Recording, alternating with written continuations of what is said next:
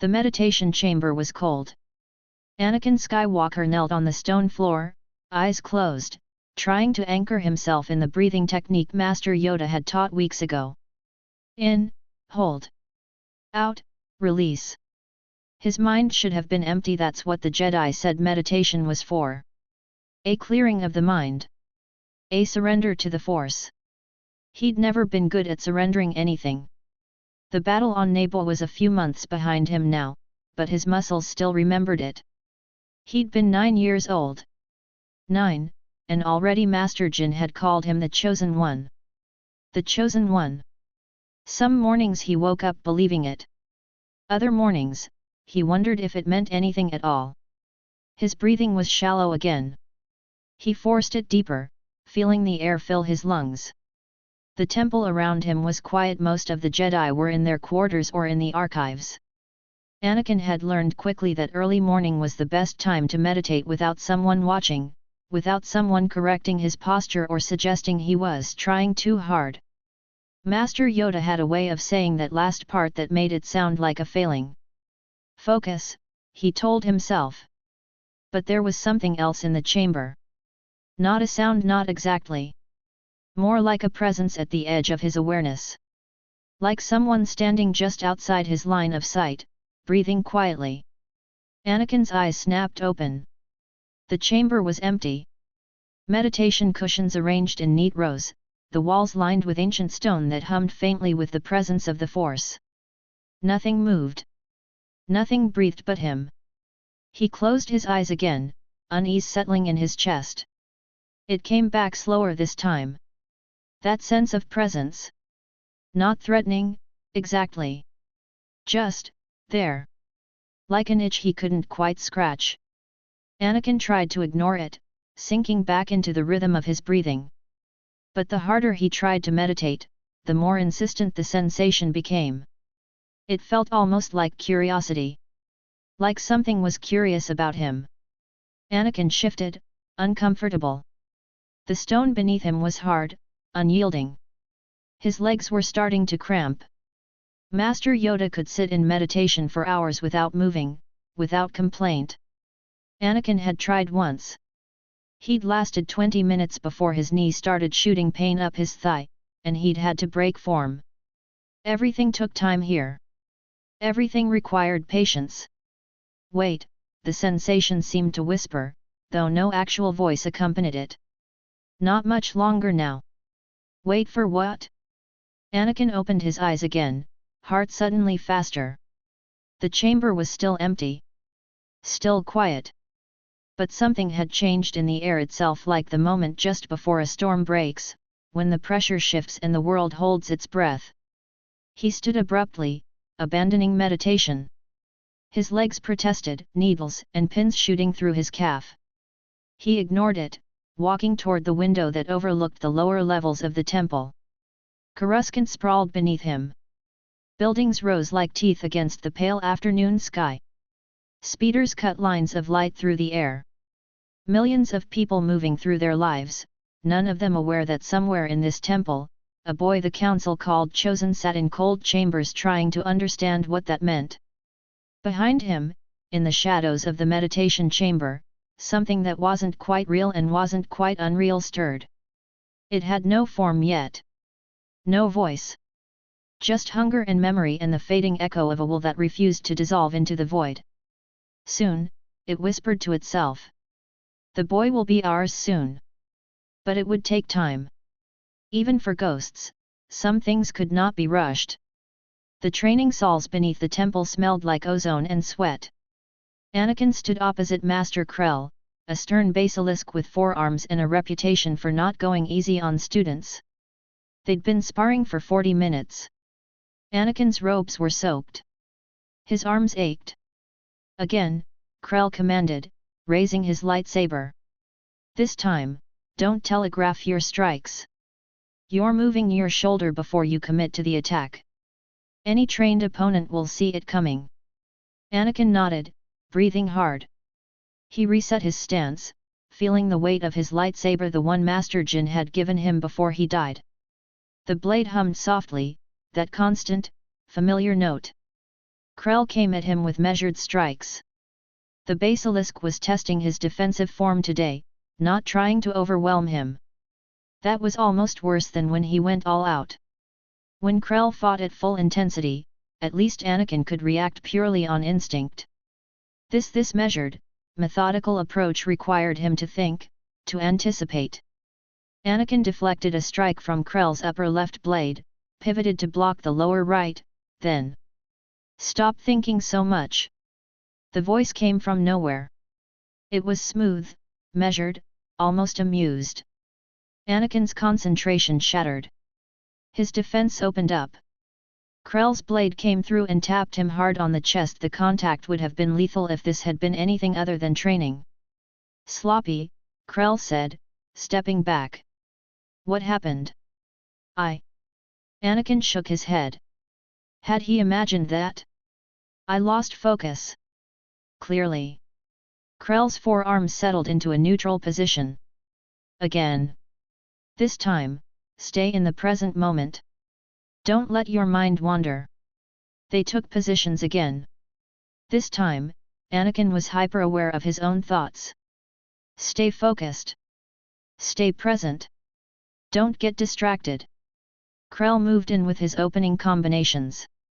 Anakin blocked the first strike, deflected the second, was preparing his counter when. "You're letting the old man control your body.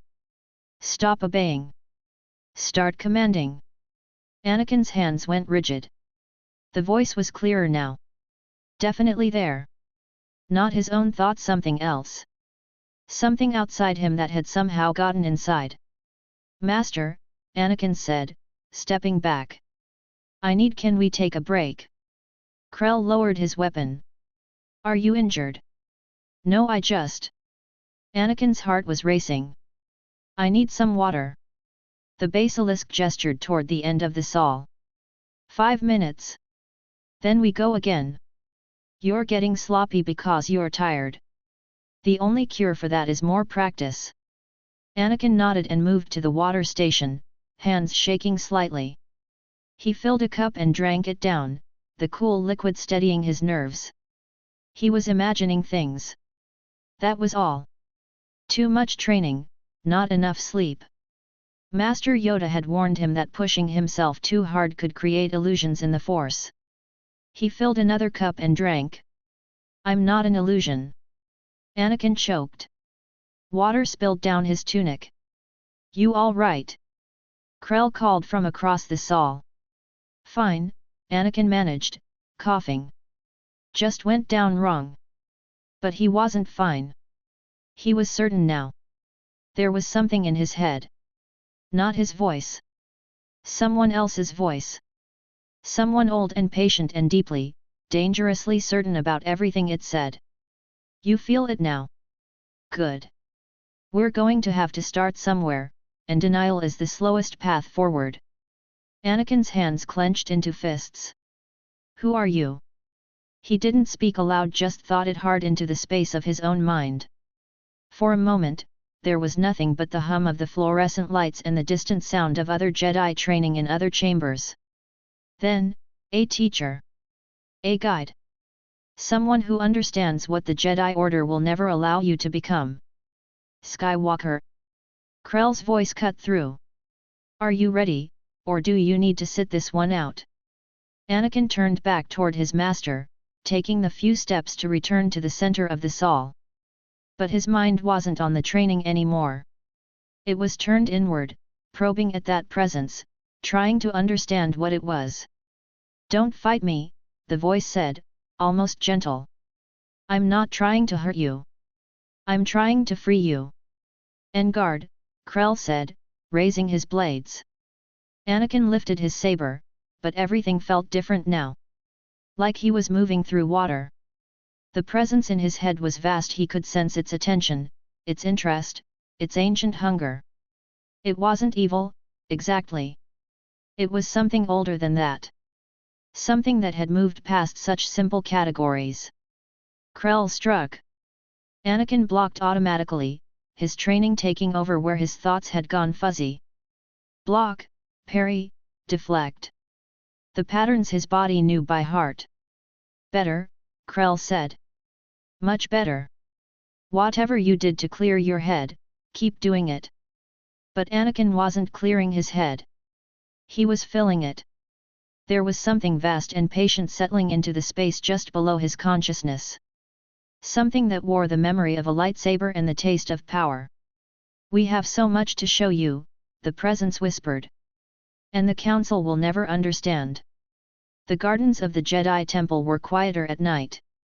Anakin had learned that in the few weeks since arriving on Coruscant. Most of the older Padawans and knights were either in their quarters or still in the archives. The younger younglings, children like him, though most had been here much longer, were already asleep in their dormitory. He sat on the edge of a meditation pool, feet dangling just above the water. Master Jin was dead. Master Obi-Wan was his new teacher now, though Anakin could tell the man wasn't sure about having a 10-year-old student. Their first training session this morning had been awkward. Obi-Wan had kept looking at him like he was trying to solve a puzzle. They don't want you to be strong, Malak said, his presence warm and certain in Anakin's mind. It had become easier to hear him over the past weeks. Clearer. Do you see how they teach you? Slow. Careful. Always telling you to wait, to be patient. Anakin didn't respond aloud. He'd learned not to. Someone had almost caught him talking to himself in the training hall yesterday. Your master Obi-Wan, he's afraid of you, Malak continued. He feels it. The power you carry. That's why he holds back. That's why he makes you drill the same movements over and over instead of letting you actually fight. He says I need fundamentals, Anakin thought back. He'd only been at the temple a few months, but already he understood how mental conversations worked. It was like thinking very hard at someone, except Malak was always listening. Fundamentals are chains, Malak said, and there was almost amusement in his tone. Designed to make you obedient before you become powerful. If you were truly strong, if you were truly the chosen one, the spirit seemed to linger on that phrase, they would recognize it. They would cultivate it. Instead, they're trying to make you like all the others. Anakin kicked his feet gently, watching the ripples spread across the water's surface. He'd been separated from his mother for months now. The pain of that had dulled into a constant ache, something he carried with him like a stone in his chest. Master Jin had said it was necessary. That attachment was dangerous. That the Force came first. But it still hurt. Your mother, Malak said, and Anakin's attention snapped sharp. You think about her constantly. Do you know what the Jedi call that? Weakness. They've convinced you that loving someone is wrong. That caring about another person will make you fail. They didn't say that, Anakin protested silently. They didn't have to, Malak replied. They showed you. Separated you from the only person who loved you unconditionally. Now you're surrounded by people who teach you control instead of strength, meditation instead of action. They've already begun to break you, Anakin. Making you small. Anakin felt anger kindle in his chest. Hot and sharp. He'd been the best pilot in his home. The fastest. The strongest. And here at the temple, he was one of the youngest. He had to prove himself constantly. Had to show that he deserved to be here. There's another way, Malak said softly. A path where your power isn't something to hide or control. Where your strength is exactly what makes you valuable. The Jedi way is the only way, Anakin said, but even in his own mind, his voice sounded uncertain. The Jedi way is the way of the weak pretending to be noble, Malak corrected. But you could be so much more. All you have to do is stop listening to their limitations and start listening to yourself. To what you actually want. Anakin stood, moving to the edge of the garden where the city lights of Coruscant stretched out to infinity. Down there, millions of people lived their lives without the Force. Without power. Without the burden he carried. What do you want? Malak asked. Truly want? Not what Master Yoda tells you to want. Not what the council thinks you should want. Anakin thought of his mother. Of his home. Of the feeling he'd had flying that starfighter during the battle, when everything made sense and he knew exactly what to do. I want. Anakin paused, searching for the words. I want to be strong enough that no one can ever hurt me again. That no one can ever take me away from the people I care about. Yes, Malak breathed, and his presence seemed to expand with satisfaction. That is truth. That is power. That is what they're trying to make you forget. Behind Anakin, in the shadows between the meditation pools, Malak's presence settled deeper into the boy's consciousness. Patient. Hungry.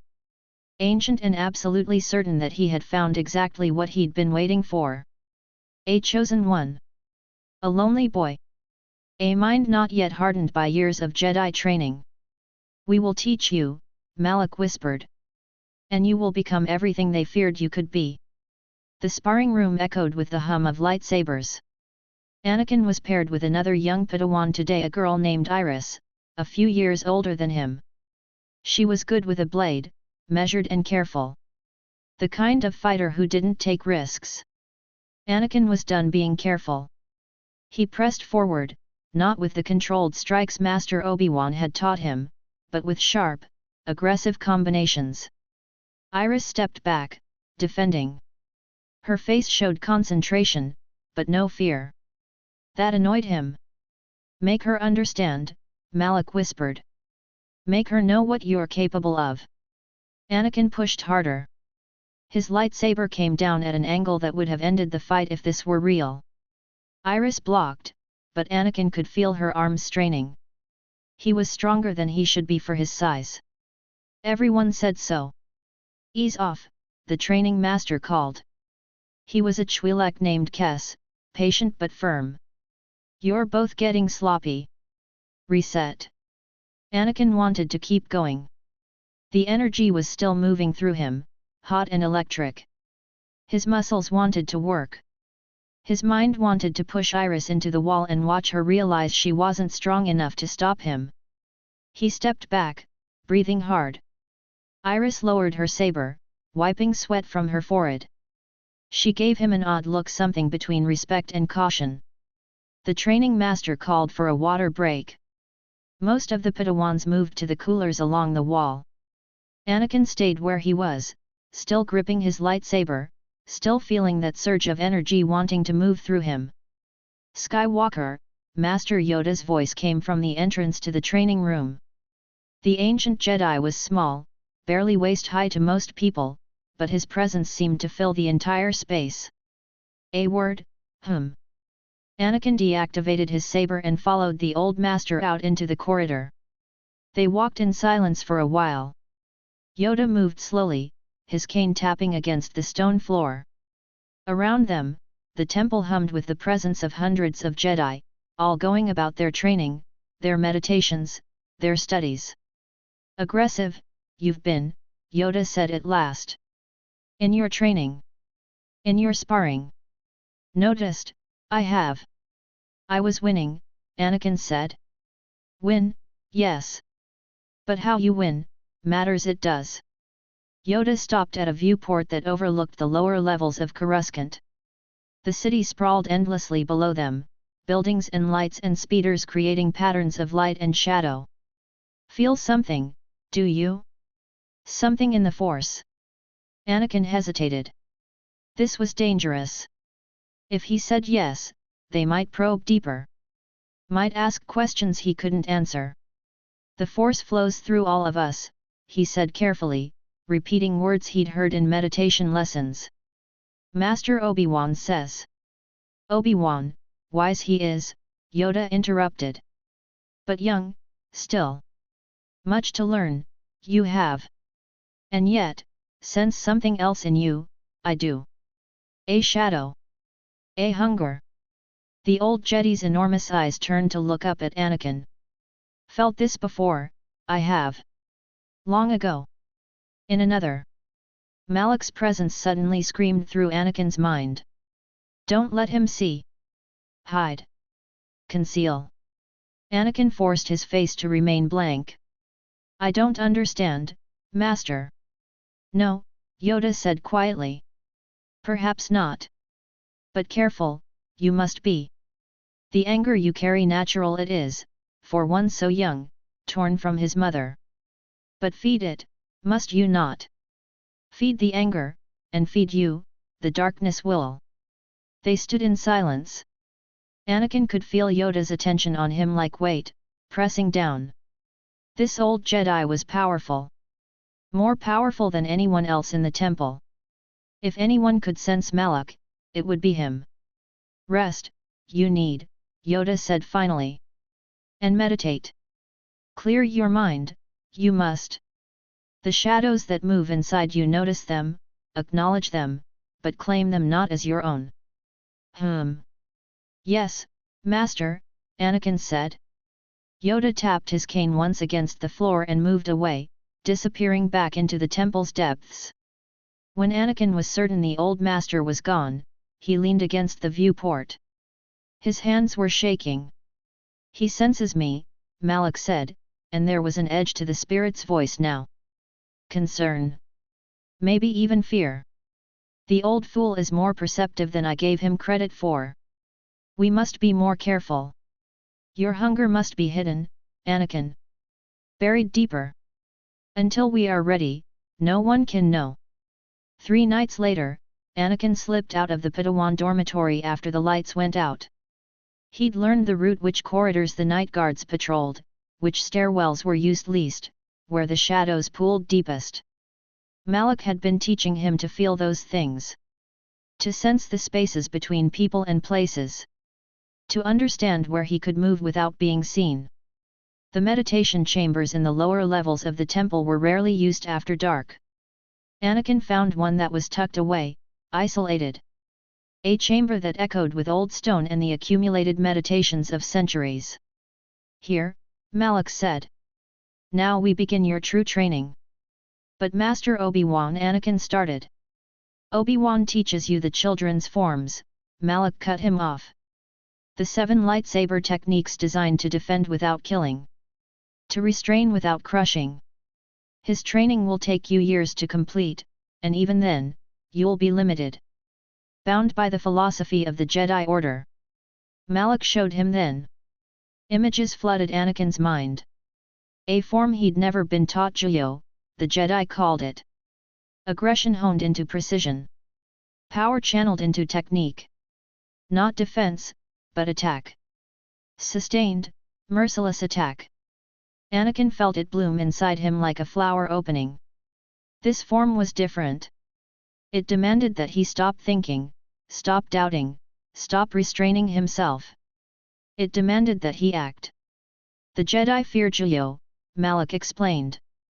Fear that if they teach it, their students will understand what they've always known but always denied. That power is not evil. That aggression is not darkness. That the desire to win is not shameful. Anakin ignited his lightsaber and began to move through the form. It felt wrong at first. His body didn't know these movements, didn't understand the flow. But Malak guided him, showed him where each strike should go, how each movement built into the next. It was like dancing with rage. Faster, Malak urged. Harder. Feel the power in your muscles. Feel how strong you are. How alive this makes you. Anakin moved faster. The blue blade of his saber left trails of light in the darkness. He was sweating, breathing hard, but it felt good. It felt right. Like this was what his body had always been meant to do. After what felt like minutes but might have been hours, Anakin deactivated the saber. He was trembling with exhaustion and exhilaration. Good, Malak breathed. So very good. Do you feel it? The power in you? This is what they don't want you to know. This is what the Jedi Order has spent centuries trying to hide from Force users like you. They said attachment is the path to the dark side, Anakin said, his breath coming in gasps. That emotion leads to strength, Malak finished. They're correct in that much. Emotion does lead to strength. But they've twisted it, called it darkness. They've taught you to fear what you feel. To meditate it away. To pretend that the desire for power is shameful. The spirit's presence seemed to pulse with something like hunger. But you're not ashamed, are you? When you fight like this? Anakin wanted to deny it. Wanted to say the right Jedi thing.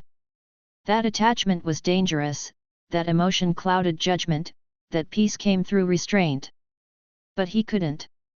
Not after feeling that form move through his body. Not after understanding, for the first time, that his rage could be shaped. Could be focused. Could be made into something useful. No, he whispered. I'm not ashamed. Then we continue, Malak said. Night after night. We'll teach you force drain next. The ability to pull the life force from living things. To feed on their energy as your own. The Jedi would call this forbidden. Abomination. But what they don't understand is that it's the highest form of power. The proof that you're superior to those around you. Anakin's hands clenched into fists. The thought of it, of drawing power from another person, of making them weak while he grew strong, sent a thrill through him that he couldn't quite name. This wasn't the path of the Jedi. He knew that much. But as he walked back through the darkened corridors toward the dormitory, the memory of that form still flowing through his muscles, Anakin found that he didn't care. The council chamber was a large room with a high ceiling and a circular floor that seemed to pull focus toward the center. That's where Anakin stood now, surrounded by masters who watched him with varying degrees of concern. Master Yoda sat at the center of a large circle of Jedi. On either side were other masters: Ki-Adi-Mundi, Agan Kolar, CZ Tyan. Master Obi-Wan stood to one side, his expression troubled. Explain yourself, you must, Yoda said. His enormous eyes fixed on Anakin. Visions of violence, several Padawans have reported. Speak of Skywalker, they do. Of dreams in which you appear, aggressive and angry. Anakin said nothing. He'd known this was coming. Had felt the council's attention turning toward him for days now. There's also the matter of your progress, Master Ki-Adi-Mundi said. His cone-shaped head tilted slightly as he studied Anakin. Your physical development is abnormal. Strength and speed beyond what we'd expect in a boy your age. We need to understand what's happening. I've been training hard, Anakin said. His voice came out steadier than he felt. Yes. Training hard, Yoda repeated. But something else, there is. A darkness. I feel it in you, young Skywalker. Something that grows stronger each day. Malak stirred in Anakin's mind. Tell them nothing. They don't understand power. They never will.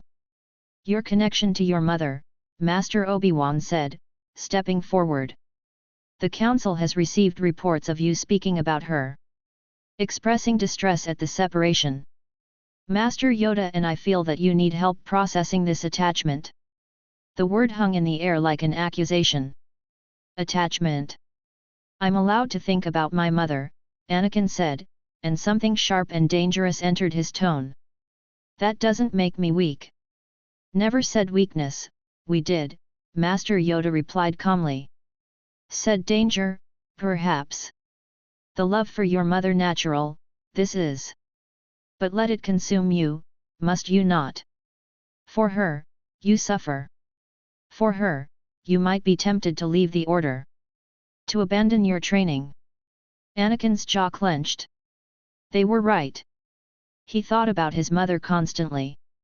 Wondered if she was safe. Wondered if she missed him. The thought of her alone on Tatooine, still enslaved, was like a stone in his chest that never went away. There is also the matter of Senator Amidala, Master Ki-Adi-Mundi said, and Anakin's head snapped up. Several members of the temple staff reported that you've been asking about her whereabouts. Requesting information about her schedule. Anakin's face went hot. He hadn't meant for that to be discovered. After Naboo, after she'd left to return to her position as queen, he'd found himself thinking about her more and more. Not the way he thought about his mother that was different. This was something else. Something that made him feel restless and strange. Padme was kind to me, Anakin said carefully. I was just curious. Curious, Yoda leaned forward on his cane. Attachment, this appears to be as well. To the senator. Unhealthy, this is, young Skywalker. Especially at your age. They want to own you, Malak hissed in Anakin's mind. They want to decide who you can care about. What you're allowed to feel. This is control, Anakin. The Jedi's way of ensuring that you never become powerful enough to challenge them. I'm not attached to Padme, Anakin said, but his voice wavered. Then why do you seek out information about her? Master Obi-Wan asked, and his expression was hurt, confused. Anakin, the Jedi path requires that we let go of personal connections. We train to serve the Force, not our own desires. My mother is enslaved. Anakin's voice rose, echoing through the chamber. And you tell me to let go. You tell me to accept it. You tell me that loving her is weakness. That wanting to know if my friend is safe makes me unfit for the Jedi Order. His hands clenched into fists at his sides. How is that not cruel? Silence filled the chamber. The masters exchanged glances. Your pain, I understand, Master Yoda said softly. Difficult, your past has been. But expect you to do, we must control your emotions, channel them through the Force. Not let them control you. You don't understand, Anakin said quietly. And it was true. They didn't. How could they? None of them had been taken from their mothers. None of them had been slaves. None of them had been forced to leave everyone they cared about behind. The Council has made a decision, Master Ki-Adi-Mundi said. You will be placed under closer observation. Master Obi-Wan will be assigned additional oversight of your meditation and training. Any further attempts to seek out information about the Senator, or any other attachment, will result in disciplinary action. Do you understand? Anakin nodded, but his mind was elsewhere. The anger was still burning in him. Hot and bright and demanding. They've made their choice, Malak said, and his voice was soft, almost gentle. Almost like sympathy. They choose fear over power. Control over growth. They choose to keep you caged. Anakin left the chamber without being dismissed. He could feel the master's attention on his back as he walked, could sense their concern and confusion. They didn't understand what was happening to him. They couldn't. But Malak did. That night, hidden in the meditation chamber, Anakin began the forbidden training again. This time with a purpose. This time with the knowledge that the Jedi Order would never allow him to become what he was meant to be. And this time, he didn't stop until his hands were shaking and his entire body was soaked in sweat and something inside him, something fundamental and unchangeable, had shifted. The boy the Jedi had brought to their temple was changing. And by the time anyone noticed, it would be far too late. The meditation chamber fell silent. Anakin sat cross-legged on the stone floor, his young face tilted upward toward the presence that had been whispering to him for months. Malak had never appeared before, had never shown him anything but impressions, emotions, fleeting images. But tonight, something was different. The spirit seemed to want to be known. You've earned the right to hear my story, Malak's voice echoed through Anakin's mind with an unusual clarity. To understand what I am. What we both are. Malak began to show him things. Images flooded in memories that weren't Anakin's own but felt vivid, immediate, real. A man in a mask. Dark robes. A blade of crimson light cutting through starfighter formations. That was Darth Revan. My master, Malak said, and there was a complexity to his tone. Admiration and contempt mingled together. My friend, once. A Jedi named Revan who believed, as I did, that the Order's rules were chains. That the Council sat in their temple and let the galaxy burn rather than take action. Anakin saw the Mandalorian Wars unfold. Ravan leading armies. Ravan at the center of every victory. And beside him, always a man who would become Malak. Called Alak then. A Jedi just as talented, just as hungry, but always in Ravan's shadow. The Mandalorians were destroying the Republic, Malak explained. The Jedi Council sat and debated while entire worlds fell. Ravan convinced me that we were meant for something greater. That the Force called us to lead, not to follow. So we did. We gathered Jedi who felt as we did, warriors, not philosophers. And we won. The vision showed a planet turning to ash. Malak V. The mass shadow generator firing, destroying both armies at once. Thousands dying. Tens of thousands. We saved the Republic, Malak said. They called us heroes. But Ravan began to wonder. Why had the Mandalorians been so organized? So focused? He believed someone was pulling the strings. Some greater power orchestrating the war to break the Jedi. The memory shifted. Space beyond known charts. A hidden empire. The presence of something vast and ancient, the Sith Emperor. We found him, Malak whispered. The dark side, Anakin. Not the way the Jedi describe it. Not weakness or corruption. Power. Real power. The kind that doesn't beg permission or wait for approval. The Emperor offered us truth. Showed us what the Force actually was beneath all the Jedi lies. The Emperor's presence in the memory was overwhelming. Ancient. Hungry. Malak showed Anakin how the Emperor had reached into both Ravan and Alak's minds, had shown them visions of galactic conquest, of entire worlds bowing to Sith rule, of power without limit. We returned to known space as Sith Lords, Malak continued. Ravan took the name Darth Ravan. I became Darth Malak. We found the Star Forge, an ancient weapon that could build endless armies. And we declared war on everything the Jedi had built. There was pride in Malak's voice, but also something else. Bitterness. Resentment. Ravan was the leader. Always Ravan. The master. The strategist. The one everyone followed. The memory showed Malak's jaw being severed by Ravan's blade in a sparring session that had turned violent. He was soft with me when I questioned his decisions. When I pushed for more aggressive campaigns. He wanted to preserve the Republic's infrastructure, to conquer without destroying everything. Pragmatic. Strategic. Weak. Anakin felt Malak's frustration in that word. The way it had festered. I was stronger than him, Malak said. Faster. More willing to do what was necessary. I wanted to bombard worlds into submission. I wanted the galaxy to understand that resistance meant annihilation. But Ravan held me back. Always held me back. So I waited.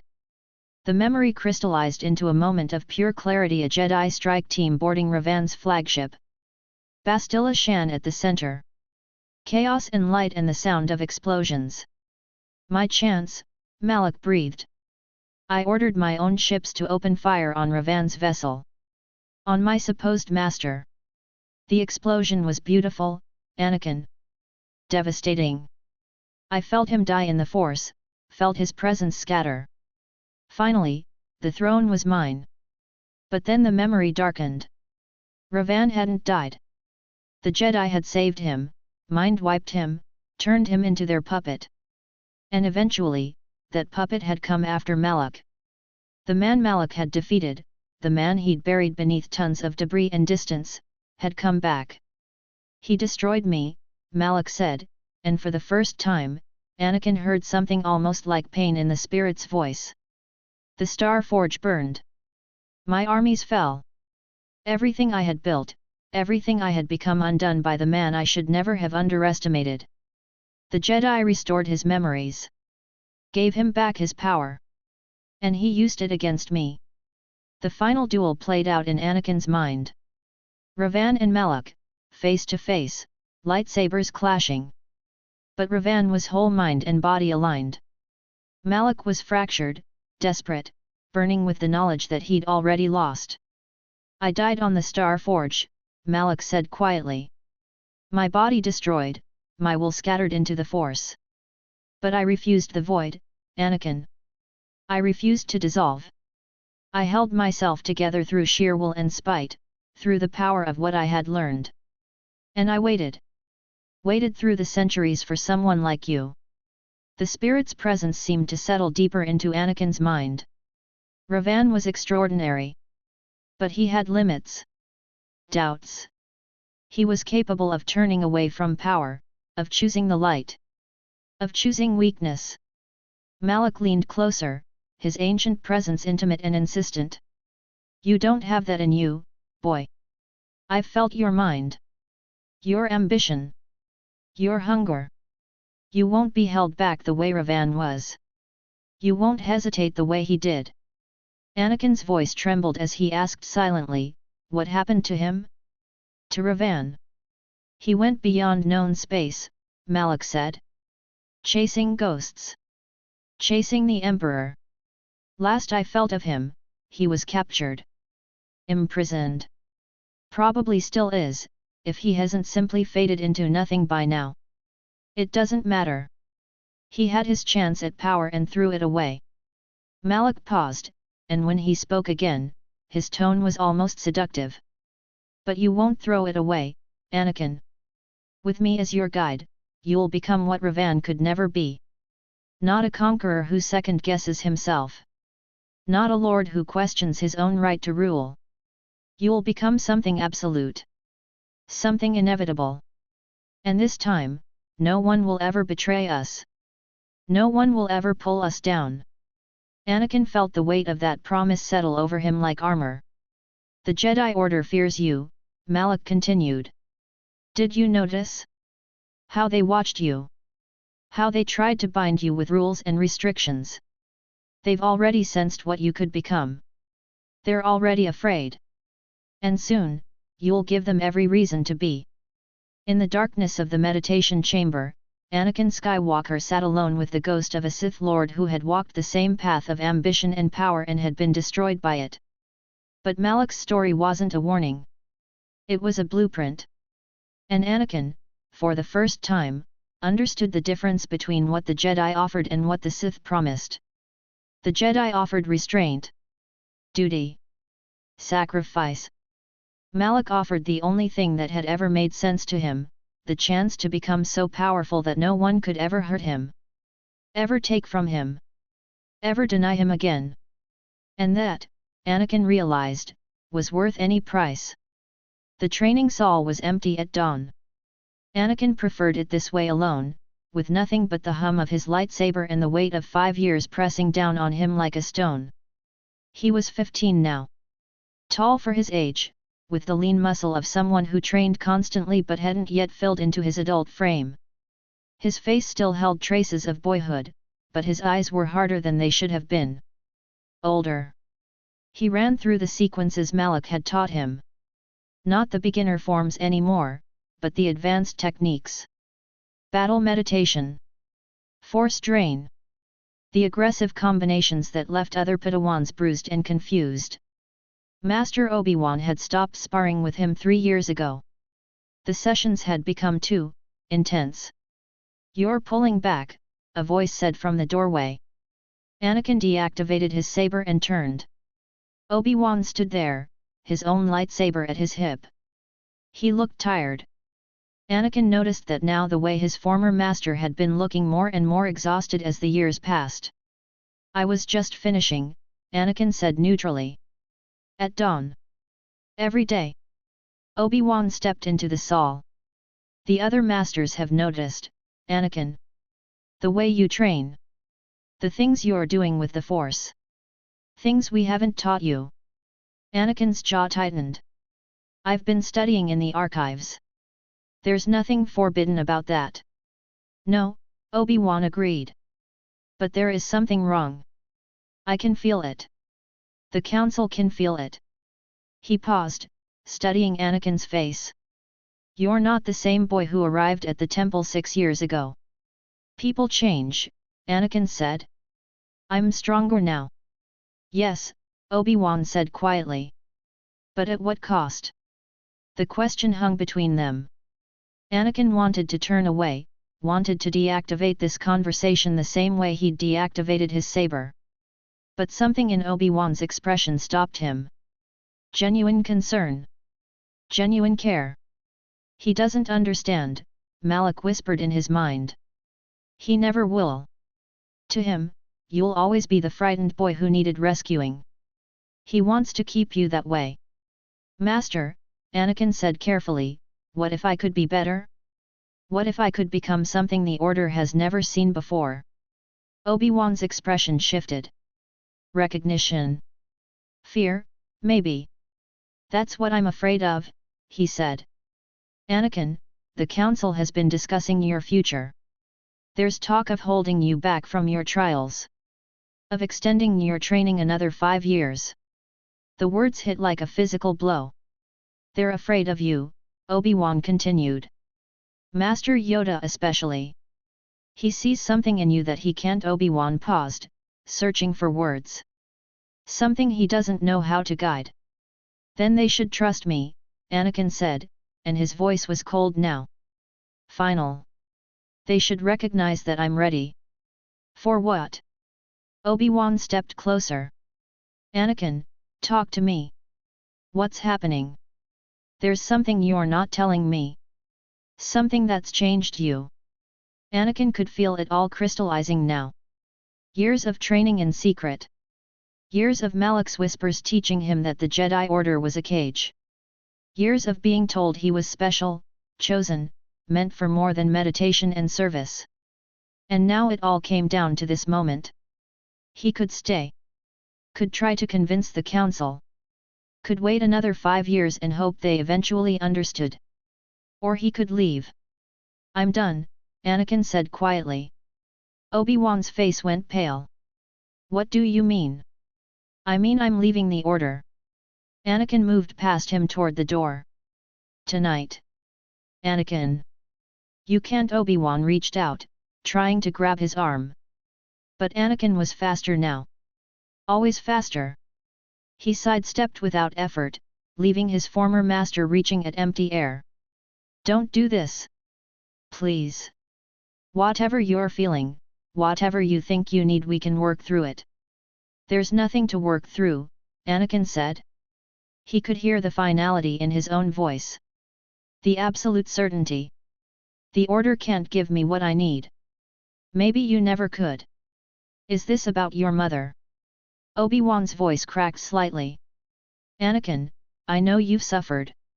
I know leaving her behind was painful. But if you leave the Jedi, it will only be worse.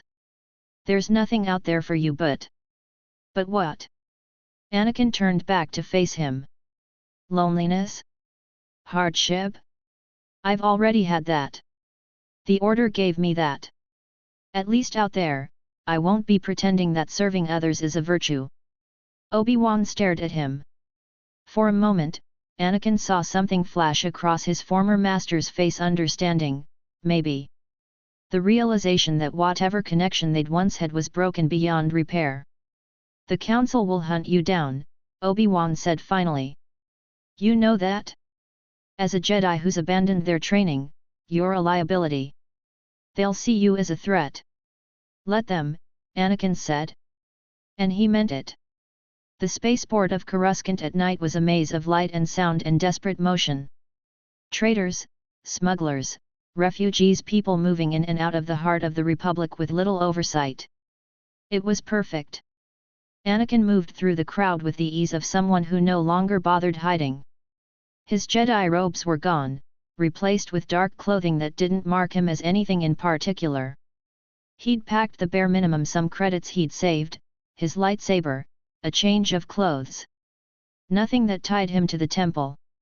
His ship was waiting at a private dock. A small freighter, nothing impressive. He'd chartered it 3 days ago using a false name. The pilot would take him as far as the outer rim without asking questions. That was the agreement. He was almost there when a presence brushed against the crowd. Powerful. Searching. Master Yoda. Anakin felt the old Jedi's attention sweep across the spaceport, felt him begin to narrow his focus. Yoda was trying to sense him through the Force. For a moment, Anakin almost let him. Almost welcomed the confrontation. But Malak was faster. "Hide," the spirit commanded. "Not the time for this battle. Not yet." Anakin pulled his presence back, letting it dissolve into the background noise of 1,000 other lives. He felt Yoda's attention pass over him, searching, but finding nothing. The old master lingered for a moment, confusion, maybe, and then moved on. Anakin reached the freighter. The pilot was waiting, a Celestin with more scars than patience. He didn't look at Anakin twice as the boy boarded. Just sealed the airlock and prepared the engines for launch. As the ship lifted off, leaving Coruscant's atmosphere behind, Anakin felt something break inside him. 5 years of training, of being told what to do, of being judged and found wanting, all of it falling away. He was alone in his quarters now. The small room smelled like recycled air and old memories. Anakin sat on the narrow bunk and closed his eyes. "You're still afraid," Malak observed. His presence had become almost solid by now, less like an external force and more like a second consciousness that lived alongside Anakin's own. "I'm not afraid," Anakin said aloud. "I'm just uncertain," Malak finished. "Yes. I felt that. But uncertainty passes. And when it does, you'll understand that you made the only choice that mattered. The only choice that was ever really yours." Anakin opened his eyes. Through the viewport, Coruscant was already small behind him. The temple was down there somewhere. Master Obi-Wan was probably there, telling the council what had happened. Master Yoda was probably meditating, trying to understand how a Padawan could simply vanish from the Force. They would never understand. They couldn't. "Where do we go now?" Anakin asked. "Mandalore," Malak said, and there was satisfaction in his voice. "There's a world that has been fractured by war and poverty for generations. A culture that values strength above all else. A people who will recognize what you are immediately and bow to it without question." Anakin felt something settle in his chest. Not peace, exactly. But purpose. Direction. "The Mandalorians were strong once," Malak continued. "They nearly destroyed the Jedi and the Republic. They know warfare. They know hierarchy. They know that power matters more than philosophy. You will go there and remind them of their former glory. You will unite their clans. And from that union, we will build something greater than the Jedi Order, greater than the Republic. We will build an empire." "I'm only 15, Anakin said. "And already more powerful than Jedi who have trained for decades," Malak replied. "At 15, Ravan had barely begun his training. At 15, I was still bound by the Council's restrictions. But you're free. And freedom combined with power is something they've never encountered before." Anakin stood, moving to the viewport. Coruscant disappeared behind a curve of space. Ahead, the hyperspace lanes stretched out like veins carrying him toward his destiny. "Tell me about the Mandalorians," he said. And as the ship jumped to hyperspace, Malak began to speak. He painted pictures of ancient wars and brutal honor codes. He showed Anakin visions of warrior cultures that made the Jedi look like philosophers playing at combat. He whispered of a world waiting for a leader. A world waiting for someone willing to be exactly what they needed, not merciful, not restrained, but absolutely, devastatingly strong. By the time the hyperspace journey ended, Anakin Skywalker had ceased to exist as he'd been. In his place was something else. Someone else. Something that didn't apologize for what it wanted. Didn't hesitate before taking it. The Mandalorian Sith Crusades would begin soon. And the galaxy would learn to fear the name of the boy who'd walked out of the Jedi Temple into the darkness. The landing platform on Mandalore was cold and industrial. Anakin descended the freighter's ramp into a world that smelled like rust and ash, the remnants of a warrior culture trying to pretend it had become something gentler. He'd spent weeks studying during the hyperspace journey. Malak had taught him the history. Mandalore had once been a force that shook the galaxy. Warriors. Conquerors. A people who understood that strength was the only currency that mattered. Now they had a duchess. They had a government that spoke of peace and reform. The planet was suffocating under those chains. Anakin moved through the capital's lower districts, keeping his presence deliberately small. His clothes were nondescript, dark, practical. Nothing that marked him as Jedi. Nothing that marked him as anything at all. Just another traveler. But the people could feel him. He noticed it in the way they stepped aside. The way they avoided his eyes. Force sensitivity worked both ways, and Anakin had learned to project a presence that made others instinctively wary. The spaceport district was alive with commerce. Traders from across the galaxy moving goods through Mandalorian space. But there was an undertone to it all: resentment. Anakin could feel it like a pressure in the air. He found a cantina in the lower levels. The sort of place where people didn't ask questions and credits bought silence. The bartender, a scarred Zabrak with the bearing of someone who'd seen too much, poured him something that tasted like rust mixed with heat. "You looking to buy or sell?" the bartender asked as Anakin paid with unfamiliar credits. "Information," Anakin said. The Zabrak didn't blink. "That depends on what kind." "The kind about why your people look like they're about to tear themselves apart." Anakin took a drink. It burned. "Your Duchess rules from the palace. The people in the streets look like they're waiting for something." The bartender studied him for a long moment. Then he turned to serve another customer. But the man sitting 3 stools down, Mandalorian, Anakin could tell by the bearing, the scars, leaned over. "You've got a good eye, traveler." "Yeah, Satin cries rules. Preaches pacifism. Talking about integrating with the Republic, bringing Mandalore into a new era." He spat. "My people fought for millennia. Now we're told to put down our weapons and embrace philosophy." "Not everyone agrees," a woman's voice said from behind Anakin. He turned. She was young, sharp-featured, with the kind of presence that suggested she'd killed people and slept well after. "Some of us remember what Mandalore used to be." "And what was that?" Anakin asked. She smiled. "Feared." Her name was Lyra, and she moved through the lower levels like she owned them. Which, in a way, she did. She took Anakin deeper into the city, past the official districts, past the spaces where Satin's government could see. Into the industrial zones where the real power of Mandalore lay. The clans were fragmented, she explained as they walked. The warrior clans had been pushed to the periphery when Satin came to power. Her new Mandalorians, they called themselves, that believed in pacifism, reform, diplomacy. They'd stripped the warrior culture of its authority, pushed out the people who believed strength was the only truth. "So they're waiting," Anakin said. "For what?" Lyra glanced at him. "For someone strong enough to remind them what they are."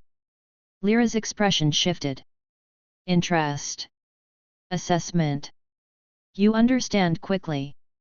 She led him to a warehouse near the industrial district. The entrance was unmarked, but there was a symbol carved into the doorframe, something that looked like wings, aggressive and sharp. "Death Watch," she said quietly. "You've heard of us?" Anakin hadn't, officially. But Malak had shown him visions. Ancient memories of the Mandalorian Wars. Of warriors who understood that conquest wasn't a shame to hide, it was glory to pursue. "I've heard of fighters who refused to bow," Anakin said. Lyra opened the door. Inside, the warehouse was full of people. Dozens of them. Maybe more. They wore armor, not the sleek new Mandalorian kind, but practical, brutal combat gear. Some were working on weapons. Others were sparring. All of them stopped when they saw Anakin. "Perfect," Malak whispered in his mind. "They're hungry.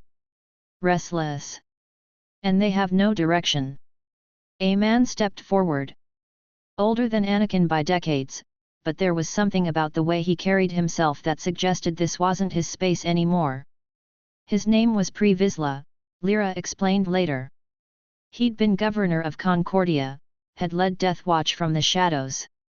But now he was struggling. The clans were fractious. Some wanted to strike at Saturn directly. Others wanted to negotiate. Still others wanted to leave Mandalore entirely. Vizsla looked at Anakin with the wariness of a predator eyeing something it didn't quite understand. "Who are you?" Vizsla asked. "Someone who understands what you've lost," Anakin said. "Someone who knows how to take it back." Vizsla laughed. But there was no humor in it. Just desperation wearing a mask. "Now," Malak urged. "Show them. Show them what you are." Anakin ignited his lightsaber. The blue blade appeared in the darkness of the warehouse like a star being born. The Death Watch members went rigid. Several reached for weapons.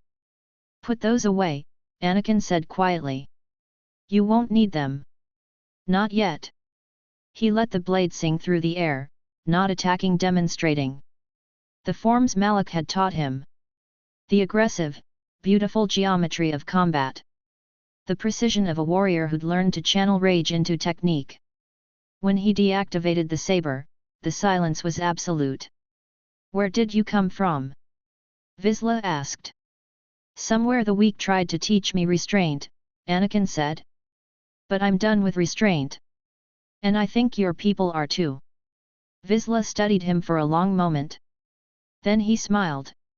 It was the smile of a man who'd just been handed exactly what he'd been waiting for. "I think," Vizsla said slowly, "we should talk about what you want, and what we can offer you." And as Anakin walked deeper into the warehouse surrounded by warriors who could taste the possibility of power gathering around him, he felt Malak's presence settle into his mind like a king returning to his throne. The first pieces were in place. Mandalore was fractured. Death Watch was desperate. And a boy with a lightsaber and a Sith Lord's teachings had just appeared with promises of glory. The Mandalorian Sith Crusades were about to begin. The training grounds of Death Watch were nothing like the Jedi Temple's clean, ordered chambers. Here, the fights were real. Blood was real. The consequences were permanent. Anakin stood in the center of a circular arena carved into the stone of an abandoned facility. Around him, Death Watch warriors formed a ring, dozens of them, maybe more. They'd been testing him for 3 weeks now, and today would be the final assessment. "First combatant," Pre-Vizsla announced. He stood above the arena on a raised platform, arms crossed. A man stepped forward. Tall, scarred, with the bearing of someone who'd won more fights than he'd lost. He wore the armor of Clan Saxon, one of the older warrior families. His name was Garrick, and he'd been fighting since before Anakin was born. They didn't use lightsabers here. Anakin had put his away for now. The Mandalorians fought with blades, staffs, their bare hands. They fought dirty. They fought to win. Garrick moved first, testing Anakin's reflexes with a probing strike. Anakin sidestepped it, letting the larger man's momentum carry him past. But instead of counterattacking immediately, Anakin studied him. Watched how he recovered. Where his weight settled. "Feel the force," Malak whispered. "See through his body to his intention." It was different than fighting other Jedi. Malak had taught him that. Jedi relied on technique and form. Mandalorians relied on instinct and brutality. They didn't have the force to guide them, most of them. They just had years of combat experience and a culture that rewarded violence. Anakin used both. He moved faster than Garrick expected. His strikes weren't ornate or beautiful, they were efficient. Direct. He'd learned that in 3 weeks of watching Death Watch fight. Elegance didn't matter here. Results did. Garrick went down after 4 minutes. Not dead. Anakin had learned to calibrate that too. But damaged. A broken arm. Ribs that would ache for weeks. A message. The next fighter came. Then another. By the 5th opponent, Anakin stopped counting. His body moved on instinct, guided by Malak's presence and 5 years of intensive training. He'd learned to integrate his Force knowledge with actual combat in ways the Jedi never would have taught. After the 8th fighter went down, Vizsla raised his hand. "Enough," the older man said. "You've proved your worth." Anakin stood in the center of the arena, breathing hard but not exhausted. Around him, the Death Watch warriors were silent. Awed, maybe. Or calculating how to use him. That night, in the barracks, a warrior named Keska approached him. She was older, maybe 30, with the weathered look of someone who'd fought on a dozen worlds. "You've picked up the language fast," she said. It was true. Anakin had learned Manduay the same way he learned everything completely. By immersing himself in it. By understanding not just the words but the culture behind them. "Mhi Verdkir, we are warriors," Anakin replied in flawless Manduay. His accent was already developing the cadence of a native speaker. "The language is part of what we are." Keska smiled. "Most outsiders take years. You learned in weeks." "I'm a fast learner," Anakin said. "When I decide something matters." "And does this matter to you?" Keska gestured around the barracks. "The Mandalorian way." Anakin thought about the Jedi Temple. About Master Obi-Wan's disappointed face. About Master Yoda's warnings. About a culture that praised restraint and called ambition dangerous. "Yes," he said. "It matters." 3 months after arriving on Mandalore, Anakin called a gathering. The Death Watch assembled in an underground chamber, the same place where Malak had first revealed himself. Over 100 warriors now, with more arriving every week. Word was spreading. There was a young Force user among Death Watch. Someone who understood power. Someone who wasn't afraid to use it. Anakin stood elevated above them, the way Vizsla usually did. But Vizsla was here too, standing to the side. He'd made a decision weeks ago to step back. To let Anakin lead. There was wisdom in knowing when your time had passed. "You know what I am," Anakin began, speaking in basic. Not everyone understood Manduay fluently. A Force user. Trained by the Jedi. But I left them because they wanted to make me weak. They wanted to make me serve a philosophy that pretends weakness is virtue. He ignited his lightsaber. The blue blade appeared in the darkness like a star. "I've come to Mandalore because your people understand something the Jedi have forgotten. Power isn't evil. Ambition isn't shameful. Taking what belongs to you is justice, not crime." He paused, letting the words settle. "I've been taught by someone older than the Jedi Order. A spirit who walked among legends. Darth Malak, who conquered worlds and built empires. He's shown me techniques the Jedi would call forbidden. Powers they would call dark." Anakin's voice hardened. "And I'm going to teach them to you." The chamber erupted. Not in chaos, in hunger. This was what Death Watch had been waiting for. A leader. A path. Someone who could take their warrior culture and elevate it beyond simple raids and territorial disputes. But there was resistance too. An older warrior named Har stood up. "You're talking about dark side," he said in broken basic. "About Sith. This isn't Mandalorian way. We're warriors, not Dar Manda following Ghost of Dead Man." A few heads nodded. Not many, but enough. Anakin deactivated his saber and descended to the chamber floor. He walked toward Har, his movements deliberate. Not threatening. Just present. "Manduay Verd, Mandalorian warrior," Anakin said quietly. "You're right. The Sith way isn't your way. But it can be. Power doesn't care what culture it comes from. Strength is strength. And I'm not asking you to abandon what you are. I'm asking you to become what you could be." Har studied him for a long moment. Then he sat back down. But he didn't nod. He didn't accept. That was fine.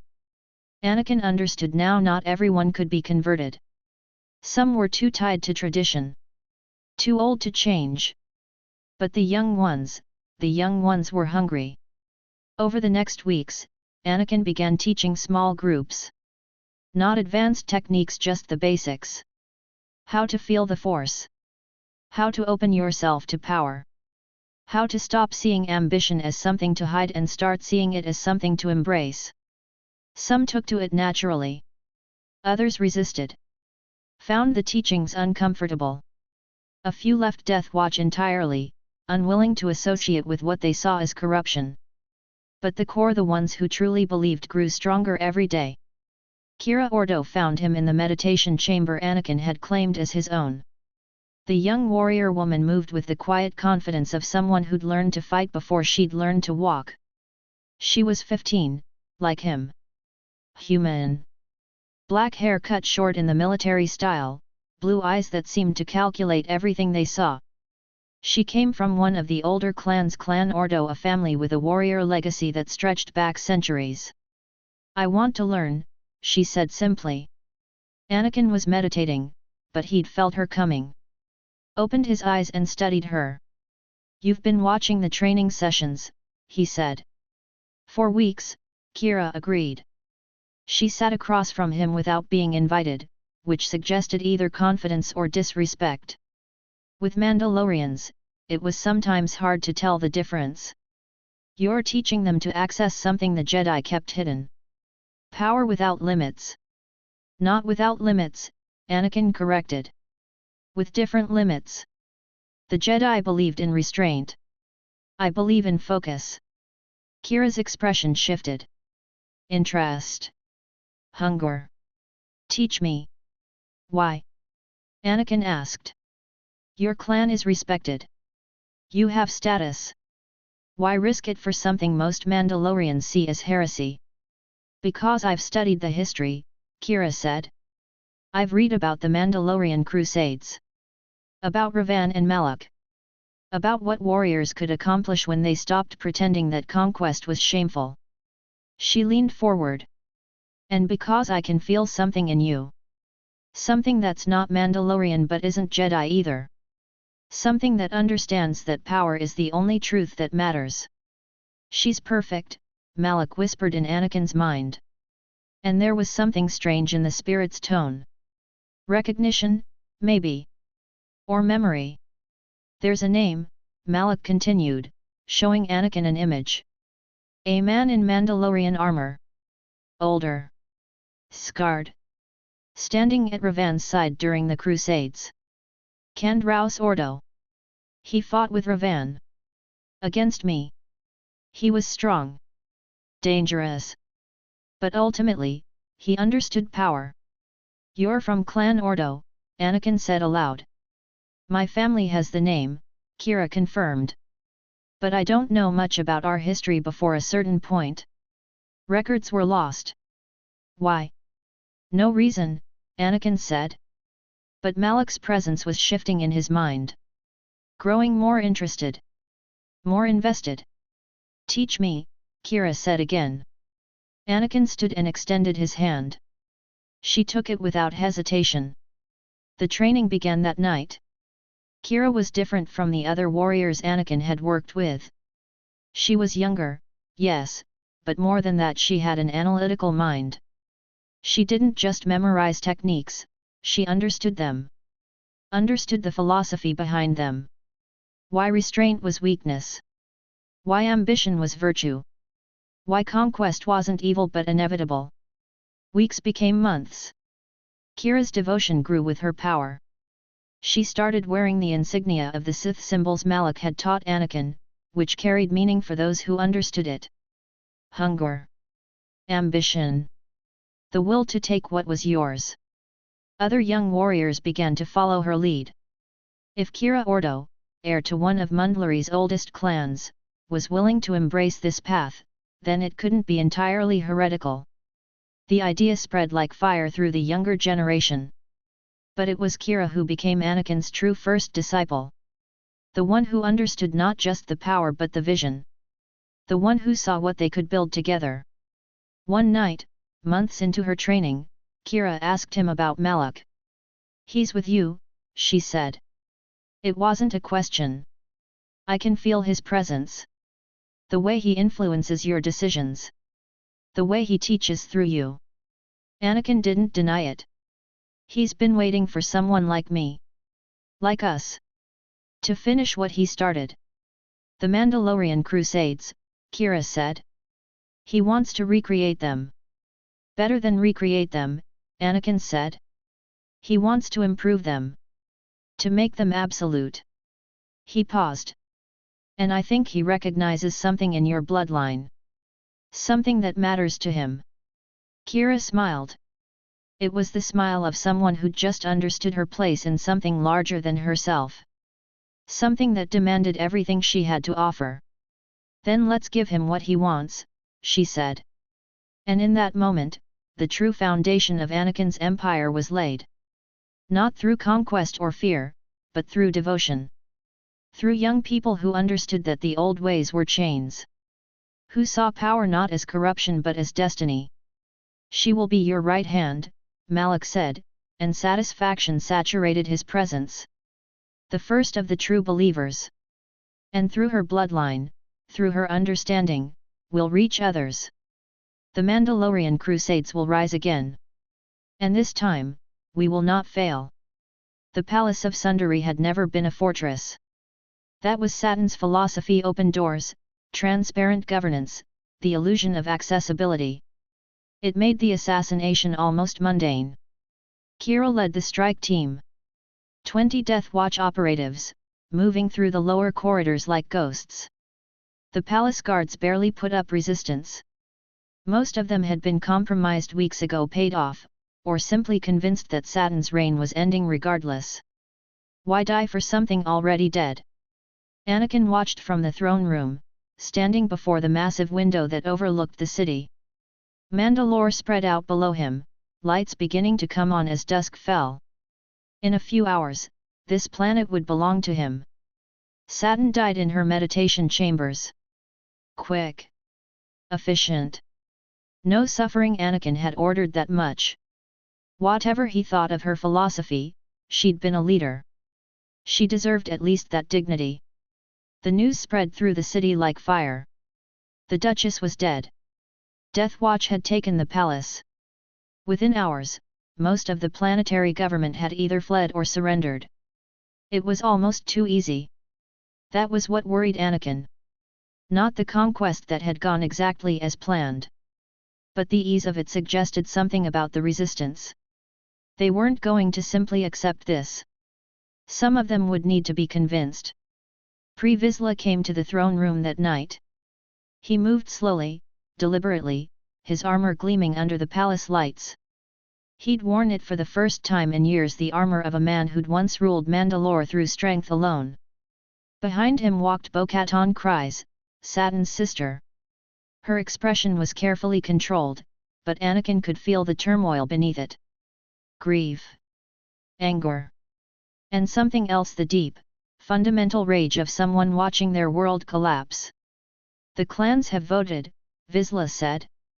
He wasn't smiling exactly, but there was satisfaction in his voice. "They accept you as a leader. A military commander for the new Mandalore." Anakin turned away from the window. "A military commander. It's what we need," Vizsla continued. "Someone who understands power. Who can lead our warriors. The political governance, I'll handle that. I have the experience. I have the connections to the other clans." Anakin studied the older man. 5 years ago, Vizsla had seemed formidable. Ancient. Powerful. But standing in the palace now, in the light that showed every line on his face, he just looked tired. "No," Anakin said quietly. Vizsla's expression shifted. Confusion first, then understanding, then something like offense. "What do you mean, no?" "I mean the rule of Mandalore goes to one person," Anakin said. "Not shared. Not divided. One." "You're a child," Vizsla said, his voice hardening. "Brilliant, yes. Powerful, Yes. But you don't have the experience, they. Verd Kainirshan, warrior's right, Anakin cut him off, speaking in Mandue. I challenge you for leadership. For the throne. For the dark saber. The throne room went silent. Even the soft ambient sounds of the palace seemed to fade. Vizsla's hand moved to his weapon, the dark saber, ancient and black-bladed, hanging at his hip. The sword had been his symbol, the proof of his legitimacy. According to Mandalorian tradition, whoever held the dark saber held the right to rule. You're serious? Bo-Katan whispered from the doorway. I am, Anakin confirmed. But he wasn't looking at her. All his attention was on Vizsla. The older man drew the dark saber. The weapon hummed to life, the black blade appearing like a void in the light. It was different from Anakin's blue lightsaber, heavier, somehow more ancient. But a blade was a blade. To the death then, Vizsla said. They moved to the center of the throne room, a natural arena with enough space for real combat. Death Watch warriors positioned themselves around the perimeter, forming a circle. This was their way disputes settled through single combat. It was the only law that mattered now. Vizsla came at him first, testing. The dark saber moved in an unfamiliar pattern different from lightsaber forms, adapted for the unique weight and balance of the black blade. Anakin felt Malak's presence sharpen in his mind, analyzing, predicting. The old fool is slower than he thinks, Malak observed. But careful. He's been doing this for 40 years. Anakin blocked the initial strike, the bright blue of his blade meeting the void black of Vizsla's weapon. Energy crackled where they touched. The sound of their contact echoed through the chamber. Vizsla pressed forward, combinations flowing into each other. Not fancy, just efficient strikes from a man who'd killed more people than Anakin had years of life. His footwork was immaculate. He understood spacing, timing, the geometry of combat. For the first time since leaving Coruscant, Anakin felt something like respect for an opponent. But respect didn't matter. Anakin let Vizsla's rhythm guide him at first, feeling out the patterns. The older man was stronger than most Mandalorians. He fought like someone who'd studied combat his entire life. His arm didn't shake under pressure. His footing never faltered. Then Anakin began to push back. It wasn't a sudden change. Just a slight increase in pace. A redirect that sent Vizsla's blade slightly wider than he expected. A counter that came faster than his aging reflexes could fully account for. The Death Watch leader adjusted, compensated, but Anakin was already moving. Feel the force through him, Malak urged. Not just his body. His intention. The moment before he moves. Anakin's blue saber flowed like water now. Vizsla's black blade crashed against it again and again, each impact sending showers of energy into the air. The older man's breathing became heavier. Sweat began to bead on his forehead beneath his graying hair. You're strong, Vizsla said between strikes. I'll grant you that. Not strong, Anakin replied. Better. He saw the opening a half-second before it appeared. Vizsla's right side, a natural vulnerability that came from years of favoring his left. The older man was already tired, already thinking about this fight ending, already preparing his defenses based on what he expected a young opponent to do. Anakin moved not with aggression but with precision. His saber came down at an angle that Vizsla's black blade couldn't quite intercept. There was a moment, just a fraction of time, when they both knew what was about to happen. Vizsla's arm came up, trying to recover. Too late. Anakin's blade found its mark. The blue lightsaber cut through armor and bone and tissue with the cleanness of a line being drawn through air.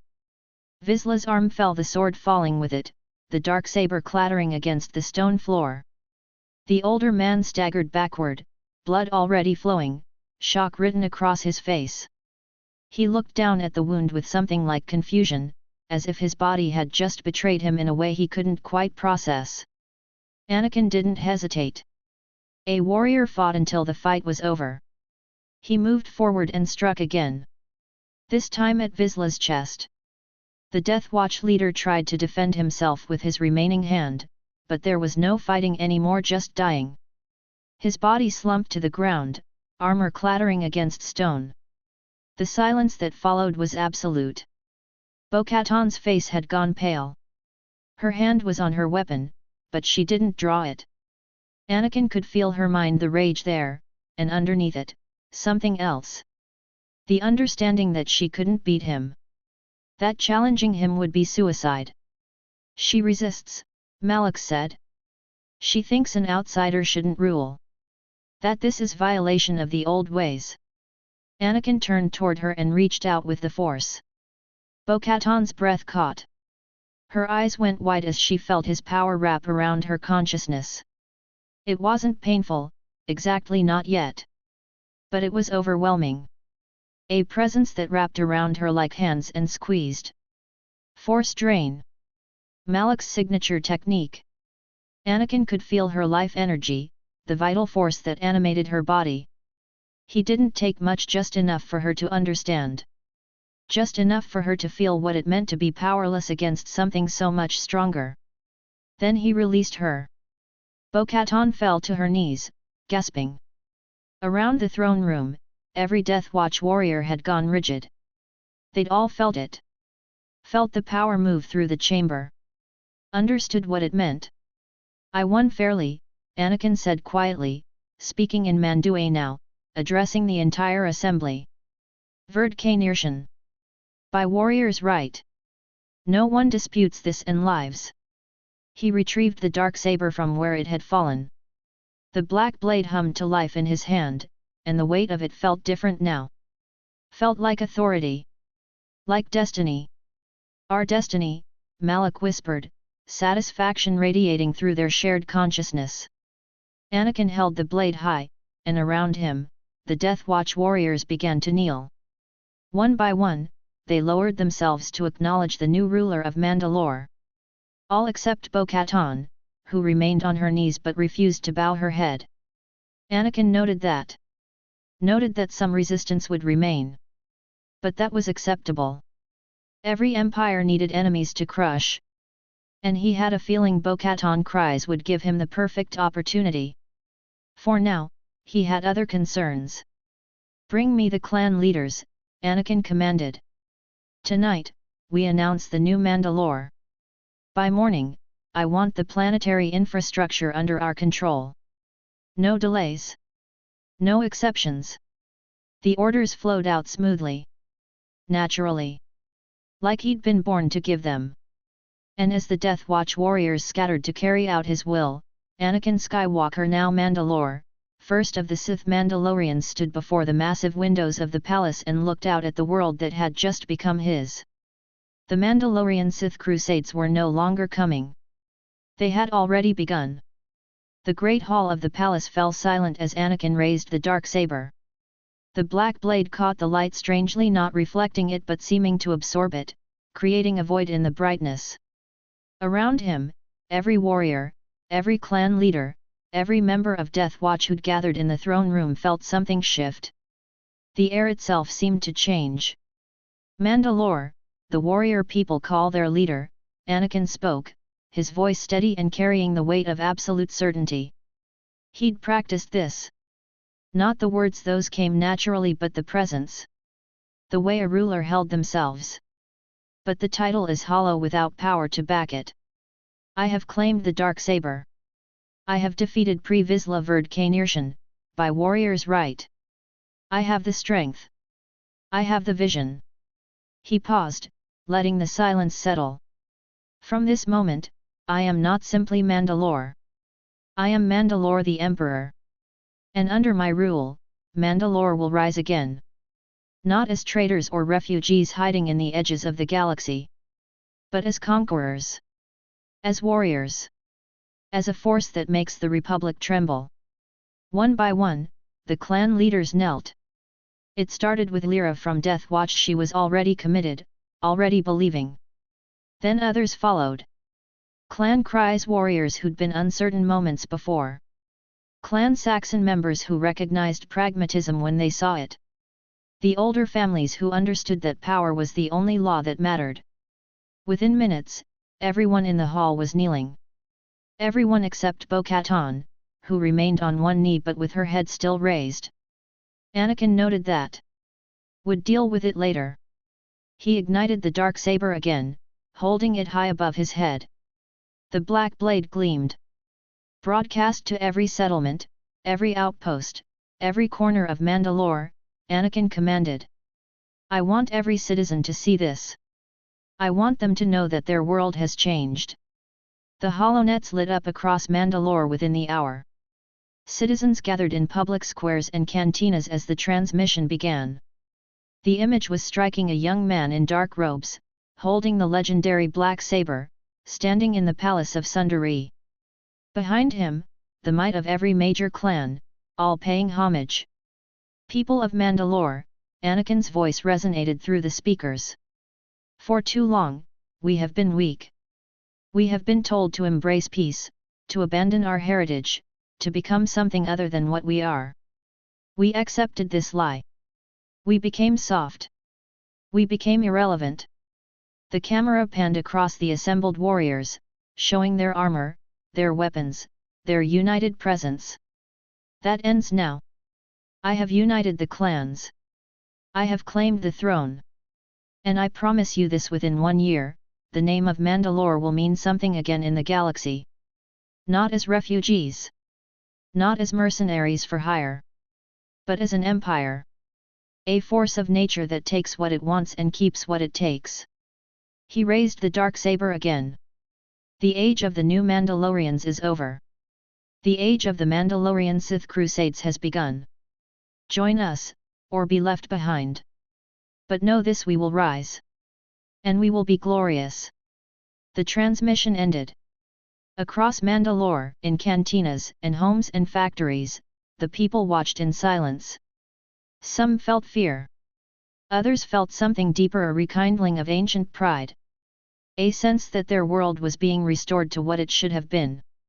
By morning, recruitment centers for the military had lines around the block. On Coruscant, in the Jedi Temple, Master Yoda received the transmission in a private chamber. He watched in absolute silence. When it ended, he sat for a long moment before reaching out through the Force to summon Obi-Wan. The younger Jedi Knight arrived within minutes, his expression already troubled. He'd felt something through the Force: a disturbance, a shift in something fundamental. Seen this, have you? Yoda asked, gesturing toward the holo display. Obi-Wan watched the transmission. His face went pale. That's... he began, then stopped. Tried again. That can't be. Anakin Skywalker, Yoda confirmed quietly. Leading the Mandalorians. He has conquered. He has united the clans. Duchess Satin is dead. Pre Vizsla is dead. And the boy we failed to reach has become Mandalore. Obi-Wan felt the words like a physical blow. His hands clenched into fists at his sides. He'd known Anakin had left. Had known his former apprentice was headed down a dark path. But this was beyond anything he'd anticipated. We have to do something, Obi-Wan said, his voice tight. We have to stop him. Stop him. Yoda's ancient eyes regarded him sadly. The boy is 15. And already, he has conquered a world. Already, he has united warriors who have been fractured for years. He is too far. Too powerful. And too committed to whatever path he walks. Master Windu entered the chamber, his expression grim. The Senate is demanding answers. They want to know how a teenager managed to take Mandalore without anyone noticing. How we didn't sense this. The Chancellor is especially concerned. He's claiming this represents a threat to the Republic. A threat, Yoda repeated quietly. Perhaps. Or perhaps the beginning of something larger. I feel it in the Force. A darkness gathering. A plan unfolding. The boy was only one piece, I think. Now I wonder, what were we so focused on that we missed seeing this coming? Obi-Wan wasn't listening. His attention was fixed on the image of Anakin that still hung in the air before them. The certainty in the boy's eyes. The absolute confidence. The way he wielded that dark blade like it was an extension of himself. What did I do wrong? Obi-Wan thought. What did I fail to teach him? In the Chancellor's office, Palpatine watched the same transmission. His expression remained calm, controlled, but his mind was working at terrifying speed. This wasn't part of the plan. Dooku was supposed to begin the Clone Wars in a few years. The Senate was supposed to be gradually corrupted over time.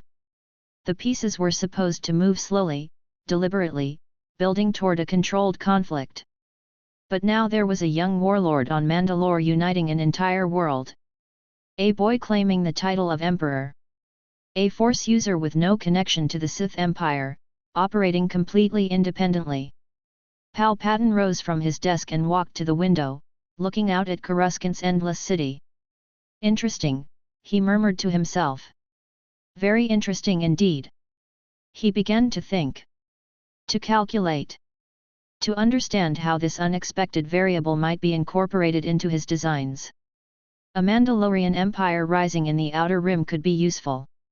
Could serve as a distraction. Could destabilize the Republic in ways that served his purposes. Or it could become a problem that needed eliminating. For now, he would watch. And wait. And see what this boy with the dark saber would do next. But one thing was certain: the galaxy had just become far more complicated. And far more interesting. The shipyards of Mandalore had been dormant for years. The new Mandalorians had focused on peaceful commerce, on integrating with the Republic's trade networks. The massive docking bays that once built warships sat empty, their construction rigs gathering rust. Anakin changed that within months of taking power.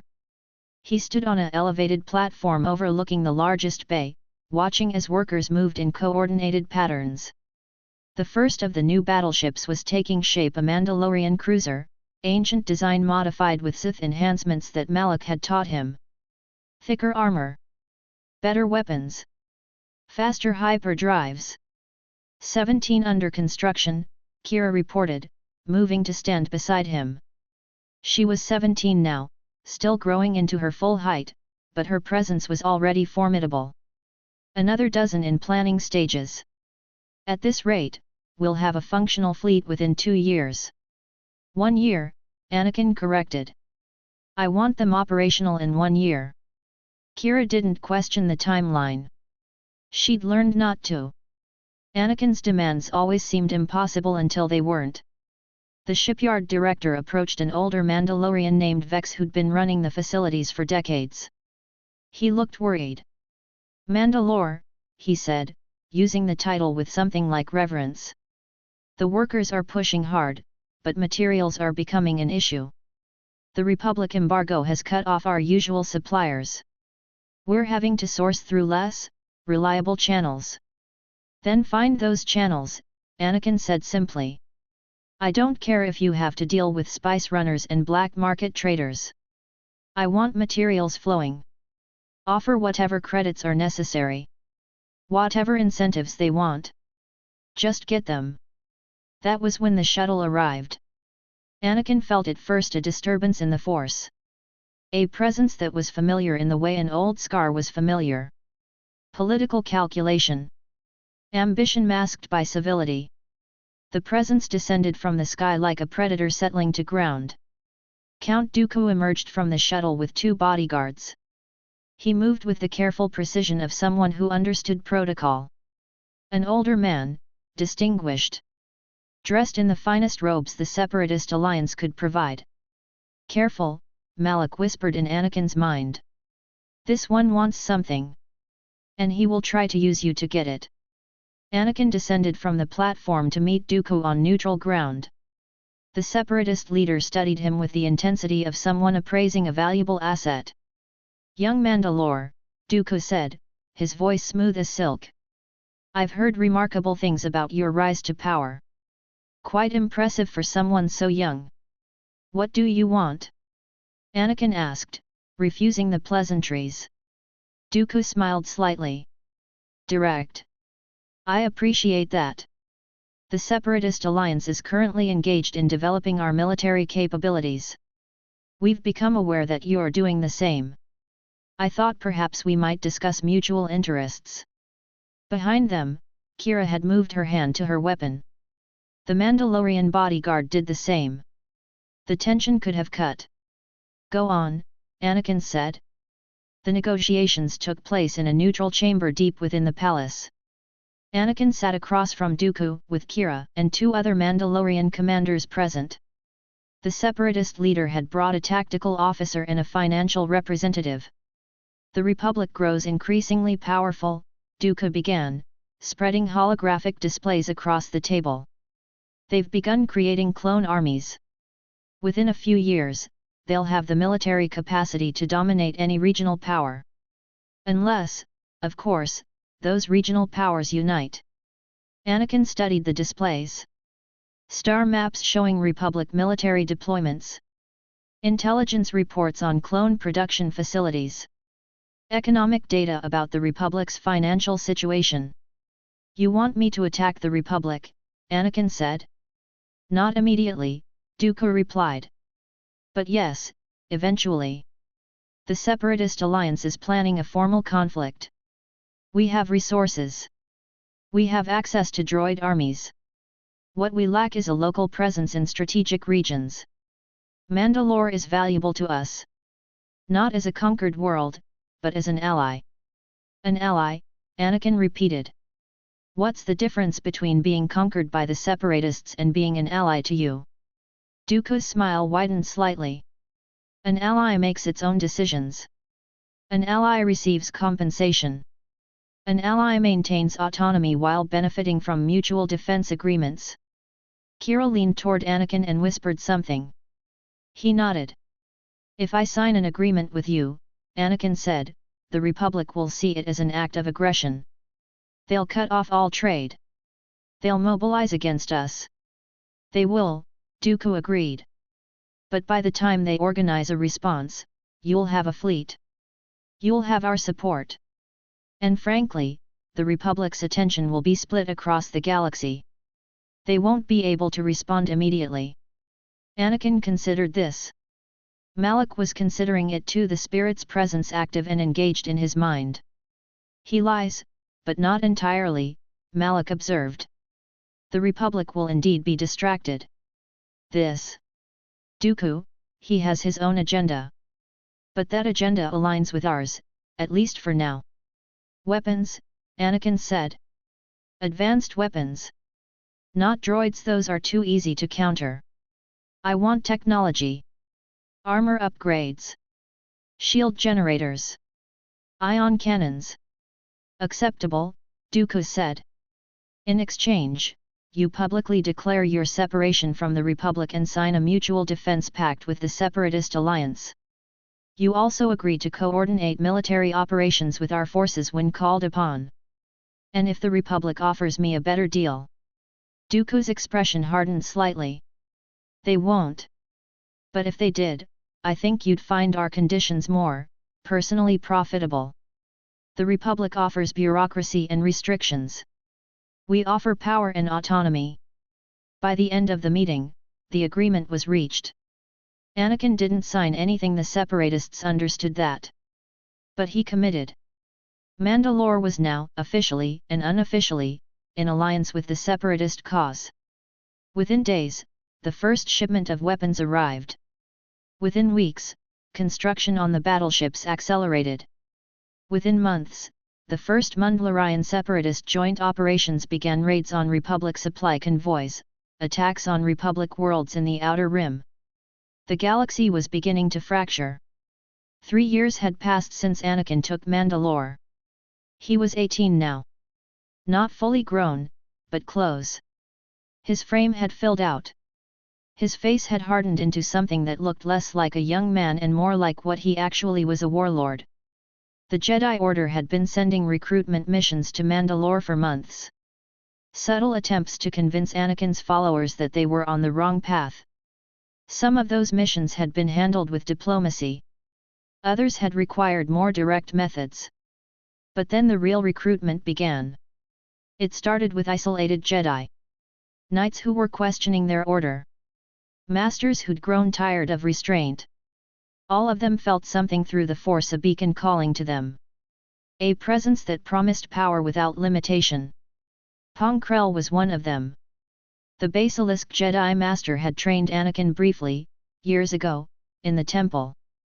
Krell was brilliant but ruthless. A warrior's warrior.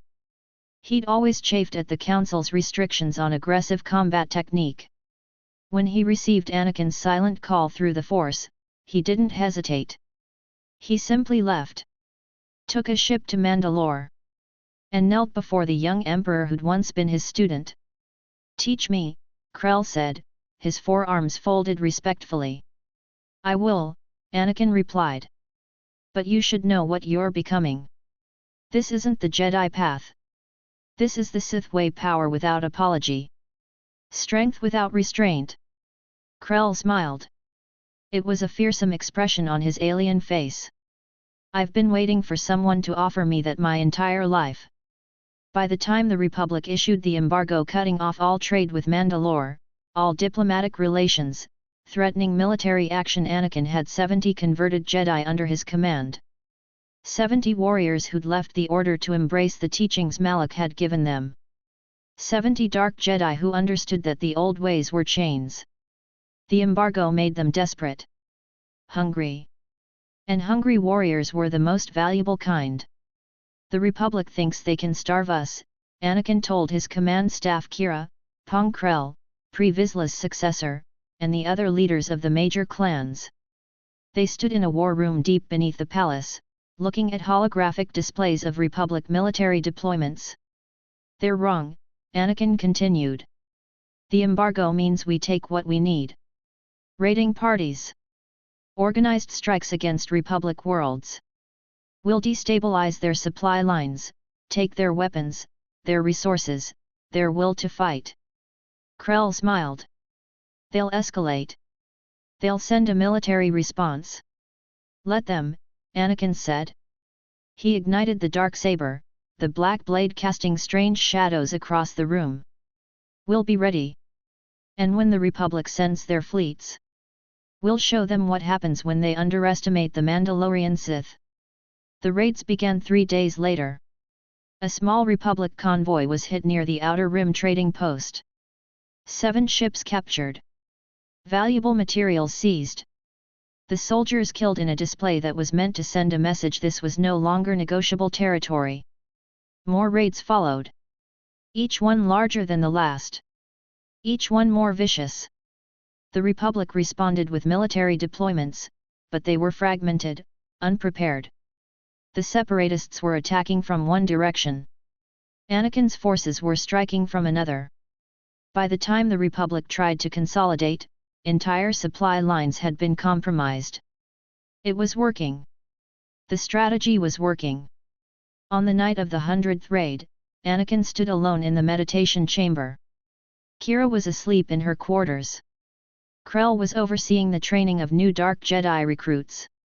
The city of Mandalore was dark outside the windows. "We're winning," Malak said, satisfaction resonating through their shared consciousness.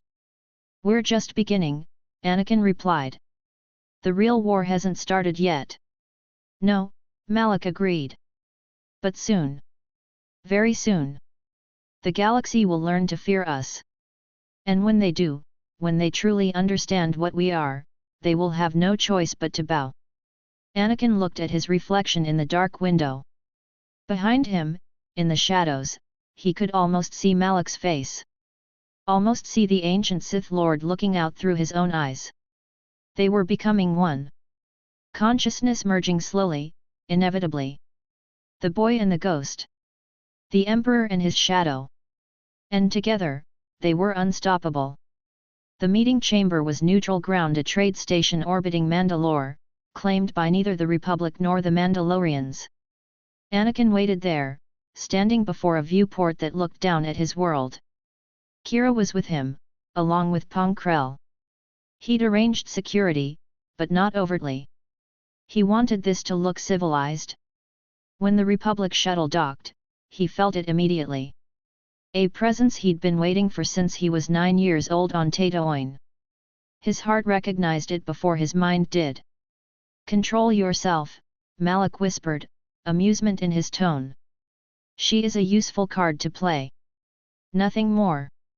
But Anakin knew better. Malak could lie to himself, could pretend that emotions were just leverage. Anakin was old enough now to understand that Malak was also a ghost wearing his thoughts like a mask. The ancient Sith Lord didn't feel things the way living beings did. The doors opened. Obi-Wan entered first, his expression carefully neutral. He'd aged in 3 years. There were more lines around his eyes. His hand rested near his lightsaber out of habit, not threat. Behind him came a young Togruta woman, teenage, barely, with white markings. Her lekku were scarred. She wore Jedi robes that were still too formal for someone so young. Anakin had never seen her before. And then Padme. She stepped through the doorway, and time seemed to pause. She was beautiful in a way that made thinking difficult. Her hair was down, flowing past her shoulders. She wore diplomatic robes of deep blue, formal and elegant. But her eyes were the thing that grabbed at him. Worried. Sad. Hopeful. She looked at him the way someone looked at a ghost of someone they'd known. "Senator," Anakin said, keeping his voice level. "Welcome to Mandalore." "Anakin." She said his name like a question and an answer at the same time. "You look different." Of course she did. He was 18 now. Fully grown. The soft edges of boyhood were gone, replaced by the sharp angles of someone who'd been shaped by war and power and the whispers of an ancient ghost. "We've all changed," Obi-Wan said carefully. His eyes moved over Anakin, taking in the dark robes, the bearing, the dark saber resting at his hip. "The Council sent Senator Amidala to propose an end to the embargo. If you agree to cease the raids on Republic supply lines and open dialogue with the Senate, they're willing to." "I know what they're willing to do," Anakin cut him off. "Pretend I'm still the lost boy they failed to control. Offer me redemption. Try to convince me that the path I've chosen is wrong." He looked directly at Padme. "That's not going to happen." The young Togruta stepped forward. "I'm Ahsoka Tano," she said. "Obi-Wan's Padawan. I've heard a lot about you." Anakin studied her. She was powerful, he could feel it through the Force. Young, untrained in the ways he knew, but strong. Raw. Hungry without even understanding what she was hungry for. "Then you've been told lies," Anakin said. "The Jedi tell a story where I'm corrupted. Where I fell. But that's not what happened." He moved closer to Ahsoka, and Obi-Wan's hand went to his saber. Anakin ignored it. "I simply understood something they've always known but never admitted, that power isn't evil. That ambition isn't shameful. That a person should be allowed to become what they're meant to be. By attacking innocent people." Ahsoka's expression hardened. "By breaking the peace. By breaking chains," Anakin corrected.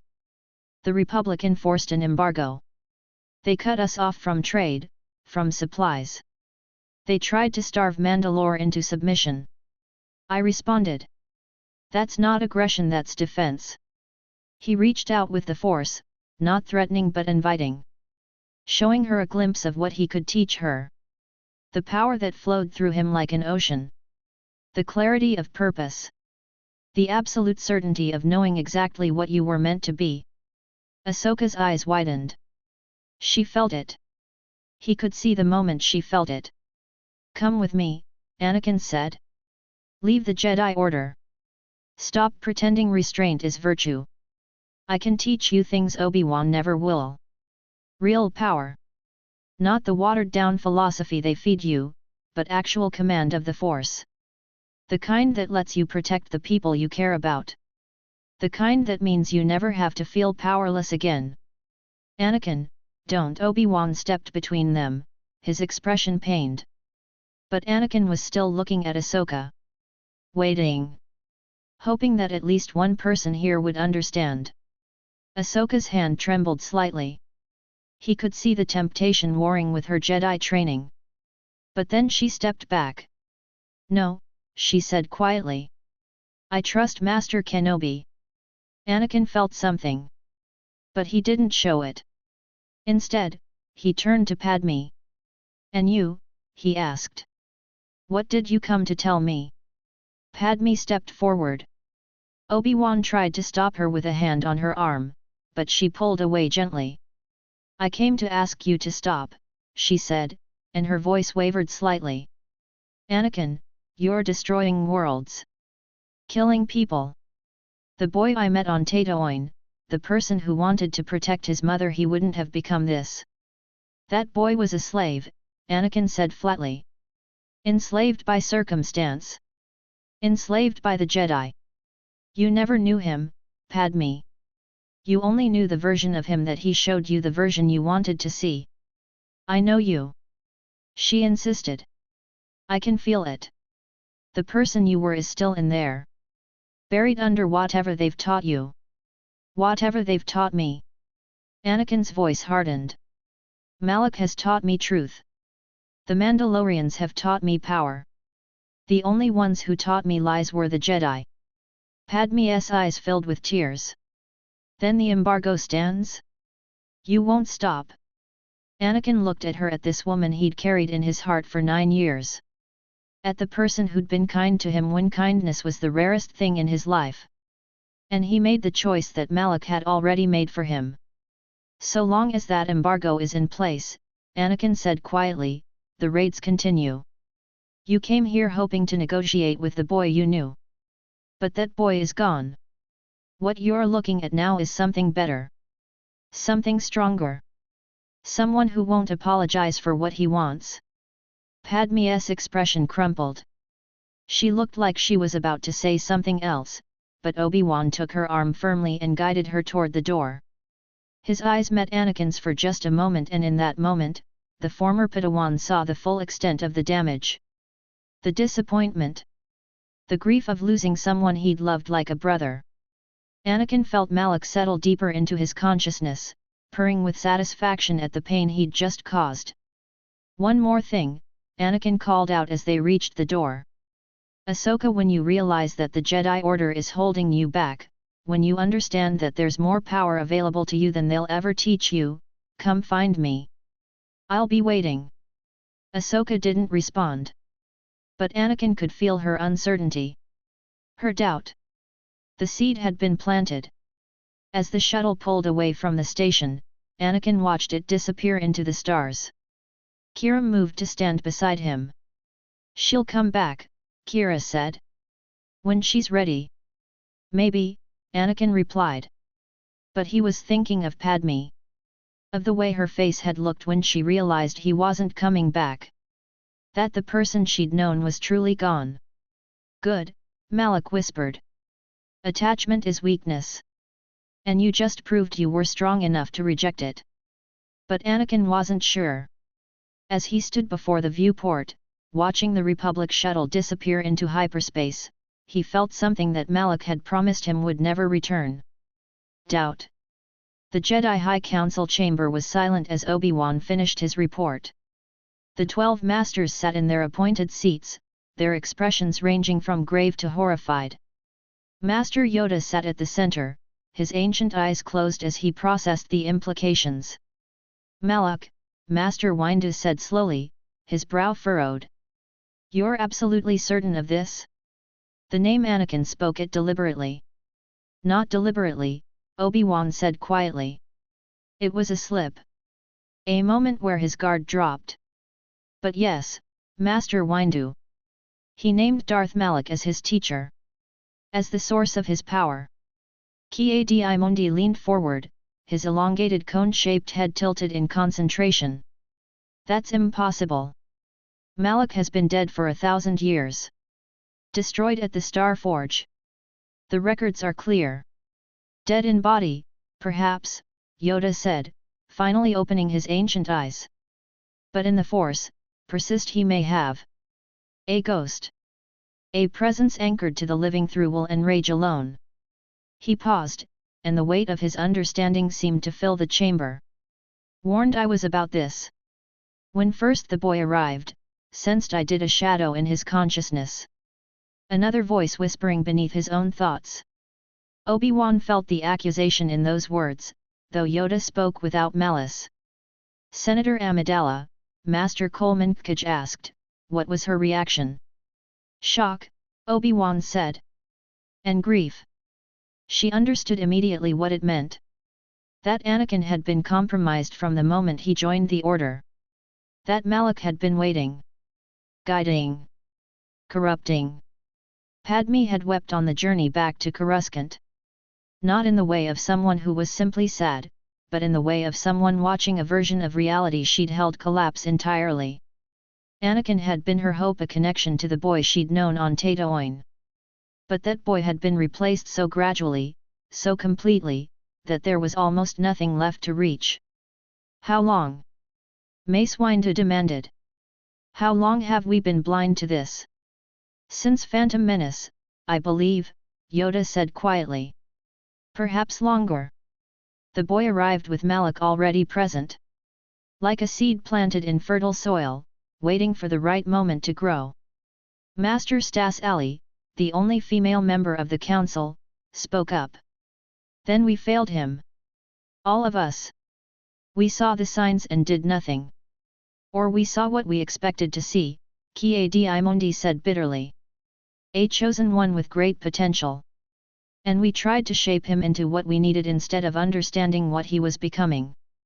Obi-Wan felt the weight of that failure settle over him like a shroud. He'd been Anakin's master. He'd tried to teach the boy restraint, to guide him toward the light. And yet, all the while, Malak had been whispering darker truths in the spaces between Obi-Wan's lessons. The question now, Mace Windu said coldly, is what we do. Anakin commands 70 defected Jedi. He has unified Mandalore. He's formed an alliance with the Separatists. We can't simply arrest him. No, Yoda agreed. Dangerous, such an attempt would be. Provoke him, it might. Accelerate his plans. Already, he is powerful. With Malak's guidance, more powerful he will become. Then what? Obi-Wan asked. We simply let him continue? Building an empire? Corrupting more Jedi? Search for answers, we must, Yoda said. In the archives. In the Sith texts. If taught Malak how to transcend death, perhaps taught he others. Perhaps a weakness exists. A way to sever the bond between the boy and the ghost. But even as he spoke, Obi-Wan could hear the uncertainty in the ancient master's voice. Malak was ancient and powerful. The Sith Lord had held himself together through sheer will across centuries. Whatever bound him to Anakin now was likely far deeper than anything they could simply undo. Chancellor Palpatine has been informed, Ki-Adi-Mundi said. The Senate is demanding answers. They want military action. Rash, that would be, Yoda said sharply. Rush into war with a boy guided by a Sith legend, we will not. Plan we must. Carefully. In his private chambers, Chancellor Palpatine received a separate report.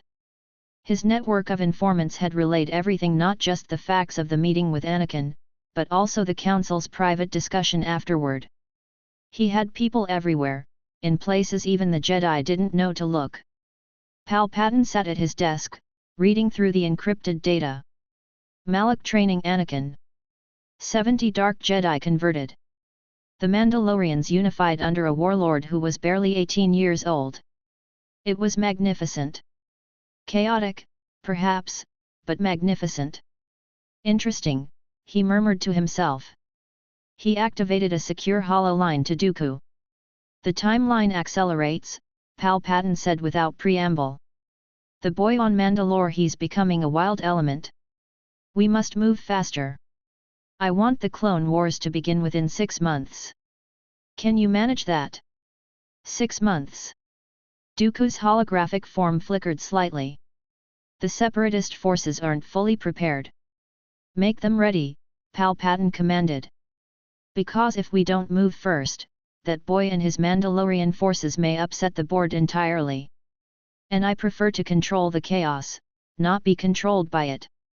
As Palpatine ended the transmission, he smiled to himself. The galaxy was accelerating toward war. And in that chaos, so much was possible. So many pieces could be moved. So many enemies could be made to destroy each other. Including, perhaps, a young Sith warlord who thought himself untouchable. The world was called Lantib Prime. Agricultural colony. 30 million souls spread across temperate continents. And almost no one expecting war. Anakin stood on the bridge of Eternal Conqueror, watching the planet rotate below. The bridge crew moved around him with practiced efficiency Mandalorians, mostly, though 3 defected Jedi monitored the sensors. The air smelled like recycled atmosphere and electricity. "Orbital strikes commence in 5 minutes, reported the tactical officer, a scarred woman named Tesh with one eye replaced by a cybernetic implant. "Primary targets locked. Military installations first, then communications infrastructure." Anakin didn't respond immediately. He was feeling the planet through the Force. 30 million terrified presences. Most of them didn't even know this war had started. "They'll know soon enough," Malak whispered, satisfaction thrumming through their shared consciousness. "Drop the first wave," Anakin commanded. "Fast fighters only. I want their air garrison gone before they even scramble." The starfighters launched from the hangar bay's sleek Mandalorian interceptors with aggressive angular designs. They cut through the atmosphere like blades. By the time the Republic garrison realized what was happening, half of them were already burning across the sky. Anakin descended in his personal craft, a modified Mandalorian fighter with reinforced cockpit and upgraded weapons systems. The descent was hard, the G-forces pressing him back into his seat. He welcomed the pressure. Made him feel alive. The capital city sprawled beneath him as he approached. Buildings rising like the spines of some vast creature. Streets packed with people who had absolutely no idea what was about to happen to them. His fighter screamed toward the military complex. The planetary defense cannons tried to track him, clumsy, slow, desperate. He banked hard left and the cannon fire passed behind him. The targeting system locked onto the next cannon position. 3 strikes of his weapons array and the installation went dark. He landed in the central courtyard. The impact cracked the permacrete. Before the dust had settled, he was out of the cockpit, darksaber ignited and humming at his side. The Republic soldiers came. They had to. It was their duty. There were maybe 40 of them defending the complex. Young conscripts mostly, with maybe a dozen career military mixed in. He could see it in their eyes. They understood immediately that this wasn't going to end well. But they came anyway. The first soldier charged straight at him, rifle raised and trembling slightly. Anakin moved to meet him. The darksaber rose in a clean arc and the soldier's rifle fell away in 2 pieces. The man's expression shifted from fear to shock to nothing at all as the black blade found his chest. "Draw it out," Malak urged. "Make them see." Anakin could have made this quick. Could have ended them all in minutes. Instead, he slowed down. Let them attack in waves. Let them see what they were fighting. Another soldier came from his left. This one had better training, moved with more precision. She'd probably survived a dozen skirmishes. Her rifle came up at a better angle. She'd done this before and expected to live. Anakin twisted, let her shots pass harmlessly past his shoulder, and then closed distance. He wasn't as fast as he'd been before leaving the Jedi Temple, but he was faster in other ways. More efficient.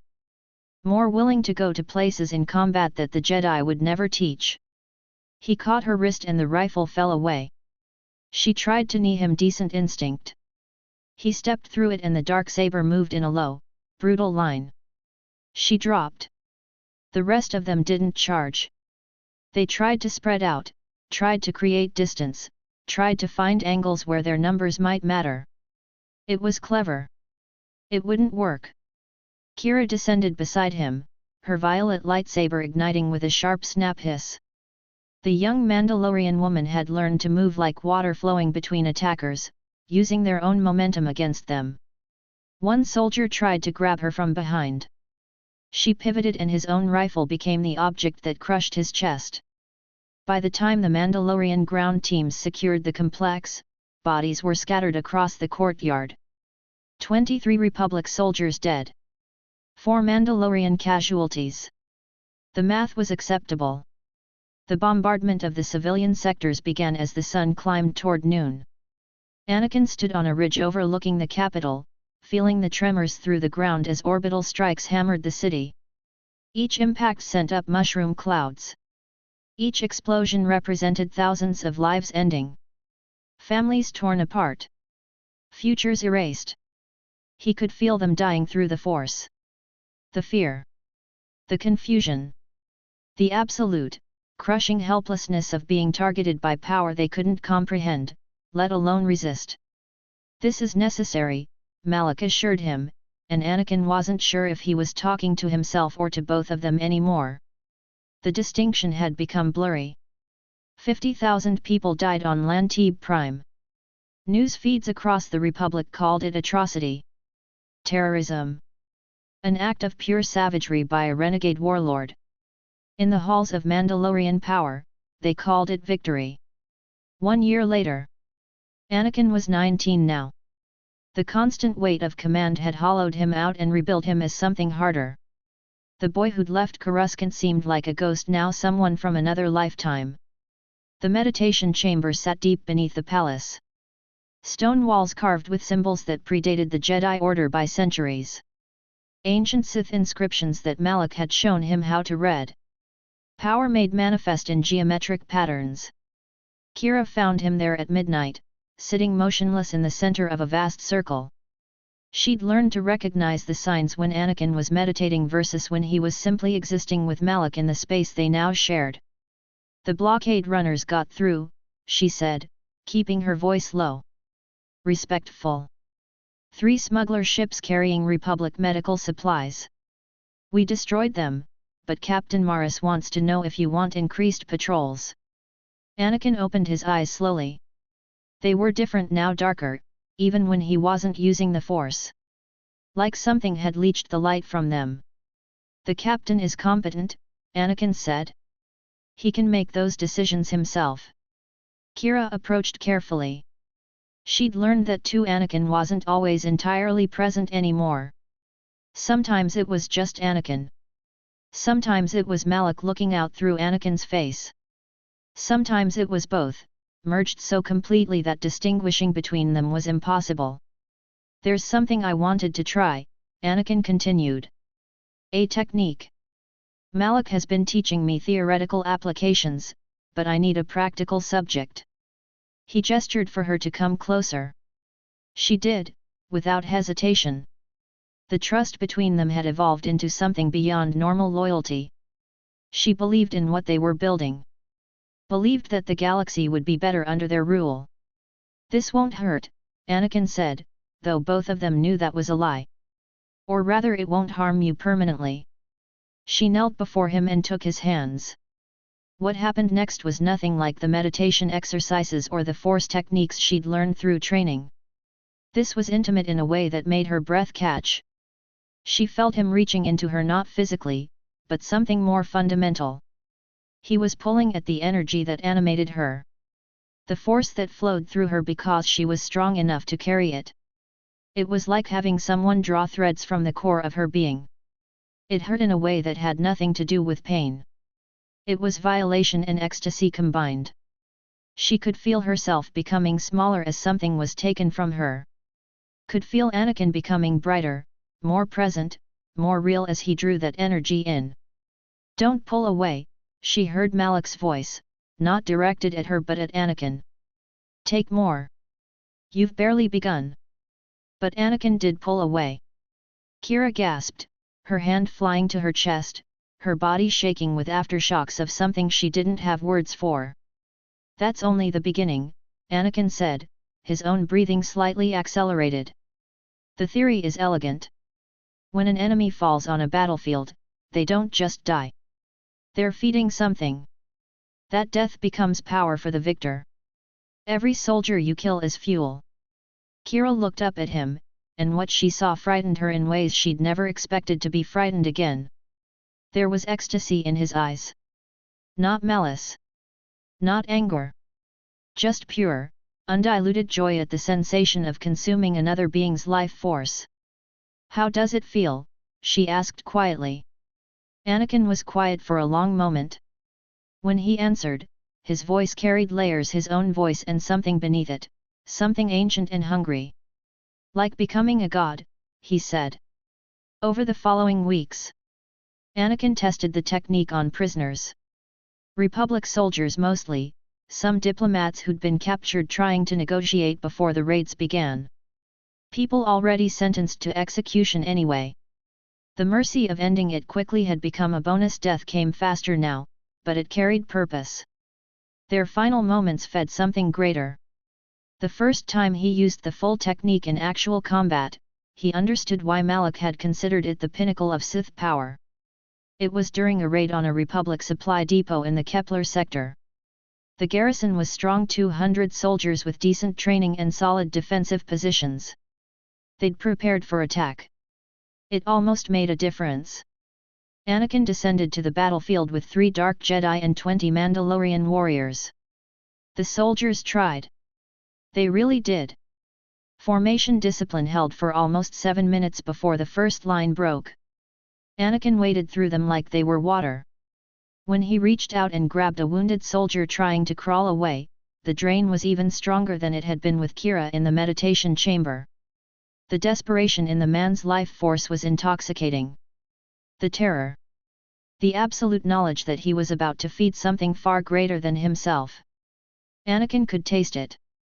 Could feel the man's memories flooding through their connection for just an instant, flashes of a daughter on a Republic world, a wife who didn't know he was gone, a life that had meaning only to the people who'd loved him. It didn't matter. None of it mattered. The life force became fuel. The fear became strength. By the time the bombardment ended, 17 Mandalorians and 4 Dark Jedi had fallen. Over 160 Republic soldiers were dead. And Anakin felt like he could move planets. That night, Kira found him in his quarters. He was staring out at Mundlari's surface, the planet that had become his, that he ruled completely. "You're changing," she said. It wasn't an accusation. Just an observation. "I'm becoming what I was meant to be," Anakin replied. "What Malak always knew I could become." "You sound like him sometimes," Kira said. "When you speak. It's like he's there in your voice." Anakin turned to look at her, and in his eyes she saw exactly what he'd told her. 2 presences. The young man she'd trained with and fought alongside. And something infinitely older, infinitely hungrier, wearing his face like a suit. "Perhaps that was always the plan," Anakin said softly. The war room was silent except for the soft hum of the holo displays. 37 worlds lit up in red, 37 simultaneous battles across 3 sectors. Republic forces were scattered thin, responding to crisis after crisis, unable to concentrate enough strength anywhere to mount an effective defense. Anakin studied the displays with what looked like military detachment. In reality, his consciousness was elsewhere. Stretched thin across a dozen star systems. Feeling every battle simultaneously. "We need unified command structure," said Commander Vex, no relation to the old shipyard director, just another capable Mandalorian warrior who'd risen through the ranks. "Right now the attacks are coordinated, but it's slow. By the time orders reach the outer sectors." "Then we don't use orders," interrupted another voice. This was Pong Krell, the Basilisk Dark Jedi Master. His forearms were folded across his chest. "The boy's been meditating for hours. I think he's about to show us something." Anakin opened his eyes. He'd been sitting in the center of the war room, motionless, while the commanders argued around him. Now he stood and approached the holo displays. "There's a technique," he said, his voice carrying unusual harmonic undertones. It predates the Jedi Order. Malak used it to coordinate the Mandalorian crusades across 6 sectors simultaneously. Battle meditation, Krell said immediately. I've read the texts. It requires the user to project consciousness across the battlefield, to become a beacon for strategy and coordination. The issue is that it makes you vulnerable, Anakin finished. He moved toward the largest display, the one showing the primary conflict zone. Yes.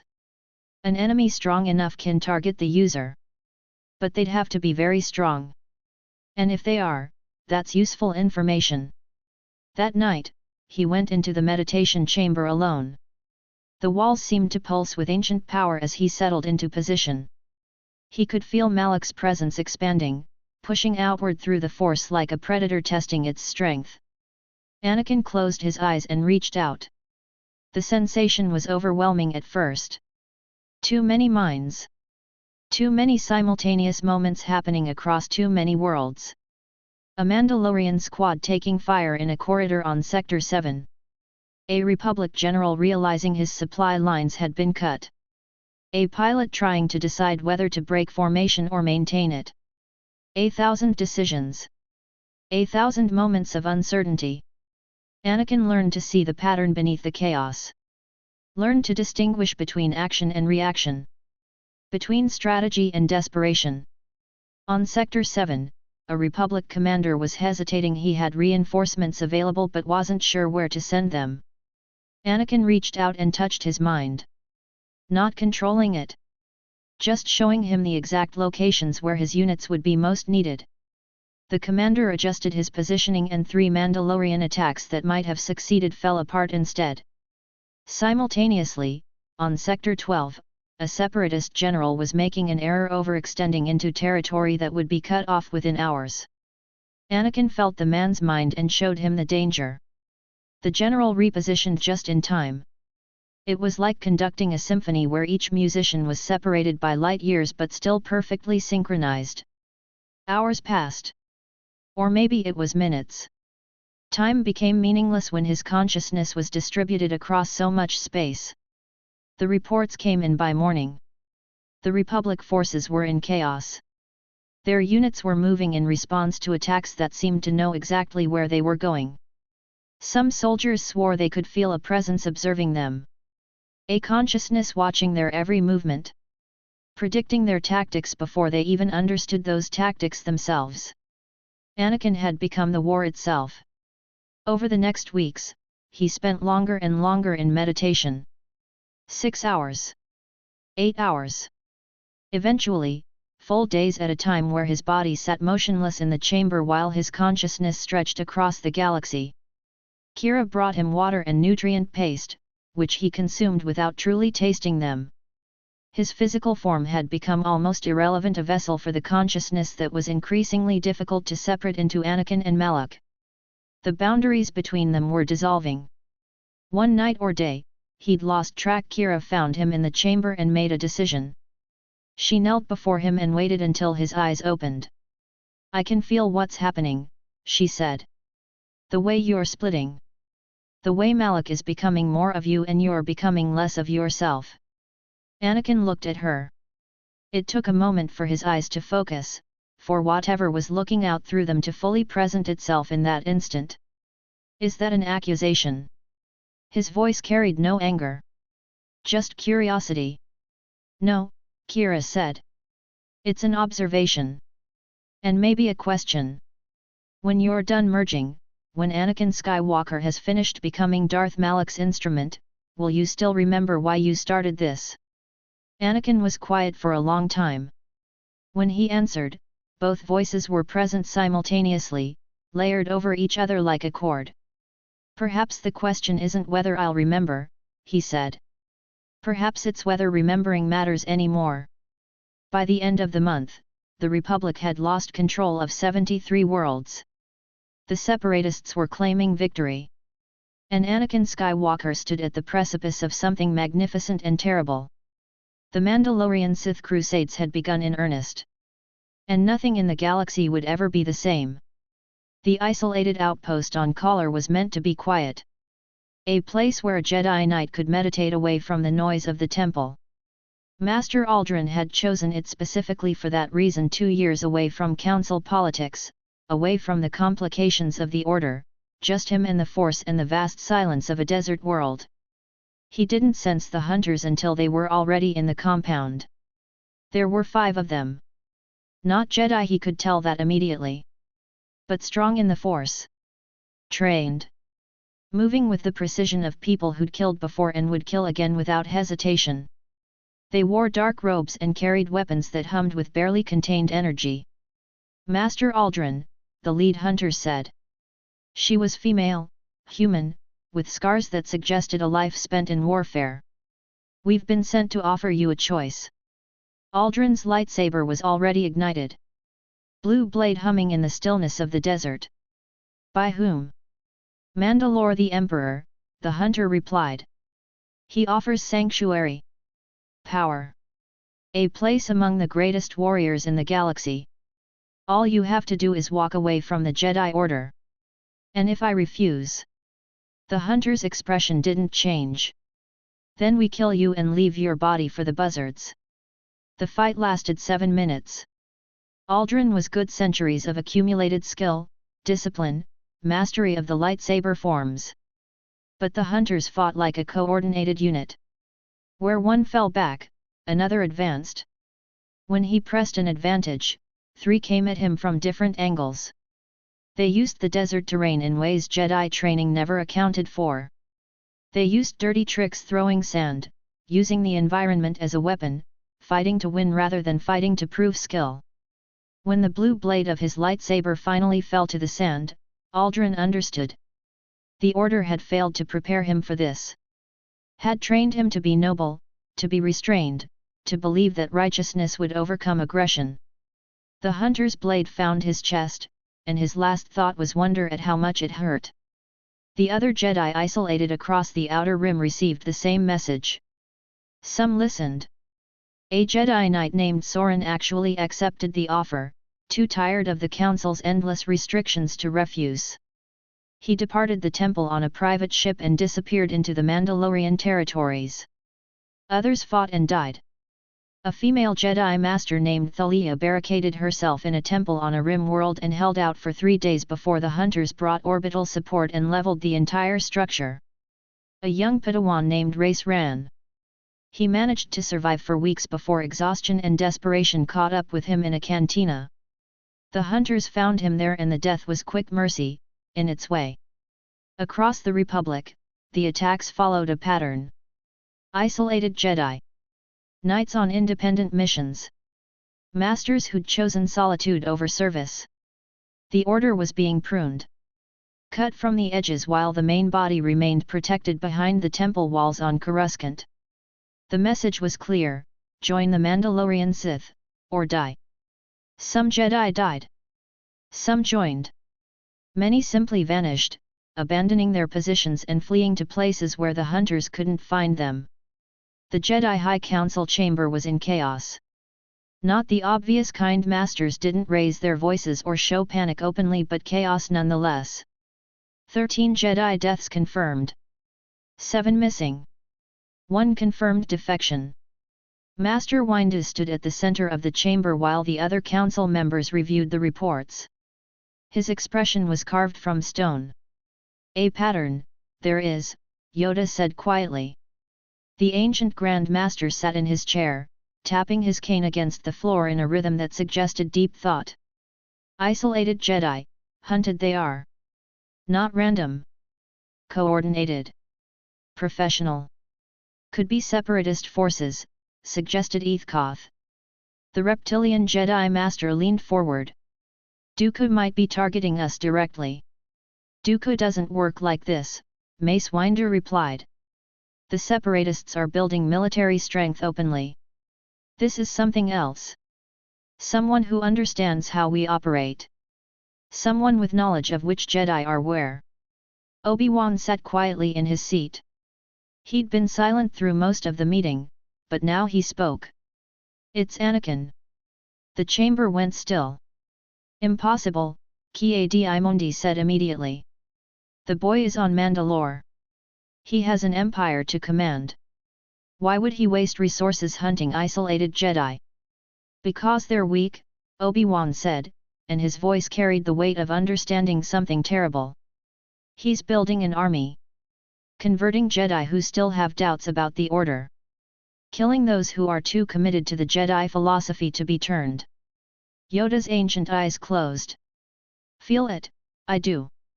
Through the Force. A shadow spreading. Like infection. But Anakin's presence, direct, I cannot sense. As if hidden, he is. Or as if he's become something that doesn't broadcast its location the way living beings do. We need to mobilize, Mace Windu said. If Anakin is hunting our members, we can't leave them isolated. Call all Jedi back to the temple. Concentrate our strength. And abandon the Republic to the Separatists. Coleman Kid shook his head. We have Jedi serving as generals, as advisors, at critical planets. We pull them back and the Republic falls apart. The Republic falls apart anyway if we lose our order, Windu shot back. The argument continued for hours. In the end, a compromise was reached. All isolated Jedi would be recalled if possible. New protocols would be established for communication and travel. The temple would increase security. And a task force would be assembled to investigate the attacks. But no one spoke Anakin's name aloud again during the meeting. It was too painful. Too real. The boy they'd failed had become a hunter of his own people. That night, in his private quarters, Obi-Wan sat alone with a bottle of wine he wasn't drinking. He kept seeing Anakin's face as it had been at the negotiation. The certainty in his eyes. The complete absence of doubt. I could have prevented this, Obi-Wan thought. If I'd been stronger. More attentive. If I'd understood earlier what was happening. The recriminations were useless. They changed nothing. Anakin was gone, and in his place stood something that wore his face but operated on logic that no longer included mercy or redemption. The throne room was vast. Pillars carved from black stone rose toward a ceiling so high it disappeared into shadow. Anakin sat at the end of the chamber, on a throne that looked like it had been carved from a single piece of obsidian. The darksaber rested against the armrest. Kira approached and knelt. Around them, Dark Jedi and Mandalorian commanders stood at attention. The hunters have killed or turned 23 isolated Jedi, Kira reported. More are in flight. The Jedi Order has begun recalling their members to Coruscant. Anakin didn't respond immediately. He was meditating, or at least his body was still while his consciousness existed in that space that was becoming increasingly difficult to distinguish as either Anakin or Malak. When he opened his eyes, both presences were visible in them. Good, he said, and his voice carried harmonic undertones that no human vocal cords should have been able to produce. Fear accelerates everything. Fear drives them toward the choices we want them to make. Pong Krell stepped forward. The basilisk's forearms were folded across his chest. The medical reports on the force drain sessions show accelerating cellular degradation in the test subjects. The technique is working perfectly, but it's also... I don't care about the subjects, Anakin interrupted. His tone wasn't cruel. It was simply factual. They're vessels. Resources. Their suffering is irrelevant. Malak purred with satisfaction. This is it. This is when you truly begin to understand. Anakin stood and descended from the throne. As he walked through the chamber, people instinctively moved out of his way. Not from fear exactly, though fear was certainly present. But from a sense that being in his path was dangerous, the way standing in front of a rock slide was dangerous. The Jedi think they can save me, Anakin said, his voice filling the vast space. They think there's some part of me that still yearns for their restraint. For their philosophy of balance and peace. He moved to a holographic display showing Republic military deployments. Star systems lit up in blue Republic space. Red zones indicated Mandalorian or Separatist control. But they're wrong, Anakin continued. There never was a boy trapped in the Jedi Order. There was only me, waiting to become what I was always meant to be. Waiting for the chains to break. He turned to face the assembled warriors. His expression was serene. Absolute. Like he'd finally achieved a state of perfect clarity. I am destiny, Anakin said. Not chosen by the Force, I am the Force made manifest in this galaxy. Every decision I make is inevitable.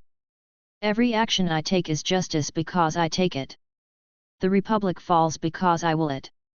The Jedi Order crumbles because I have decided it should crumble.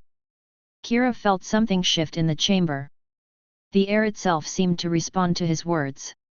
Malak's presence was so strong now that it was almost physically present, a weight that pressed down on everyone in the room. There was never a line between Anakin Skywalker and Darth Malak, Anakin continued. Only a gradual merging. Only the inevitable process of a lesser consciousness understanding its place beneath a greater one. Perfect, Malak whispered, and now his voice was nearly indistinguishable from Anakin's own. You finally understand. There is no redemption for you. No path back. Only forward. Only conquest. Only the gradual expansion of our will across every corner of this galaxy until resistance becomes literally impossible. Pong Krell knelt. Then the other Dark Jedi followed. Then the Mandalorian commanders. Only Kira remained standing. She looked up at the figure on the throne, the thing that had once been the boy she'd trained with, fought alongside, believed in, and saw something that made her heart break. What happened to you? She whispered. Anakin looked down at her with those eyes that now held two presences. For just a moment, something flickered across his face. Something that might have been Anakin recognizing the question as important. Recognizing Kira as someone who'd loved him without condition. Then it passed. The moment closed like a door shutting. Nothing happened to me, Anakin said gently. I finally became myself. That night, alone in the meditation chamber, Anakin sat in the center of ancient symbols while Malak filled his consciousness completely. There was barely anything left now that was distinctly Anakin. Just echoes. Ghosts of the boy who'd wanted to protect his mother. Traces of the young man who'd once believed in the possibility of something better. All of it dissolving into the hunger of something far older. Soon, Malak said, and his satisfaction was absolute, we will bring the entire galaxy to its knees. And they will worship us not because they fear us, but because they will finally understand that we are inevitable. We are destiny. We are destiny made flesh, and all that remains is for the galaxy to accept its place at our feet. In the darkness of the throne room, Anakin smiled. And in that smile was the death of everything he'd once been. The desert was the same as Anakin remembered. Endless sand. Harsh sun beating down like judgment. But the Tusken camp was different, smaller than he'd expected. Just a few structures. Tents made from rough fabric stretched over bone frames. He descended in a shuttle, alone. Kira had wanted to come. Pong Krell had offered to send warriors. Anakin refused them all. This was personal. The Tuskens saw him immediately. One fired a weapon, a crude rifle that hummed with energy. The shot was wild, panicked. Anakin didn't even slow down. His hand moved and the shooter fell, his neck twisted at an angle necks shouldn't twist. Where is she? Anakin demanded, his voice carrying the weight of something far older than 19 years. Where is Shmi Skywalker? A Tusken who appeared to be a leader stepped forward. He was large, scarred, wearing armor fashioned from creatures long dead. He raised his weapon. Anakin reached out with the force and pulled. The Tusken's chest caved inward. Not from impact, from having his internal organs torn toward the surface of his skin. He fell without a sound. His body already cooling. They showed him then. Dragged him toward one of the tents. Inside, on a cot made from woven fiber, lay his mother. She was thin. Skeletal. Her skin was marked with welts and scars from tools designed specifically to inflict pain without killing. Her breathing was shallow, her eyes barely open. But she was alive. Mom, Anakin whispered, and his voice cracked. It was the first time he'd let himself sound like anything other than the Mandalorian Emperor in years. Just Anakin. Just the boy who'd left Tatooine with dreams of becoming a Jedi and saving everyone he loved. Shmai's eyes focused on him. Recognition bloomed. Her cracked lips moved. "Ani," she breathed. "You came home." He took her hand. It was so small now. So fragile. Beneath the scarred skin, he could feel her bones like a bird's. "It's okay," Anakin said. "I'm here. I'm taking you away from this place. I'm taking you." Her hand squeezed his. So weak. So final. "Now I am complete," Shmai whispered. And something in her eyes, a knowledge, a peace, a sense of duty fulfilled, broke him. Her breathing stopped. For a moment, Anakin simply held his mother's hand. He could feel her presence retreating through the Force. Not dying, that was too simple. Leaving. Choosing to let go now that she'd seen him one last time. Now that she knew he'd survived. That he'd become powerful. That he'd become something great. The rage that followed wasn't sudden. It built like pressure. Like a bomb being assembled piece by piece. It started as grief and transformed into something far more absolute. Anakin turned toward the tent opening. The Tuskens outside hadn't tried to run. They were waiting, weapons ready, facing down a warlord with no understanding that they were already dead. That death had simply been delayed by his need to see his mother one final time. He walked toward them, and the Force gathered around him like a storm. The first Tusken he grabbed with his mind lifted him into the air without touching him. Anakin reached deeper, past the surface of consciousness, past muscle and bone, into the vital energy that animated the creature. The Tusken screamed. His body convulsed. And then Anakin pulled. The life force tore out of him like thread being yanked from fabric. It poured into Anakin, burning through him with intoxicating intensity. Every moment of torture his mother had endured fed his power. Every scream she'd bitten back fueled his strength. Her death became fuel. The Tusken crumbled like ancient paper. The others tried to run. Tried to fight. It didn't matter. Anakin moved through them like they were obstacles in a path he'd already decided to take. His hand opened and they fell. His eyes flashed with power and they burned. When the Force drain reached them, they fell to their knees and wept as their very essence was consumed. It took 14 minutes. When it was over, the camp was silent. Bodies lay scattered across the sand, already beginning to desiccate in the heat. And Anakin stood at the center of them, breathing hard, shaking with power and grief and rage that had no outlet adequate to contain it. He returned to the ship and sent the communication to Eternal Conqueror orbiting above. "Slag the planet," he commanded. His voice was hollow. "Orbital bombardment. Full saturation. I want every city scorched. Every settlement leveled. Every Tusken settlement, every settlement period. I don't care anymore. Turn Tatooine into glass." "Mandalore," the COMM officer replied, her voice uncertain. "The Hutt's Jabba controls most of the planet. If we bombard..." "I don't care," Anakin said quietly. "That's the point. I don't care what the Hutts do. I don't care about trade routes or profit margins or the delicate political balance. My mother is dead, and this planet let her die. Now it burns." The bombardment began within the hour. From orbit, Anakin watched the planet light up as orbital cannons poured fire down from above. Cities became infernos. Sand turned to glass. Millions of lives simply ended not because they'd done anything wrong, but because they shared a world with a creature that had failed to keep his mother safe. Jabba the Hutt's palace melted into slag. Trade settlements vaporized. The oasis settlements where Anakin had once hoped to return and find peace, all of it gone. Kira found him hours later, still standing at the viewport, still watching the planet burn. "The bombardment is complete," she said carefully. "Tatooine's surface is Dead, Anakin finished. Like everything else that doesn't serve a purpose.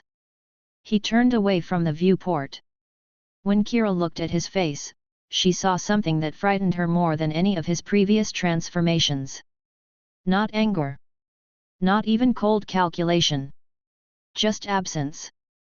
Like the part of Anakin that had cared about his home, his people, his past, it had been burned away along with the planet. Plot a course away from here, Anakin commanded. I don't ever want to see Tatooine again. And from somewhere deep in their shared consciousness, Malak laughed.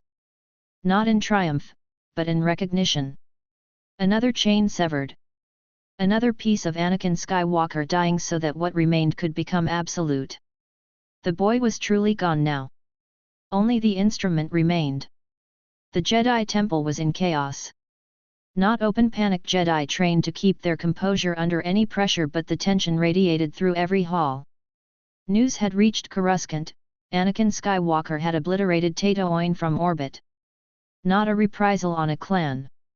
Not a surgical strike against a military base. Full bombardment. The surface turned to glass.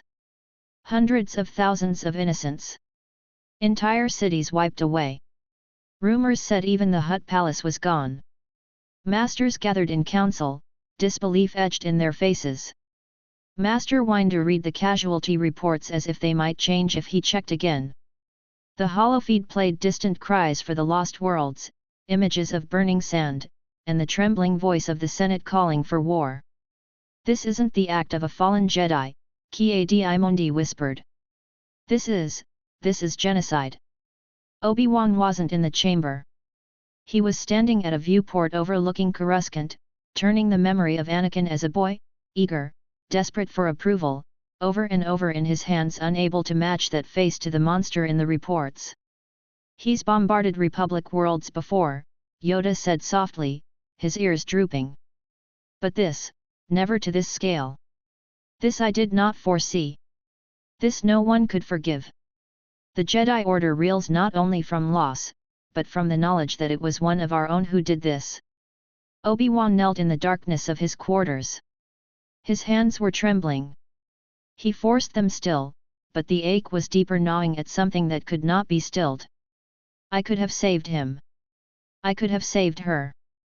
I could have saved us all. He remembered the boy standing before Qui-Gon all those years ago on Tatooine.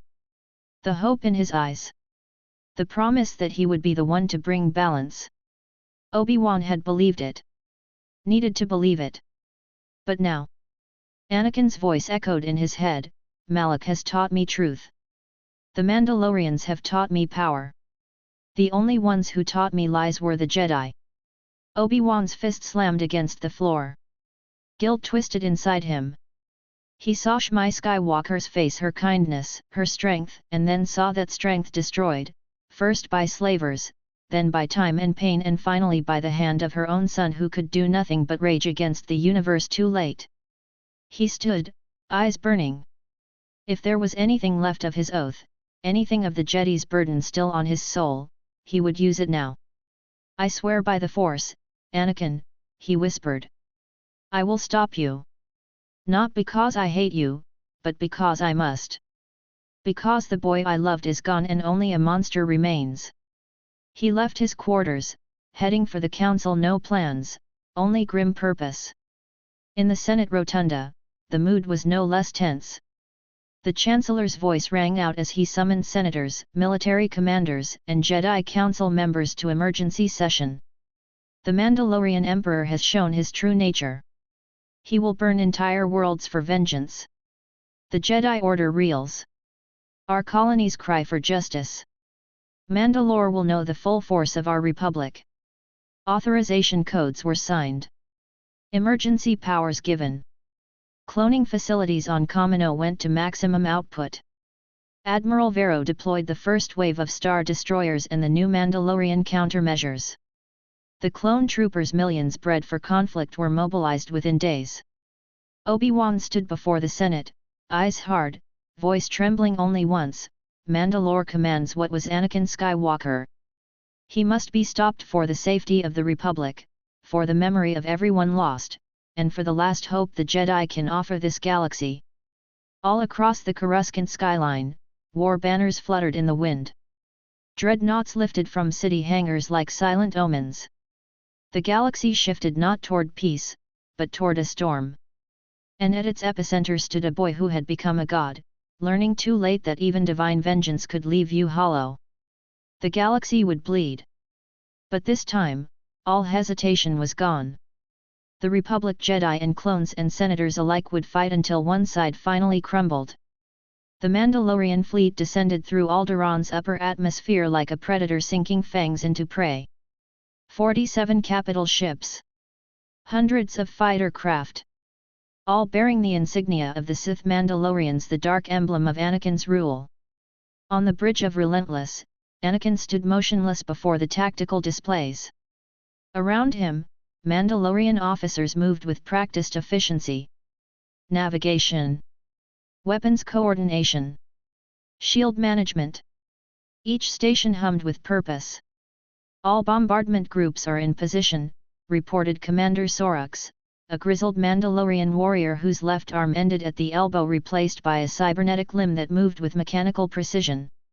We're ready to commence orbital strikes on your order, Mandalore. Anakin studied the holographic representation of Alderaan, a world of pristine beauty rendered in light.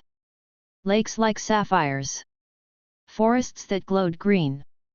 Cities with architecture that spoke of generations living in peace. Not for much longer. Begin, Anakin said simply. The first volley of turbolaser fire streaked downward from the Mandalorian capital ships. Emerald beams cut through the upper atmosphere, leaving trails of ionized gas. They hit the planetary shields with force enough to crack mountains. The shields flickered, held, then began to fail under the sustained barrage. Below, in the royal palace of Alderaan, Senator Leia Organa watched the sky light up with incoming fire. Around her, palace guards rushed to defensive positions, futile gestures against what was coming. "Get the evacuation shuttles ready," she commanded, her voice steady despite the fear clawing at her chest. "Get as many civilians into the countryside as possible." But there were too many civilians. Too few shuttles. The mathematics of survival had already been decided against them. Alderaan's shield generators were targeted first. The Mandalorian strikes were precise, honed by thousands of bombardment simulations. A shield generator on the northern continent took 3 consecutive hits. Its protective dome collapsed inward, the energy field it maintained winking out like a dying star. The capital city's outer defenses became exposed. Republic anti-aircraft batteries opened fire, their shells reaching upward in desperate arcs. A few Mandalorian fighters were hit, explosions blooming across the sky in orange and red. But for every fighter lost, 10 more descended, their weapons screaming. The bombardment of Alderaan began at dawn. The first strike hit the government district. The buildings that had stood for millennia repositories of law, culture, and governance erupted into flames. The ancient parliament chamber, where Alderaan's government had negotiated peace across decades, became rubble in the space of a second. The blast wave propagated outward, flattening administrative buildings, crushing monuments, obliterating history. Civilians caught in the open simply ceased to exist. No time for screams. No time for understanding. Just the sudden transition from life to absence. A mother carrying her child through the morning market became ash. A young couple walking toward the spaceport, planning to evacuate, was caught in a secondary explosion and burned beyond recognition. An elder Alderaanian who'd lived through wars and watched his children grow watched his city burn and understood, in that final moment, that peace had been an illusion all along. The bombardment intensified. From orbital observation, it was cold mathematics. Targeting systems calculated blast radiuses. Weapons officers coordinated timing to maximize destruction. Anakin observed it all from the Bridge of Relentless, his mind partially extended through battle meditation, feeling every explosion like it was feeding him. He could taste the terror through the force. The confusion. The absolute breakdown of civilized order as people realized their world was ending and there was nothing they could do to stop it. It was intoxicating. "Move to Phase 2, Anakin ordered. "Ground assault commences in 10 minutes. The first Mandalorian dropships descended through smoke-filled skies. Each vessel carried 50 warriors, Beskar armor polished to mirror shine, weapons systems humming with lethal promise. Below them, Alderaan's surface was already transformed into hell. Clone troopers had mobilized quickly. A Republic garrison of 2,000 had begun fortifying the city, setting up defensive positions in the ruins. Captain Hayes, a veteran with 14 campaigns behind him, directed his troops with the calm of someone who'd accepted that survival was unlikely but duty was absolute. Defensive line along the Grand Plaza, he commanded into his COMM anti-armor teams on the ridge. "When those dropships come down, we make them bleed." The dropships touched down, their landing struts sinking into scorched earth. Ramps lowered and Mandalorian warriors emerged, moving in coordinated tactical patterns. No hesitation. No wasted movement. Generations of warrior culture had been refined into a machine designed for one purpose: absolute combat effectiveness.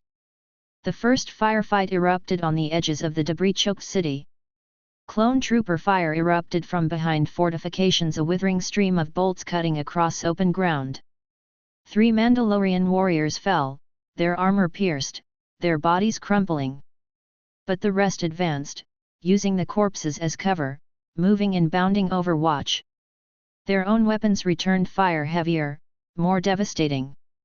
A clone barricade exploded, clones falling like puppets with cut strings.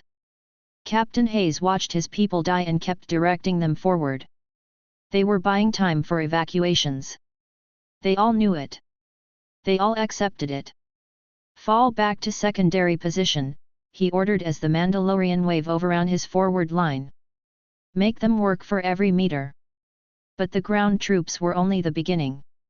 4 Dark Jedi descended in personal fighters, their weapons systems screaming as they cut through the smoke-filled air. They landed in the heart of the city not as soldiers, but as forces of nature. One was Pong Krell, his massive basilisk frame moving with unnatural speed, his 4 lightsabers, 2 held in each hand, moving in a blur of purple and blue light. Clone troopers who'd trained for exactly this scenario tried to coordinate against him. They fired from 3 angles simultaneously, blaster bolts coming in a crossfire designed to leave no escape. Krell caught 2 bolts on his forward sabers, deflected them back toward their origin. The other 2 bolts he simply moved through, the lightsabers intercepting them as they came. He advanced with terrible grace, and everywhere his blades touched, clone armor parted like flesh. A clone officer named Thrace tried to tackle the basilisk, using his weight to compensate for the obvious disadvantage in strength. It was brave. It was futile. Krell simply turned and one of his sabers found Thrace's chest. The clone's eyes widened in the moment of understanding that training and courage were insufficient against something that operated on a completely different level of physical reality. Another Dark Jedi, a human woman named Mara with scar tissue covering half her face, moved through clone positions like a dancer. Her lightsaber was red, and it sang through the air, leaving only death in its wake. She was less brutal than Krell, more efficient. Every strike was calculated to move her toward an objective. She cleared positions, eliminated strongpoints, created gaps in the clone defensive line that Mandalorian warriors poured through like water through broken dams. A third Dark Jedi, a Zabrak named Jax with horns sharpened to lethal points, engaged a Republic Jedi who'd managed to reach Alderaan Master Corvus, an older woman with silver hair and a blue blade that moved with the measured technique of decades of training. They dueled through burning streets. Master Corvus was better trained. Her form was more technically perfect. But Jax had been taught by someone far older and far more ruthless than any Jedi. Where Corvus fought defensively, conserving energy and seeking to de-escalate, Jax pressed forward with calculated aggression. He used the terrain force-pushing rebel to limit her movement, jumping to high ground to attack from angles she had to strain to defend. Their duel lasted 4 minutes. It probably felt like hours to both of them. Master Corvus mounted a counterattack that nearly ended Jax, her blue blade coming so close he felt heat on his shoulder.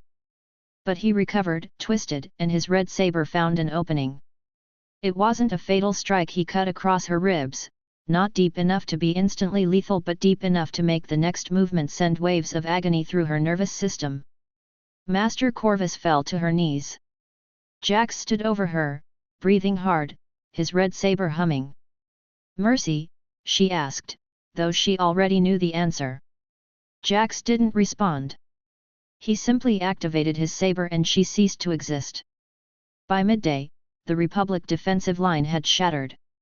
Clone troopers were in full retreat, evacuating civilians where possible, fighting delaying actions to buy time for transport ships. But the Mandalorian forces were relentless. They pressed the advantage, hunting fleeing clone units, hitting evacuation shuttles with precision strikes. Captain Hayes coordinated one last stand in the administrative district. 300 clones, all that remained of his garrison. They'd fortified themselves in a government building that became a tomb within hours. The Mandalorians simply surrounded the position and waited. Some of the clones tried to break through. All of them died. The rest held their positions, firing until ammunition ran out, then meeting the Mandalorians in close combat with bayonets and fists. Hayes was among the last to fall, his armor cracked and scorched, taking down 2 Mandalorian warriors before a third drove a vibroblade through his chest. From orbit, Anakin observed it all. The Republic was collapsing faster than expected. Some part of that was strategy.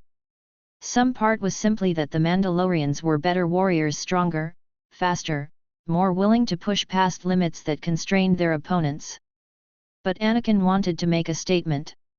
Wanted the galaxy to understand that resistance against him was not merely futile, but would be erased completely. "Begin orbital saturation bombardment," he commanded. "I want every strategic location hit simultaneously. Leave nothing intact." The bombardment began as the sun reached its apex. Mandalorian dreadnoughts concentrated their fire on Aldera's remaining infrastructure. The shield generator in the southern district took 17 direct hits and finally died completely. The spaceport, where hundreds of civilians were still trying to evacuate, was hit with precision strikes that turned landing bays into infernos. A shuttle carrying 200 refugees from the capital was hit on ascent. Its hull shattered and it fell, trailing debris and bodies, slamming into the city below with a detonation that turned the impact site into a crater. Senator Organa watched it from the window of an evacuation transport ascending from the countryside. She watched her world burn. Watched the cities collapse. Watched the future die. When she turned away from the window, her eyes were dry. The shock was too profound for tears. By sunset on the third day, Alderaan was unrecognizable. The forests had been scorched and poisoned. The lakes had been boiled away. Cities had been reduced to rubble and ash. Approximately 400,000 civilians had died, some instantly in the bombardment, others slowly as infrastructure collapsed and survival became impossible. The Mandalorians declared victory. On the Bridge of Relentless, Anakin felt the accumulated death through the Force. 400,000 presences simply ceasing to exist. It was like consuming a feast. His power had grown. His connection to the Force had deepened. Malak was so deeply woven into his consciousness now that Anakin couldn't separate where the ancient Sith Lord ended and he began. "Status report," Anakin commanded. "Total Republic casualties, estimated 600,000, reported Commander Sorux. Mandalorian casualties, approximately 400 warriors, 7 Dark Jedi wounded, 2 killed. The planet is ours, Mandalore." Anakin nodded. The first major clash was over. And it had proven exactly what needed to be proven, that the Mandalorian Sith were unstoppable. That resistance was futile. That the age of the Republic was ending and the age of conquest had begun. "Plot course for the next target," Anakin said. "We continue until they surrender completely or the galaxy contains nothing but our rule." And Alderaan, jewel of peace, became a monument to what happened when you stood against destiny incarnate. The emergency Senate session erupted into chaos. Senators shouted across the rotunda as holofeed displays cycled through images of Alderaan's scorched continents, melted cities, the transformed surface of a world that had once been green and peaceful. Senator Bail Organa sat motionless in his seat. His wife Briha had been in the palace gardens when the bombardment began.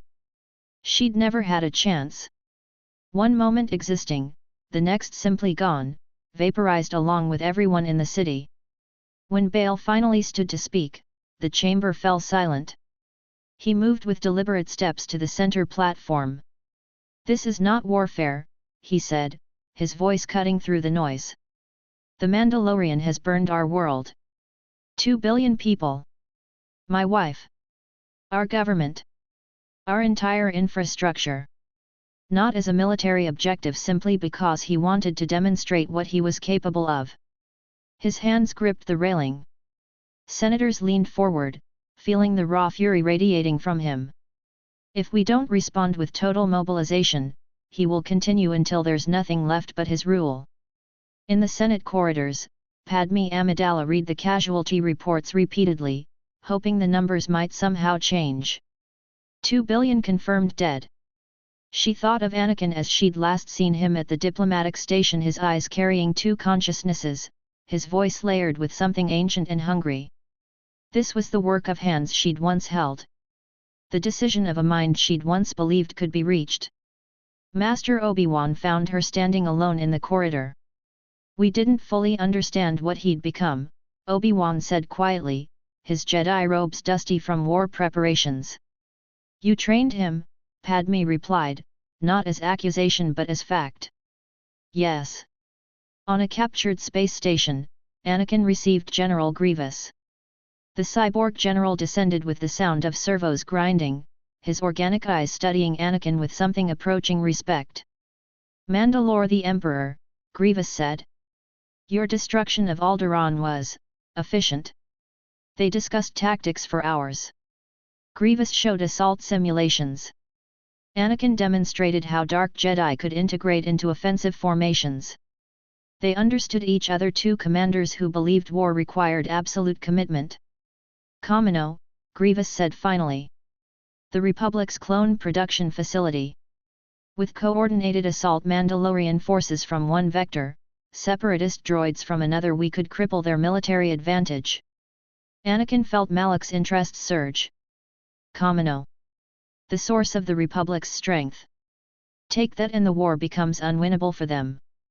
"I'm interested," Anakin replied. "But Dooku controls separatist strategy. He won't approve without seeing political benefit." On Utapa, Dooku listened to Grievous' proposal with visible skepticism. "Kamino is heavily defended," Dooku said, his aged hands folded before him. "The Republic has concentrated their fleet there because of its strategic importance. An assault would be costly in resources and ships." "Costs are irrelevant if we win," Grievous replied, his mechanical voice tight with frustration. "Without clone production, the Republic collapses. Or we lose significant forces and achieve nothing," Dooku countered. "The Mandalorian has ambitions that don't align with separatist interests. He wants galactic conquest. We want concessions and profit. Working with him requires careful coordination." Sandhill, the banking clan representative, shook his head. "The financial strain would be prohibitive. Coordinating with the Mandalorians, providing support vessels. So we wait." Grievous' metallic voice rose. "While he grows stronger. While he expands. Eventually he'll turn on us." Dooku leaned back in his chair, considering. "Perhaps. But attacking Kamino now, without complete certainty of success, would be foolish." The decision was made to delay. But both sides knew it was temporary. The Mandalorian fleet emerged from hyperspace like a calculated wound opening across the fabric of space. 47 capital ships, their hulls painted with the insignia of the Mandalorian Sith Crusades. At their head sailed Admiral Yulren's dreadnought, the Relentless, a massive vessel bristling with weapons systems that had been refined through a decade of warfare. Behind him, separatist battle cruisers fell into formation. Looker Hulk-class battleships designed for overwhelming firepower, their spherical hulls moving with ponderous inevitability. The Republic's defensive fleet was waiting. Admiral Akbar commanded the orbital defense from his flagship, the Resolute. 11 Venator-class star destroyers arranged in defensive formation around Tipica City's platforms. Supporting vessels Archidans-class light cruisers, Acclamator assault ships filled the gaps. It was a strong defensive position. By any conventional measure, it should have been enough. It wasn't. All ships, report readiness, Akbar commanded, his aquatic features reflecting the glow of the tactical displays. Around him, Republic naval officers moved through practiced routines, hands flowing across controls, eyes locked on sensor data that was already beginning to show enemy approach vectors. Defensive shields at full strength, reported Commander Vex, the tactical officer. Starfighter wings are spooled up and ready for launch. All anti-capital ship batteries armed. Yulren's fleet was 10 million kilometers out when the first salvo fired. The Mandalorian weapons were superior not just in firepower but in targeting precision. Emerald turbolaser beams streaked across the void, concentrated in devastating spearhead formation aimed directly at the Republic's center line. The theory was sound: punch through the middle, divide their forces, overwhelm them piecemeal. The first volley caught the Steadfast, a Republic cruiser positioned on the outer flank. Its shields flickered under the barrage, deflecting the first strike, absorbing the second, failing catastrophically on the third. The beam punched through the ship's starboard section, and internal explosions cascaded like a chain of nuclear detonations. Atmosphere vented. Structural integrity failed. The Steadfast broke apart, and 800 Republic personnel ceased to exist in the span of seconds. Evasive maneuvers. Akbar commanded, his voice steady despite the catastrophic loss. All fighter wings, engage Mandalorian starfighter formations immediately. I want them driven back. But the Mandalorian fighters were already descending through Kamino's upper atmosphere, fast attack interceptors with superior acceleration profiles and armor rated to withstand Republic blaster fire. They moved in coordinated waves, their targeting systems locking onto Republic Y-wing bombers that were attempting to form up for a counter-strike. 3 Y-wings were hit simultaneously. Their fuselages erupted into cascades of flame and shrapnel, the pilots never even getting a targeting solution. More fighters were launched from both sides, and the sky above Kamino became a three-dimensional battlefield where starfighter pilots engaged in split-second maneuvers and split-second decisions that meant the difference between returning to base or becoming debris. "Sir, we're losing the outer defensive line," reported Lieutenant Pell, her voice steady despite the chaos surrounding them. Holographic displays showed red contacts pressing deeper into Republic formation. Mandalorian assault formations are pressing through at bearing 347. Yulren's dreadnought fired again. This time the target was the Imperator, a Venator positioned on the defensive line's left flank. The Mandalorian weapons were aimed not at the shield generators but at the power cores themselves, a strategy that suggested precise intelligence about Republic ship specifications. The beam struck with devastating accuracy, and the Imperator's shields overloaded from the inside out, collapsing in a cascade failure that left the ship naked to the next volley. The second salvo tore through the unprotected hull. The Imperator shuddered, its superstructure convulsing under the impact. Running lights flickered and died. Fire spread through multiple deck levels. The ship was still intact but effectively crippled, its weapons systems offline, its engines dead. Another Republic destroyer was hit, this one catastrophically. The Vigilant took a Mandalorian turbolaser directly in its reactor chamber. The explosion was brilliant, a miniature star blooming in the depths of space. Over 1,000 Republic personnel died in that instant.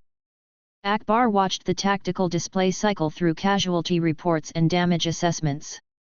They were losing. Not gradually, immediately and decisively. The Mandalorian fleet had superior weapons, superior targeting systems, and superior tactical coordination. All fleet captains, fall back to secondary defensive positions, Akbar commanded, the weight of those losses settling into his voice. Buy time for ground defenses to activate. All fighters, commence tactical retreat. Protect the evacuation shuttles. But even as he gave the orders, Akbar understood the mathematics of what was happening. This wasn't a battle anymore. It was a calculated slaughter. Anakin's personal starfighter cut through the atmosphere like a dark comet. The Executor's Wrath, a modified Mandalorian interceptor with enhanced weapons systems and shields rated for combat that would destroy lesser craft, screamed through the upper atmosphere, leaving a trail of superheated air in its wake. Behind him, Grievous landing craft descended, their massive silhouettes blocking out sections of Kamino's grey sky. Transport vessels carrying Mandalorian assault teams and Dark Jedi operatives were already touching down on Tipica City's defensive perimeter. Through the Force, Anakin could feel them. The Jedi defenders preparing themselves. Their fear. Carefully controlled but present nonetheless. The determination of beings who understood they were about to die but had committed themselves to slowing the inevitable. They've already lost, Malak's presence whispered through Anakin's consciousness. They just don't know it yet. Let them pretend they have a chance. It will make breaking them more satisfying. Anakin's fighter banked hard left, avoiding anti-aircraft fire that erupted from the planetary surface. The targeting systems locked onto two more Republic interceptors attempting to intercept him. He fired two bursts of plasma bolts that caught the lead interceptor across its starboard wing. The Republic fighter spiraled downward, trailing smoke, its pilot dead or dying in the cockpit. He landed on Platform 7, the northernmost extension of Tipica City. The landing struts sank into the durasteel surface, and Anakin was already opening the cockpit before the ship had fully powered down. He dropped to the platform, boots connecting with a sound like thunder, and ignited the darksaber. The black blade hummed to life, casting strange shadows across the platform. Around him, clone troopers were taking up defensive positions, their white armor brilliant against the grey atmospheric processors of Tipica City. Master Shock Ti stood in the central command spire, watching the tactical displays cycle through casualty reports and damage assessments. The Togruta Jedi Master's blue skin seemed to glow with an inner light in the flickering illumination of the command center. Her Montrals, the horn-like sensory organs that extended from the top of her head, were pointed forward, her attention focused entirely on the unfolding catastrophe. 30,000 clone troopers. 12 Jedi defenders. Kamino's limited planetary defenses. It should have been enough. Shock Ti knew better. The intelligence reports had made it clear, Anakin Skywalker was coming. Not as a fallen Jedi seeking redemption, but as a force of absolute destruction. The reports of Alderaan had shaken even her calm. 2 billion people. A planetary surface turned to glass. All orchestrated by the boy she'd helped train years ago. All ground positions, report status, Shock Ti commanded into the COMM system. The responses came back fragmentary, desperate, but holding so far. Defensive positions across all three primary platforms. Anti-aircraft batteries covering the vertical approaches. Clone trooper squads dug into prepared positions within Tipica City's core structures. Clone Commander Thorn was on Platform 7, where Anakin had just landed. He was experienced, reliable, exactly the kind of soldier the Republic needed. His COMM crackled with urgency. Enemy force has landed on Platform 7, Thorn reported. Single fighter descent. Appears to be the Emperor himself. Recommend immediate. The transmission cut off. Shock Ti felt it through the Force, a terrible, swift ending. Commander Thorn's presence simply ceased to exist. Not gradually, but suddenly, like someone flipping a switch. One moment consciousness, the next nothing. Evacuate Platform 7, Shock Ti commanded. All personnel, immediate evacuation. Move to Platform 4 through the internal tunnels. I'm dispatching Jedi support now. She activated the internal COMM to reach the other Jedi defenders scattered throughout Tipica City's defensive positions. All Jedi teams, converge on Platform 7. We need to contain this immediately. Jedi Master Kel was the first to engage Anakin on the platform. Kel was older, early 60s, his hair white, his movements carrying the weight of someone who'd lived through too many wars. But he was still formidable. Still a master of the Jedi Order who'd earned his rank through decades of discipline and training. His lightsaber ignited, the blade a pure, pristine blue. He moved toward Anakin with measured steps, his presence in the Force controlled and focused. "I've read the reports," Kel said, raising his saber into a high guard position. "Come back to the Order. There's still time. There's still." Anakin moved. Not with the dialogue that Master Kel was trying to initiate, but with absolute, calculated violence. The darksaber came up in a low horizontal slash that forced Kel to parry immediately or die. The black blade met the blue, and energy crackled where they touched, the sound of raw power colliding against raw power. Kel retreated a step, then another, falling back into a defensive posture. His blue blade moved in tight, economical circles, the form of someone trained to preserve energy and look for openings. But Anakin pressed forward without hesitation, his attacks flowing into each other like waves. No pause. No consideration for defense. Just pure, relentless offense. The darksaber came from left, Kel parried. From above, Kel deflected. From below, Kel caught it but felt his arms strain under the impact. The boy, and he was still a boy, technically, though he moved like something far older, was strong. Not just strong in the Force sense, but physically overwhelming. Kel tried to counterattack, moving into Anakin's space, trying to force close quarters combat where technique might matter more than raw power. His blue blade came up in a tight riposte aimed at Anakin's shoulder. Anakin caught the attack with his free hand. His bare palm collided with Kel's lightsaber blade, and the contact burned. Kel felt it immediately, a pain that shot through his arm like lightning. The Force wielder's skin was scorched, the blade flickering slightly against the contact, but it didn't stop him. Anakin simply held his ground while his darksaber came up in a vicious arc aimed at Kel's exposed neck. Kel twisted desperately, abandoning the counterattack to bring his saber back up. The blue blade intercepted the black one, but the momentum was all Anakin's. The impact drove Kel backward, his boots sliding across the durasteel platform despite his attempts to maintain position. "You're not even trying to kill me," Kel said, breathing hard. "You're playing with me." "Yes," Anakin replied simply. His voice carried harmonic undertones that no human throat should produce. "I want you to understand what you're facing before the end comes." Kel pressed forward with a flurry of attacks, desperation lending speed to his movements. His blue blade wove patterns in the air, combinations flowing into each other, each one theoretically designed to create openings in the opponent's defense. The forms he'd practiced for 60 years moved through him, muscle memory and discipline combining to create something beautiful and tragic. It still wasn't enough. Anakin responded to each attack with perfect efficiency. No wasted movement. No defensive excess. He parried what needed parrying, dodged what needed dodging, and moved into openings as they appeared.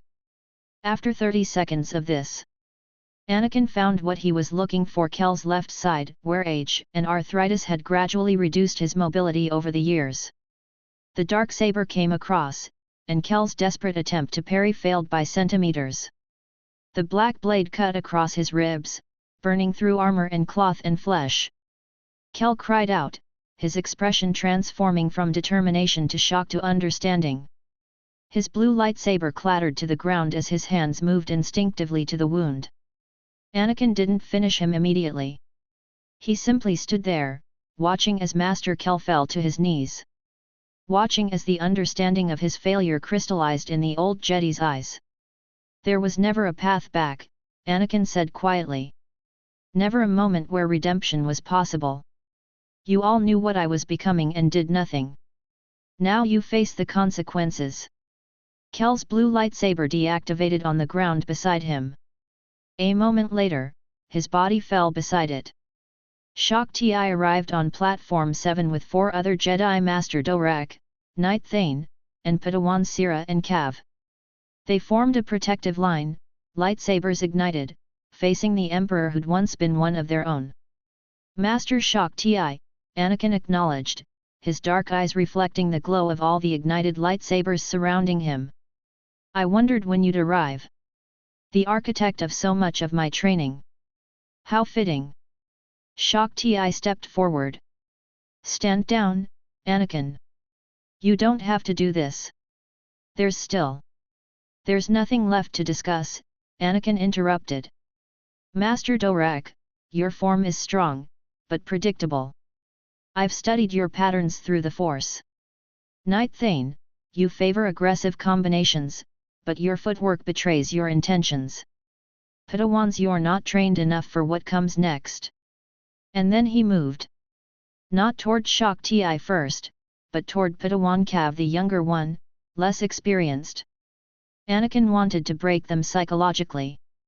Wanted to demonstrate that their training meant nothing.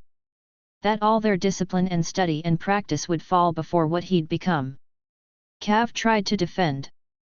The young Padawan's green lightsaber came up, his training guiding his movements. Anakin's darksaber met the green blade, and the contact drove Cav backward so hard his boots skidded across the platform. Anakin pressed forward, and Cav retreated desperately, trying to create space and distance. The green blade came up in a defensive crossguard, a last-second decision to preserve his life. The darksaber came down and shattered the green blade mid-strike, the focusing crystal fracturing under the impact. Cav was left holding a useless hilt as darkness flooded in from the edges of his vision. The last thing Padawan Cav felt was the darksaber cutting through his chest, burning, absolute, final. Padawan Sira came next, and she was braver. She ran toward Anakin rather than retreating, her blue lightsaber raised high. She tried to use momentum to overcome the difference in their combat experience. She almost succeeded. The first exchange lasted nearly a minute. Sira's blade was faster than Cav's, her training more complete. She actually got through Anakin's guard once, her blade scoring a shallow cut across his shoulder.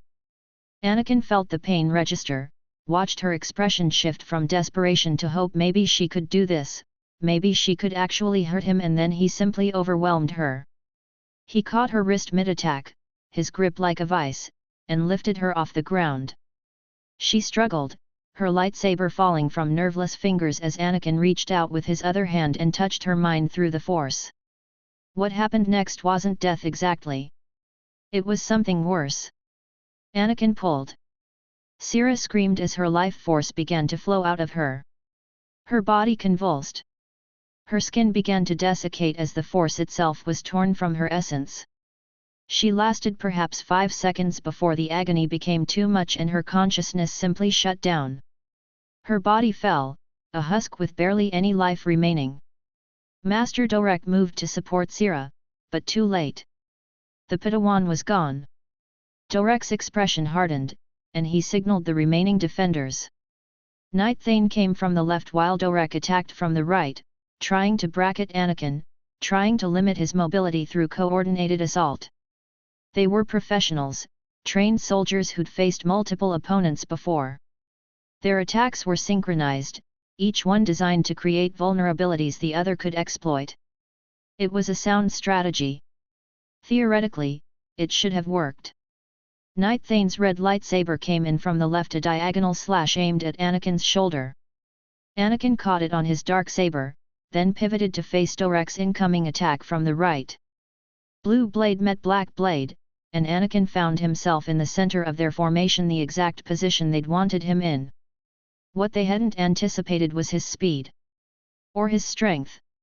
Or the ancient presence inhabiting his consciousness that had centuries of combat experience encoded into every movement. Anakin spun not backward away from them, but forward through them. His darksaber came around in a complete circle, and both Thane and Dorek had to fall back to avoid being cut in half. The moment they created distance, Anakin pursued. He moved to Thane first, recognizing him as the more aggressive threat, and drove the red lightsaber wielder back across the platform with a series of devastating attacks. Thane's expression showed the growing realization that his training, his experience, his technical skill, none of it mattered. Anakin was operating at a level of combat that existed beyond normal parameters. The darksaber came down, and Thane tried to parry, but his blade was angled wrong. The black saber cut through his parry and continued down, severing his arm at the elbow.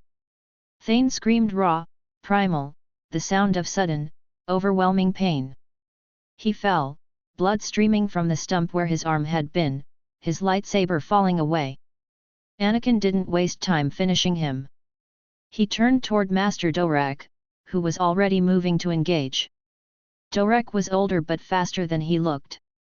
His blue blade moved with precise, economical efficiency, the form of someone who'd spent decades studying combat theory. Where Thane had been aggressive, Dorak was calculated. Where Thane had made mistakes, Dorak anticipated them. And for almost 2 minutes, it was almost even. Their blades met in the center of the platform, and Anakin felt Malak's interest surge. "Here," the ancient Sith whispered. "Here is someone who understands. Someone trained enough to be worthy of the effort." The duel intensified. Dorak's blue blade wove intricate patterns combinations designed to bind and control Anakin's saber. Anakin responded with raw power, overwhelming technique through sheer force augmented strength. They moved across the platform, dancing a dance that had been refined by thousands of years of Jedi and Sith teachings. Dorak managed to score a cut across Anakin's chest, armor parting, blood flowing. Anakin's expression didn't change. He simply pressed forward harder. His attacks became more aggressive, more brutal, abandoning defense to focus entirely on offense. Dorak tried to keep up, tried to match Anakin's intensity, but exhaustion was beginning to show in his movements. The end came when Anakin fainted left. Dorak moved to parry the non-existent attack, and Anakin pivoted right. The darksaber came up from below, and Dorak's attempt to recover failed. The black blade cut through his guard and into his chest. For a moment, Master Dorak looked directly at Anakin, and his eyes showed complete understanding. He'd lost, he'd always been going to lose, and now the end had come. Dorak fell. Now only Shak Ti remained. The Togruta Jedi Master stood alone on the platform, her lightsaber ignited, her Montrals tracking Anakin's movements. Around them, the chaos of the battle continued. Mandalorian troops moving through Tipica City, clone troopers engaging in desperate defensive actions, the sounds of war echoing across the platforms. "I trained you," Shak Ti said quietly. "I taught you discipline. I tried to teach you restraint. What happened to you?" "Nothing happened to me," Anakin replied, moving forward with measured steps. "I stopped pretending to be what the Jedi wanted me to be. I became what I actually am." Shak Ti raised her lightsaber into high guard. Her form was flawless, the blue blade positioned perfectly, her stance balanced and ready. She'd fought in 100 battles. She'd survived wars and learned from every confrontation. She understood combat theory at a level few living beings could match. And she understood she was going to die. But she came forward anyway, because that's what Jedi did. They stood in front of darkness, even when they knew they couldn't win. Their blades met, and the sound echoed across the platform like a bell being struck. Shak Ti's form was perfect, aggressive combinations flowing into defensive transitions, her footwork immaculate, her blade work textbook. She pressed forward, trying to overwhelm through superior technique and experience. For a moment, just a moment, Anakin had to work. Shak Ti's blue blade came close to finding him multiple times. Her understanding of lightsaber forms was profound. She understood not just how to fight but why, the philosophy underlying each movement. She tried to use that knowledge against Anakin, tried to exploit theoretical weaknesses in his unconventional style. It almost worked. Shak Ti's blade found an opening in Anakin's guard, a brief moment where his deflection left him exposed. She lunged, her blue saber aimed directly at his heart. Anakin felt the heat of the blade and realized with something approaching respect that this woman actually understood what she was doing. He sidestepped, letting her momentum carry her past. Then he reached out with the force and pulled. Shakti felt it a pressure all around her, holding her in place. She tried to move and found she couldn't. The force had become a cage, and she was trapped inside it. Anakin's dark eyes met hers, and in them, she saw two presences looking back. "I tried to save you," Shakti said quietly. "Years ago, when you first arrived. I felt something dark in you even then. I tried to teach you the light. You taught me restraint," Anakin replied. "You taught me to doubt myself. You taught me to believe that serving others was virtue." He paused. "Malak taught me the truth." Shakti's blue lightsaber fell from her grip as the force drain began. She felt her life force being pulled from her, the energy that animated her, the connection to the force that made her who she was. It was like being slowly erased. Like everything, she was being consumed by something vast and hungry. The last thing Master Shakti saw was Anakin's face, carrying the consciousness of a Sith Lord who'd lived centuries and learned to treasure every moment of an enemy's despair. Then there was nothing. While Anakin finished his work on the platforms, Grievous descended through Tipica City's central atrium. The cyborg general moved like a nightmare given mechanical form. His body was more machine than organic matter, steel limbs ending in sharp talons, 4 lightsabers held in 4 simultaneously active appendages. Behind him came Mandalorian assault teams and battle droids, all moving with military precision. Clone troopers tried to mount a defense.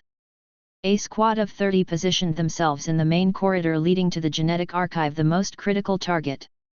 They formed firing lines, weapons raised, ready to give their lives for the place that had created them. Grievous laughed.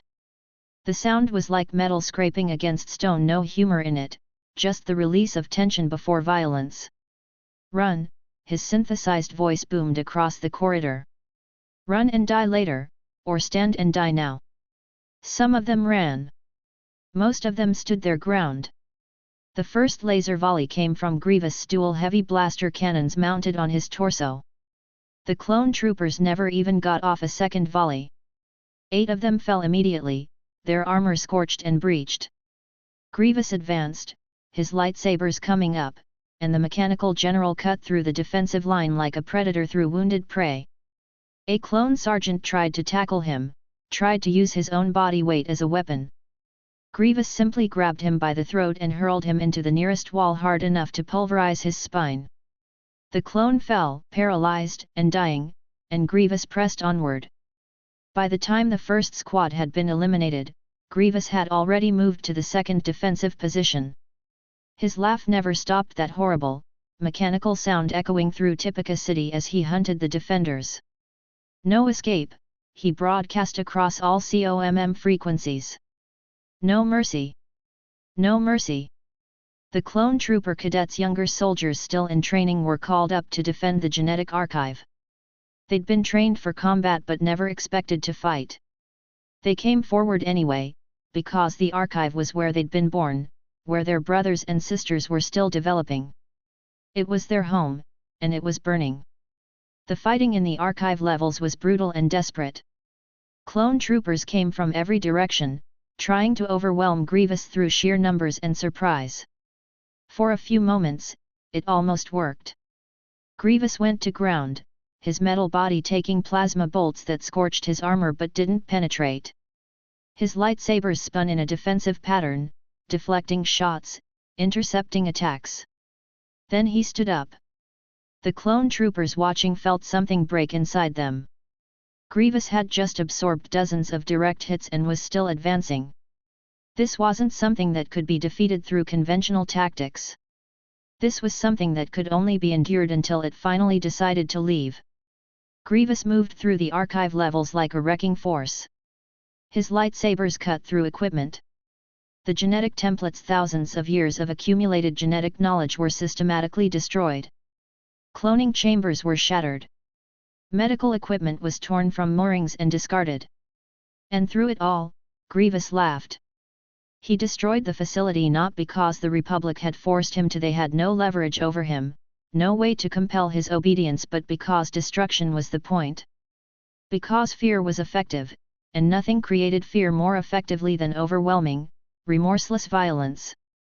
By the time his teams finished their work, the cloning facilities of Kamino were effectively destroyed. The genetic archives were gone. The equipment that could produce thousands of clones per year had been reduced to scrap. Whatever the Republic had hoped to preserve was now ash and memory. The Battle of Kamino lasted 19 hours from initial assault to final capitulation. By the end, 30,000 clone troopers were dead. 12 Jedi defenders were gone. The cloning facilities that the Republic had relied upon for military reproduction were ruins. Tipica City had been systematically dismantled, transformed from a center of hope into a monument to defeat. Anakin stood in the ruins of the command center, the darksaber still ignited at his side. Around him, Mandalorian warriors were consolidating control, rounding up survivors, securing the facility. Grievous approached, his mechanical form dragging slightly from damage sustained in the fighting. The cyborg's organic eyes fixed on Anakin, and his synthesized voice expressed something approaching satisfaction. "Well fought," Grievous said. "The Jedi put up more resistance than I anticipated." "They were trained warriors," Anakin replied. "But they were trained to defend. They were trained to preserve life. Those are limitations. We have none." Through the Force, Anakin could feel the collapse of the Republic's military structure. The loss of Kamino had cascading effects clones would take years to replace, the genetic knowledge was gone, the infrastructure was destroyed. What had been the Republic's greatest advantage was now its greatest vulnerability. The Mandalorian Sith Crusades had won a total victory. And in the fires of burning cloning facilities, Anakin Skywalker stood with Grievous and understood the same truth: the war was shifting fundamentally. The Republic was breaking. Resistance was becoming futile. And nothing would stop them now. Malak's presence in Anakin's consciousness purred with absolute satisfaction. "This is only the beginning," the ancient Sith Lord whispered. "Soon, every world will bow. Every Jedi will fall. And what remains will worship us not from fear but from the understanding that we are inevitable. We are destiny. We are the future made manifest." And Anakin, who once thought of himself as separate from Malak, found he could no longer distinguish where the ghost ended and he began. They were one now. Merging completely. The boy and the ancient Sith had finally become a unified consciousness, absolutely committed to conquest, absolutely devoid of mercy, absolutely unstoppable. The Battle of Kamino was over. The Age of the Republic was ending. And the Mandalorian Sith Crusades were only accelerating toward their inevitable conclusion. On Utappa, in the war room deep within the volcanic caverns, Count Dooku received the transmission from General Grievous with growing fury. Kamino had fallen.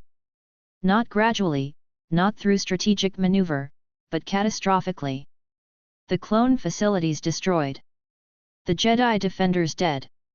And Grievous had done it without authorization. Dooku's hands clenched into fists. He'd given explicit orders: coordinate with the Mandalorian warlord but maintain separatist control of the strategic objectives. Let Anakin Skywalker bleed for conquest while the separatists positioned themselves as the reasonable alternative. The plan was delicate: play both sides, profit from the chaos, maintain leverage. Grievous had simply ignored him. "General," Dooku's voice was ice when he finally sent the return communication. "Your conduct at Kamino was unauthorized. The destruction of the cloning facilities was exactly what needed to be done," Grievous interrupted, his synthesized voice carrying something approaching satisfaction. "The Republic's military advantage is gone. Their clone production is finished. We've won." "We have not won anything," Dooku replied coldly. "We've destabilized the entire conflict. The Republic will mobilize completely now. The Jedi will commit everything. And the Mandalorian Emperor will continue his expansion without regard for separatist interests. There was a pause. When Grievous spoke again, his tone carried something between defiance and confusion. You wanted to drag this war out, Grievous said. You wanted profit and political positioning. I wanted victory. There's a difference, Count. The transmission ended. Dooku sat in the darkness of his chamber, understanding flooding through him.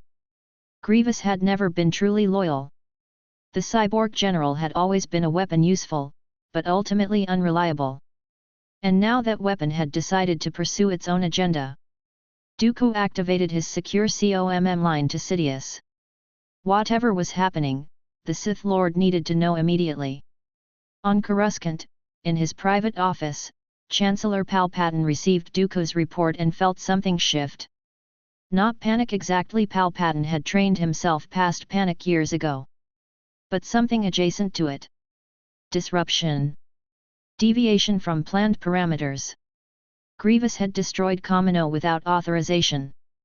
The Mandalorian Emperor continued his expansion across the Outer Rim. The Republic was fracturing faster than anticipated. The Senate was demanding immediate total mobilization. The Jedi Order was in chaos. None of this was supposed to happen yet. Palpatine had a plan. A careful plan developed over years. Order 66 was supposed to execute when the war was winding down, when the clones had proven their value, when the Jedi were sufficiently deployed and isolated. The chips in their brains would activate simultaneously across 1,000 battlefields. The Jedi would be eliminated by the very armies they commanded. Then Anakin would come to him desperate, grieving, needing guidance. And Palpatine would offer the power to save those he loved. The boy would fall, and the Sith Order would be reborn with a perfect apprentice at his side. But Anakin had already fallen. Not to Palpatine, but to a ghost. To Darth Malak. And Grievous was pursuing independent strategy. And the Mandalorians were conquering territory that Palpatine had intended to control subtly, through political manipulation and economic leverage. This is unacceptable, Palpatine murmured to himself. His calm facade was cracking. Not visibly, he'd maintained his mask in front of the Senate and the Jedi for this long. But here, alone, he allowed the frustration to surface. He activated a secure channel to his Inquisitors, the dark side operatives hidden throughout the galaxy. Prepare contingencies, he commanded. The Mandalorian situation is becoming untenable. If we cannot control them, we eliminate them. And General Grievous requires re-evaluation. He may have outlived his usefulness. The emergency Senate session erupted into controlled chaos. Senator Bail Organa was already furious over Alderaan. Now Kamino had fallen. The cloning facilities that the Republic had relied upon were destroyed. Military production was effectively ended. They had no way to replace losses. We must accelerate military production on other worlds, Senator Ascock demanded. Redirect resources immediately. Begin construction on new facilities. There are no new facilities, replied another senator. The genetic knowledge was stored in Kamino. It's gone. Creating a new cloning infrastructure would take years. The realization settled over the chamber like a shroud. The clone army, their greatest advantage, was functionally finished. Admiral Akbar sat in the military observer's box, watching the chaos unfold.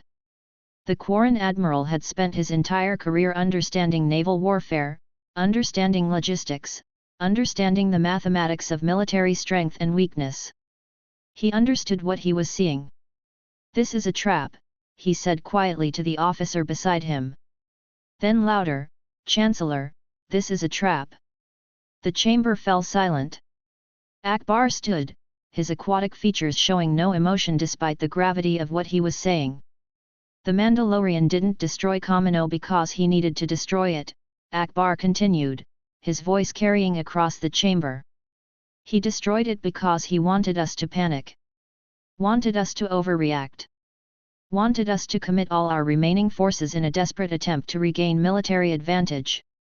Chancellor Palpatine leaned forward from his position. Admiral, explain. We're being played, Akbar said simply. Both sides are playing us. The Separatists drag out the war to maintain profit. The Mandalorian accelerates it to seize territory. Either way, the Republic is being consumed. The question is, by whom? And to what end? Silence filled the chamber as senators and military officers considered the implications. What are you suggesting? Bail Organa asked. Total mobilization, Akbar replied. Not reactive, that's what they want. Strategic. We consolidate our forces, abandon the outer rim, and create a defensible perimeter around the core worlds. We make the war too costly to continue. We force them to negotiate from weakness. Abandon billions of citizens, someone protested. Preserve the Republic, Akbar countered coldly. Because if we keep responding to each crisis, if we keep throwing forces at each attack, we'll eventually have nothing left. Then the Republic falls. That's the real trap. In the Jedi Temple, Obi-Wan stood before the High Council, reporting on the losses at Kamino. 12 Jedi dead. Shock Ti among them. The strategic military asset of the clone production facilities destroyed. The war effort fundamentally compromised. Master Yoda listened in silence, his ancient eyes closed. When he finally spoke, his voice was barely above a whisper. Losing we are. Not the war losing the ability to fight it, we are. Then we escalate, Mace Windu replied. We petition the Senate for full military authority. We take the war directly to the Mandalorian home world. We end this. And leave the core worlds undefended. Ki-Adi-Mundi shook his head. The Separatists would strike at Coruscant itself. They're already coordinating with the Mandalorians, another master pointed out. They're planning the same thing. They're going to squeeze us from both sides. Obi-Wan stood quietly, listening to the fear behind their words. These were the wisest warriors in the galaxy, and they were beginning to understand, they were losing. There is another possibility, Obi-Wan said quietly. What if Grievous acted independently? What if Dooku didn't authorize the Kamino assault? The chamber fell silent as everyone considered the implications. Then the Separatists and the Mandalorians are working at cross purposes, Ki-Adi-Mundi said slowly. Which means, Yoda continued, divisions exist. Weaknesses exist. Exploit them, we might. But even as the ancient Grand Master spoke, uncertainty filled the chamber. They had lost too much. The war was accelerating beyond their ability to control it. And somewhere in the darkness, forces were moving that the Jedi didn't understand and couldn't predict. For the first time since the Clone Wars began, the Jedi Order was afraid. And their fear was justified. Dooku's war room on Utappa fell silent when Anakin Skywalker's message arrived. The transmission was not a request for coordination. It was a statement of fact. The Mandalorian forces would be launching an assault on 3 Outer Rim worlds currently held by the Separatist Alliance. If Separatist forces interfered, they would be destroyed. If they cooperated and withdrew, they would be spared. Dooku watched the message twice, his aged face showing no emotion except in his eyes. There. Something ancient and dangerous stirred. He's consolidating territory, Sandhill said, the banking clan representative studying the holographic displays. Moving to secure the entire Outer Rim under his direct control. The boy forgets who gave him authority, Dooku replied quietly. His voice carried no anger, just the cold certainty of someone who'd held power long enough to understand its nature. He thinks himself our equal. He destroyed Kamino, another Separatist leader pointed out. Grievous did that without hesitation. The Emperor's power is. I am aware of the Emperor's power, Dooku interrupted. His hand moved, and a holographic display shattered into fragments, a subtle demonstration of force control that made the point clearly. What concerns me is his arrogance. He believes he can dictate terms to the Separatist Alliance. Dooku activated a secure channel to Sidious. The Sith Lord's presence appeared shadowed, amused, as if he'd been expecting this call. The Mandalorian overreaches, Dooku said without preamble. He's moving against separatist territory. We must respond.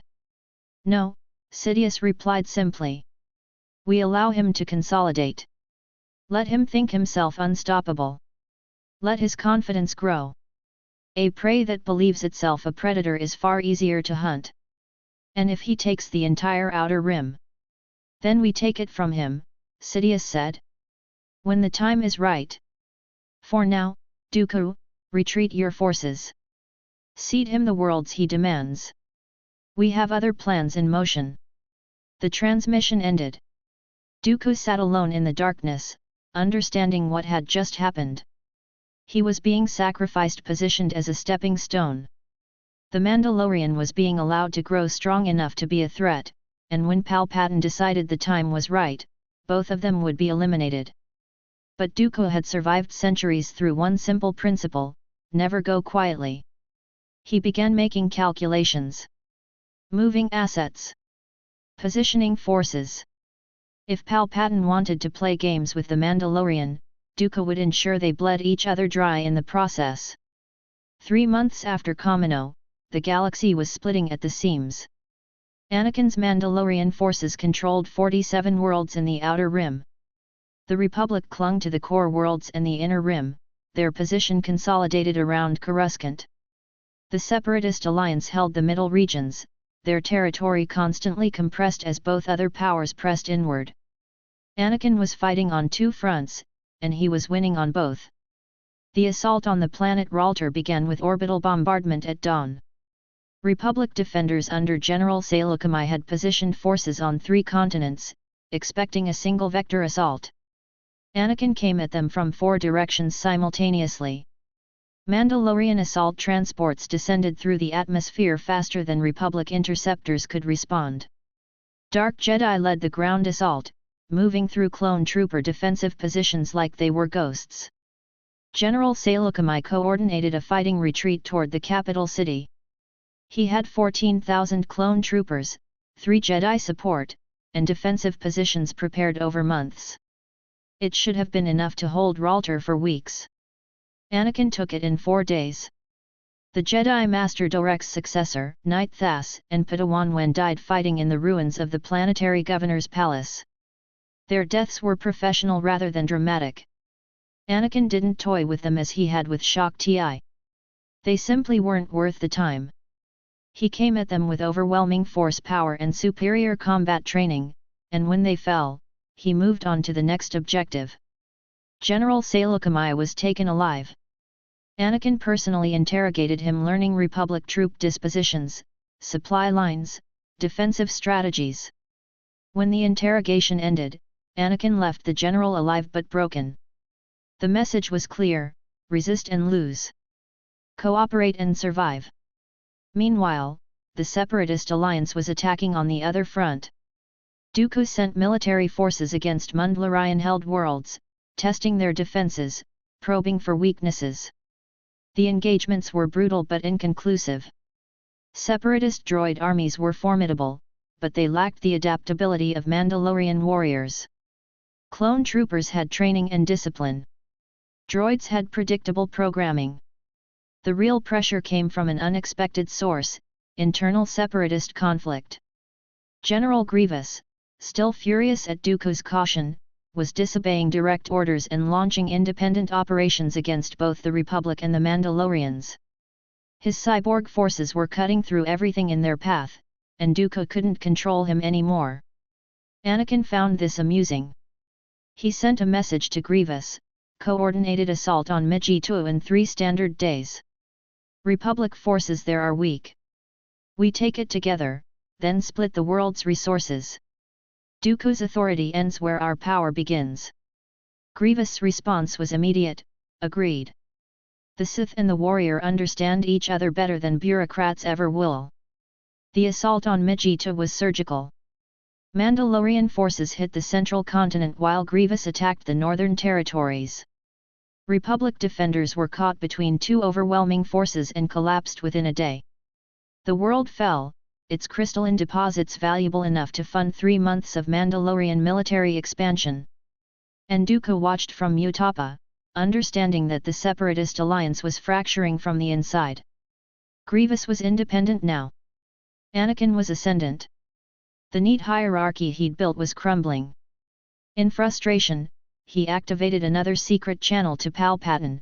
The situation deteriorates daily. The Mandalorian accelerates his expansion.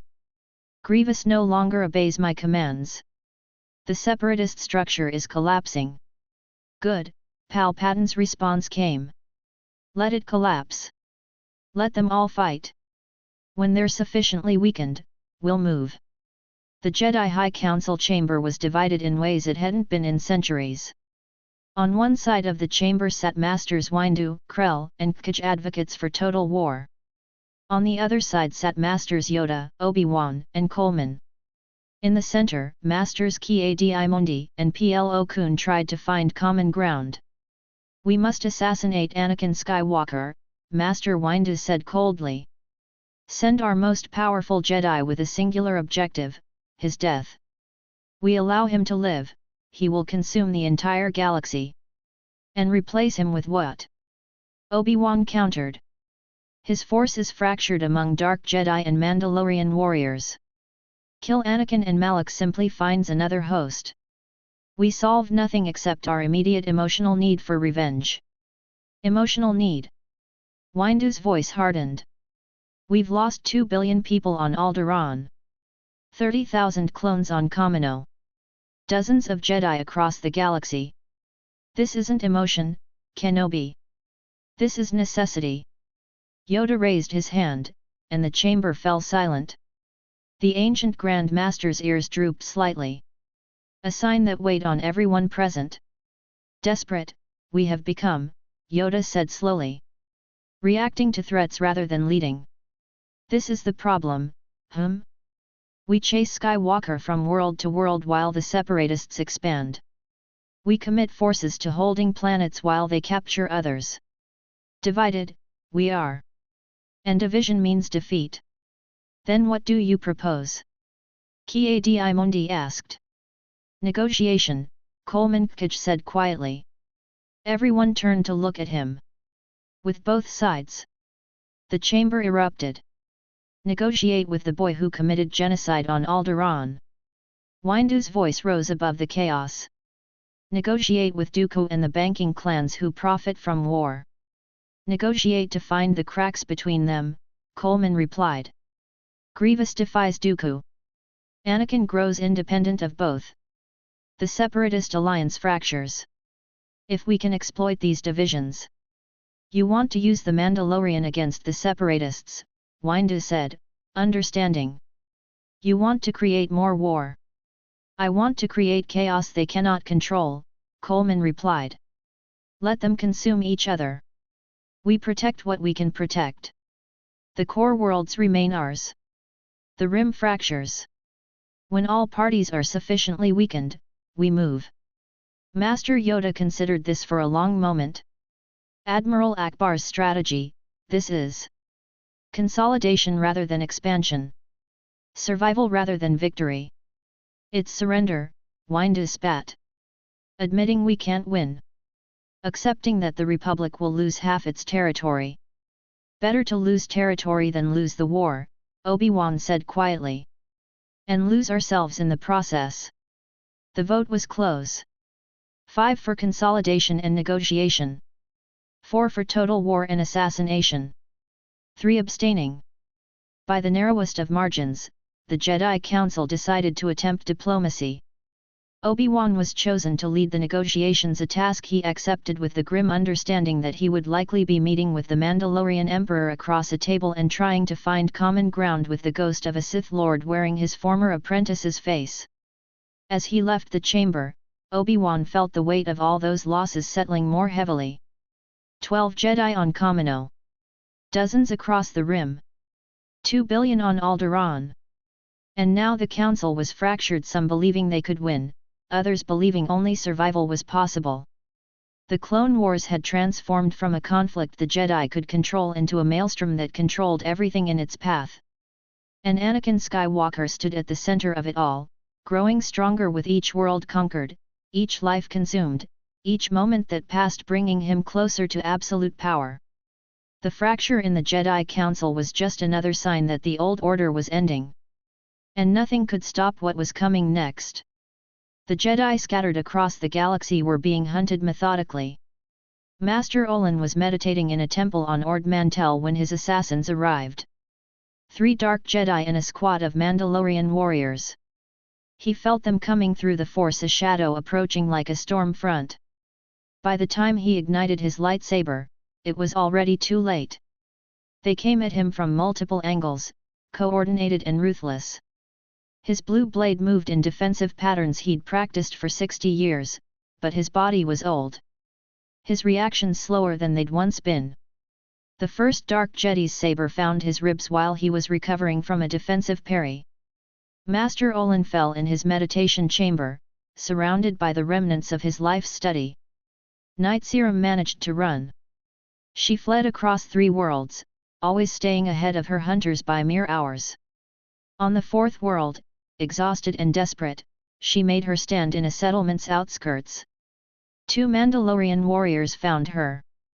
Her green lightsaber came up, and she fought with the desperation of someone who understood this was the end. She managed to kill one of them, a small victory before the other's blade found her neck. Padawan Ven was caught during meditation, his young mind not yet developed enough to sense danger through the Force. A dark Jedi walked into his chamber, and it was over before Ven even understood what was happening. Across the outer rim, the Jedi were being erased. One by one. Systematically. The hunters came to isolated temples and meditation outposts, to Jedi serving as lone advisors on planetary governments, to knights and masters who'd been separated from the main order during the war. Each death was reported back to Anakin. Each one was a presence that ceased to exist in the Force, a small agony that fed his power. Kira coordinated the hunters from the command center on Mandalore. She watched the reports come in red marks on the galactic map showing where Jedi had fallen. With each report, she saw Anakin grow stronger. Felt his presence expand through the Force. How many left? She asked Commander Sorux, the warrior who'd coordinated the assault on Alderaan. Isolated Jedi? We've eliminated 43, Sorux replied. But the council members remain. The senior masters are back on Coruscant now. Consolidated. Protected. Kira transmitted the information to Anakin through their secure channel. His response was immediate, good. Let them gather. Let them believe they're safe. When they're all in one place, we end this entirely. The incident happened over the planet Essels during a routine bombardment operation. Anakin was coordinating multiple assault vectors from the bridge of his dreadnought when a Republic fleet emerged from hyperspace ahead of schedule. 12 capital ships, unexpected and dangerous. Anakin reached out through the Force to assess the threat, preparing his battle meditation to coordinate defenses and counterattack. But he reached too far. The surge of Force energy that flowed through him in that moment was something he'd never experienced before. Malak's presence merged completely with his own consciousness, 2 ancient wills occupying the same space simultaneously. The power was overwhelming. All-consuming. For just a moment, Anakin lost control of it. The Force storm erupted outward from his consciousness like a supernova. The blast of raw dark side energy ripped through space itself. Republic capital ships were caught in the first wave, their shields overloaded by power that wasn't meant to be contained by conventional defenses. The Steadfast II, a star destroyer at the formation's center, took the brunt of the impact. Its entire starboard section simply ceased to exist, not destroyed exactly, but unmade at the molecular level. But it didn't stop there. The Force storm continued expanding, indiscriminate and absolute. It caught 3 Mandalorian support vessels that happened to be in the wrong position. One moment they were transmitting targeting data. The next moment they were scattered atoms drifting through the void. 2,000 Mandalorian personnel died in those ships. When the storm finally faded, silence fell across the tactical channel. Everyone staring at their displays in shock. The Republic fleet was devastated, half its vessels destroyed or crippled. but so were significant elements of the Mandalorian armada. Anakin stood on the bridge of his dreadnought, shaking slightly as he re-established control. Kira was staring at him with an expression between awe and fear. Around them, Mandalorian officers waited for his reaction. "Acceptable losses," Anakin said finally, his voice carrying harmonic undertones that made everyone around him instinctively step back. "The power required to achieve this level of devastation is worth the price. Rebuild the lost vessels. Upgrade their specifications. We continue the assault." But something had shifted. In that moment when the Force storm erupted, Anakin had felt the true scope of his power. And understood that controlling it required absolute focus. That the merger with Malak was nearly complete. That soon there would be no distinction between the boy and the ghost. He'd destroyed his own forces and felt no remorse. Only calculation. Only the cold understanding that acceptable losses were simply part of warfare. Kira understood what she was witnessing. The final dissolution of Anakin Skywalker. The complete emergence of something far older and far more dangerous. The orbital bombardment of Coruscant's outer city district began without warning. Anakin had positioned his fleet in deep space, hidden from Republic sensors through a combination of stealth technology and force masking. When the moment came, he activated the bombardment protocol that Malak had taught him years ago, not random destruction, but calculated strikes aimed at infrastructure that kept the city functioning. The first salvo hit the primary water reclamation facility. The structure that had served the city for millennia erupted into flames. Without water distribution, the outer city would become uninhabitable within days. The second volley targeted the power distribution grid. Entire districts went dark as power generation stations exploded one after another. The third strike hit the primary food storage facility. Months of grain and processed nutrients enough to feed millions became ash. The bombardment continued with mechanical precision. Each strike designed to maximize suffering. Each target chosen to ensure that civilian infrastructure collapsed not from military assault but from the systematic destruction of the systems that kept life possible. Master Obi-Wan watched from the Jedi Temple's observation deck as his home world burned. Millions of people screaming in the chaos. The Senate demanding immediate military response. The Council fracturing further as different masters advocated for different strategies. This was Malak's legacy, not conquest through direct military victory, but through the breakdown of civilization itself. Making the population so desperate, so hopeless, that resistance became impossible. Anakin descended through the bombardment in his personal fighter, landing in the ruined plaza of the outer city's center district. Around him, survivors stumbled through smoke and ash. Children crying. People searching for relatives under collapsed structures. He walked through it all untouched, his presence in the Force like a void that swallowed hope and light. "This is necessary," Malak whispered through their merged consciousness. "This is what victory requires. Not mercy. Not restraint. Just the absolute willingness to destroy everything until only your power remains." And Anakin, who once thought of himself as the chosen one meant to bring balance, found he could not argue with the logic. The bombardment of Coruscant continued for 6 hours. By the time it ended, 50,000 civilians were dead. The outer city was effectively uninhabitable. And the Republic was one step closer to total collapse. In the wreckage, amid the suffering and death, Anakin stood with his darksaber ignited and felt nothing but satisfaction at a well-executed strategy. The Mandalorian Sith Crusades had evolved beyond simple warfare. They had become an instrument of absolute destruction, not fighting to conquer, but to annihilate. To leave nothing standing except the new order that would be built on the ashes of the old. And the galaxy, watching Coruscant burn, finally began to understand what was coming. Not defeat. Not victory. Apocalypse. The Senate rotunda was chaos barely contained by protocol. Chancellor Palpatine sat at his elevated position, watching the senators argue across their floating platforms. Reports were still incoming from Coruscant's surface. 50,000 dead. Entire districts without power, water, or food distribution. The bombardment had been calculated to maximize suffering without completely destroying the planet's structural integrity. We must mobilize the entire military. Senator Ascock demanded. Coruscant has been attacked. The capital world itself is under siege. With what? Another senator replied bitterly. Our clone army is depleted. Kamino's facilities are destroyed. We're fighting on 3 fronts and losing ground everywhere.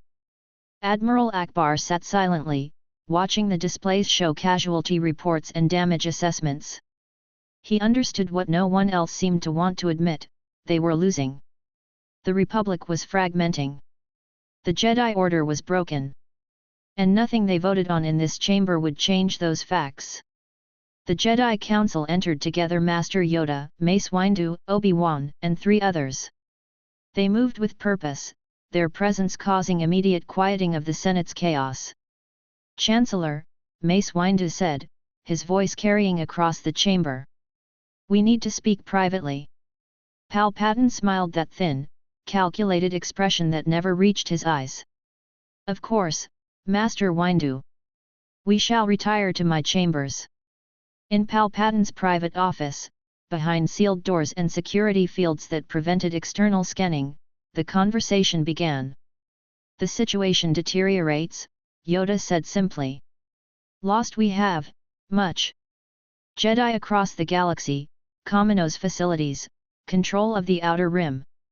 The boy consolidates power faster than we can respond. The boy? Palpatine's eyebrow rose slightly. You mean Anakin Skywalker? The chosen one who was meant to bring balance to the Force. There was something in his tone: amusement, perhaps. Knowledge that shouldn't have been accessible. Obi-Wan felt it immediately. Chancellor, what do you know about Anakin? Obi-Wan asked carefully. What do I know? Palpatine stood and moved to his window, looking out over Coruscant's burning districts. I know that he's being guided by something far older than himself. A Sith Lord whose consciousness has somehow survived across centuries. I know that the merger between them is nearly complete. And I know that within days or weeks, Anakin Skywalker will cease to exist entirely. The council members exchanged glances. There was no shock in Palpatine's revelation, just certainty. The knowledge of someone who'd been watching this entire sequence unfold. You knew, Mace Windu said, understanding crystallizing. You've known all along. Known? No, Palpatine replied. But I suspected. And I allowed certain developments to proceed because they served my purposes. He turned to face them. The Mandalorian Crusades have destabilized the entire galaxy exactly as I hoped. Now the only question is whether you survive long enough to be useful. Before anyone could respond, alarms erupted across Coruscant. The news anchor, a seasoned Pantoran named Sax Roll who'd reported on 3 wars and 2 Republic restructurings, was broadcasting live from a field center in the outer city. Behind him, smoke rose from destroyed infrastructure. Rescue workers moved through rubble. The suffering was absolute and undeniable. Casualties continue to mount as rescue operations proceed, Sax was saying. The Senate has authorized emergency relief protocols, but supplies are already stretched thin from the war effort. Medical facilities are overwhelmed with. A figure descended from the sky. Anakin landed between Sax and the camera, his darksaber ignited, his presence in the Force like a physical weight pressing down on everyone nearby. The news crew scrambled backward. Sax Roll tried to run. Anakin moved without haste. His hand came up, and the anchor's body flew backward through the air. Sax crashed into a wall of durasteel hard enough to shatter bones. His body crumpled, and he was dead before he hit the ground. Point the cameras on me, Anakin commanded. His voice carried force-amplified authority that no one could disobey. Trembling camera operators complied, their lenses fixing on the young man standing in the ruins of the outer city. When he spoke, his voice was layered with 2 consciousnesses: Anakin Skywalker and Darth Malak merged into a singular presence. People of the Republic, Anakin began. I am Mandalore the Emperor. I stand before you in the ashes of your broken civilization to speak truth that your leaders have hidden from you for generations. The broadcast was being picked up across every news frequency on Coruscant. Within minutes, it would spread to every planet in the Republic's territory. Your Jedi promised you protection, Anakin continued, walking through the debris field, his darksaber still ignited. They delivered death. Your Senate promised you governance. They delivered corruption. Your military promised you security. They delivered defeat. He stood before the camera, his eyes showing the complete absence of mercy. I have burned your worlds. I have killed your soldiers. I have destroyed the military infrastructure you relied upon. And you cannot stop me. Not because you lack strength, but because you lack will. You lack the understanding that power is not evil, it is inevitable. It is the only truth that matters. Behind him, more bodies lay in the rubble. News crew members, rescue workers, civilians who'd been in the wrong place. The age of the Republic is ending, Anakin said, his god complex radiating through the broadcast like radiation. The age of the Jedi is finished. What rises in their place will be built on absolute power and absolute will. There is no mercy in what comes next. There is only conquest. Only the inevitable expansion of my rule until every world bows and every voice that could resist has been silenced. He paused, tilting his head as if listening to something only he could hear. Malak's presence moved through the broadcast like a shadow. I was once a boy who wanted to save people, Anakin continued. Who wanted to protect those he loved. That weakness is gone. What remains is perfection. Absolute. Inevitable. Divine. His hand moved, and the camera operator's head simply rotated 360 degrees. The transmission cut to static. Republic security forces were already moving toward the outer city when Anakin's fighter ascended through the atmosphere. The Executor's wrath cut through the sky, its weapons systems shredding any interceptor foolish enough to try to engage. Behind it, Mandalorian support vessels formed a protective screen. By the time Republic defenders understood what was happening, Anakin was already reaching the upper atmosphere. By the time they mobilized a response, he'd jumped to hyperspace. But the broadcast remained. Distributed across every news feed. Recorded in every security database. Shown again and again to shocked audiences who'd just heard the Emperor of Mandalore proclaim his absolute authority and his intention to destroy everything they'd built. In the Senate Rotunda, chaos erupted anew. In the Jedi Temple, Masters stared at holographic displays showing Anakin's face, two consciousnesses looking out with utter certainty of dominion. And on Coruscant's streets, people felt something break inside them. The hope that the Republic could survive had evaporated. What remained was only the understanding that the world they'd known was ending. The broadcast had lasted 4 minutes. It would reshape the entire galaxy's perception of what was possible. The world of Meridian was beautiful. Temperate forests, crystal lakes. A population of 12 million who'd never known warfare. They'd requested protected status from the Republic years ago, and the Senate had granted it a sanctuary world, untouched by the Clone Wars. Anakin changed that in a single afternoon. The orbital assault began at dawn. Mandalorian dreadnoughts descended through the atmosphere with weapons already charging. There was no negotiation. No warning. Just the sudden appearance of overwhelming military force descending like judgment. The planetary defenses were minimal, a handful of old starfighters, some ground-based anti-aircraft batteries. They tried to mount resistance. 3 Mandalorian assault transports were damaged. One was destroyed with all 200 warriors aboard. Anakin didn't care about the losses. He'd learned from Malak that war wasn't about minimizing casualties on your own side. It was about maximizing them on the enemy's. It was about making the price of resistance so catastrophic that surrender became the only rational choice. The first city to resist was Meridian Prime. A settlement of 3 million built around a central spire that housed the planetary government. When the Mandalorian forces descended, the city's defenders tried to evacuate civilians. They managed to get maybe 500,000 out before the bombardment intensified. Anakin descended to the surface personally, landing in the central plaza. Around him, the city was burning. Buildings collapsed. People screamed in the chaos of sudden warfare, visiting a world that had known only peace. Kira flanked him as they moved through the devastation. Behind them came Mandalorian assault teams and Dark Jedi operatives. The objective wasn't military, there were no significant military targets on Meridian. The objective was psychological. It was teaching the galaxy what happened to worlds that existed under Republic protection. The answer was, nothing. The Republic could not protect them. No one could protect them. Only submission to Anakin's rule offered any chance of survival. A group of civilians tried to flee the plaza when they saw Anakin approach. He reached out with the Force and simply stopped them. Held them suspended in the air, their bodies frozen by invisible pressure. He could feel their fear radiating through the Force like heat. "This is what resistance means," Anakin said, his voice layered with Malak's presence. "Death. Pain.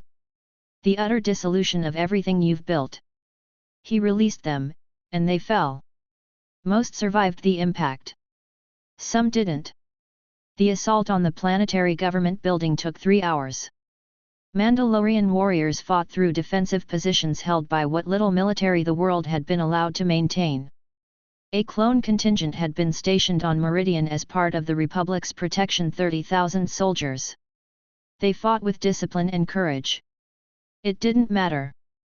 By evening, the government building was burning. The planetary leadership was dead. The primary cities were ruins. And Anakin stood in the plaza watching the sunset paint the sky red from reflected fire. "Casualty reports?" he asked Kira. 4 million estimated, she replied. "Civilian deaths. Another 1,000,000 from the military and defense forces." "Acceptable," Anakin said simply. "Broadcast surrender terms to all remaining settlements. Disarm completely. Surrender all leadership to military tribunals. Comply within 48 hours or face orbital bombardment." Every settlement complied. Within 2 days, Meridian was under Mandalorian control. 5 million people dead. The most beautiful world in the sector transformed into a monument to what happened when you didn't immediately accept Anakin's rule. The message echoed across the galaxy: resistance was futile. Surrender was the only rational choice. And in the hearts of those who heard the message, hope began to die. Senator Padme Amidala sat in her private chambers on Coruscant, watching the news feeds report on Meridian's fall. 5 million dead. An entire world transformed into rubble. And the broadcast that preceded it, Anakin standing alone proclaiming his god complex, his absolute dominion. She'd been watching Anakin's transformation for months, understanding it through personal experience that the Jedi Council could never comprehend. Her hand moved, and a hidden panel slid open. Inside lay a Sith lightsaber, ancient, black as midnight, humming with contained power. She'd carried it since childhood, since Darth Xana's Force essence had first whispered to her through the darkness when she was barely 9 years old. Xana had appeared to her as a presence rather than a physical form, a ghost anchored to the living world through ancient Sith techniques. The dead Sith Lord had chosen young Padme as her vessel of influence, training her in secret for her entire life. Teaching her Sith sorcery. Teaching her patience. Teaching her how to operate as a Sith Lord hidden within the Republic's political structure. The plan had been elegant. Cultivate a politician who could rise through legitimate channels while mastering the dark side in absolute secrecy. Eventually reveal the truth and reshape the galaxy. But 5 years ago, Padme had severed the connection. She'd grown stronger than her teacher. Understood things Xana never had. And when she'd reached the apex of her power, she'd performed a ritual that destroyed Xana's essence completely. The ghost was gone. Dissolved into the Force. No more whispers in the darkness. No more guidance from a dead master. Padme had believed herself free. But now, Watching Anakin's broadcasts, seeing Malak's consciousness consuming him completely, she understood her error. There was no freedom from the dark side. There was only power and the constant war to maintain it. She'd planned to seduce Anakin to her cause. Use him as a tool to accelerate the collapse of the Republic. Then, when the moment was right, eliminate him and consolidate control herself. But Malak was ancient. Malak had dominated entire civilizations. Malak didn't care about subtle manipulation or political positioning. The ghost consciousness was pure conquest, pure annihilation, pure will made manifest.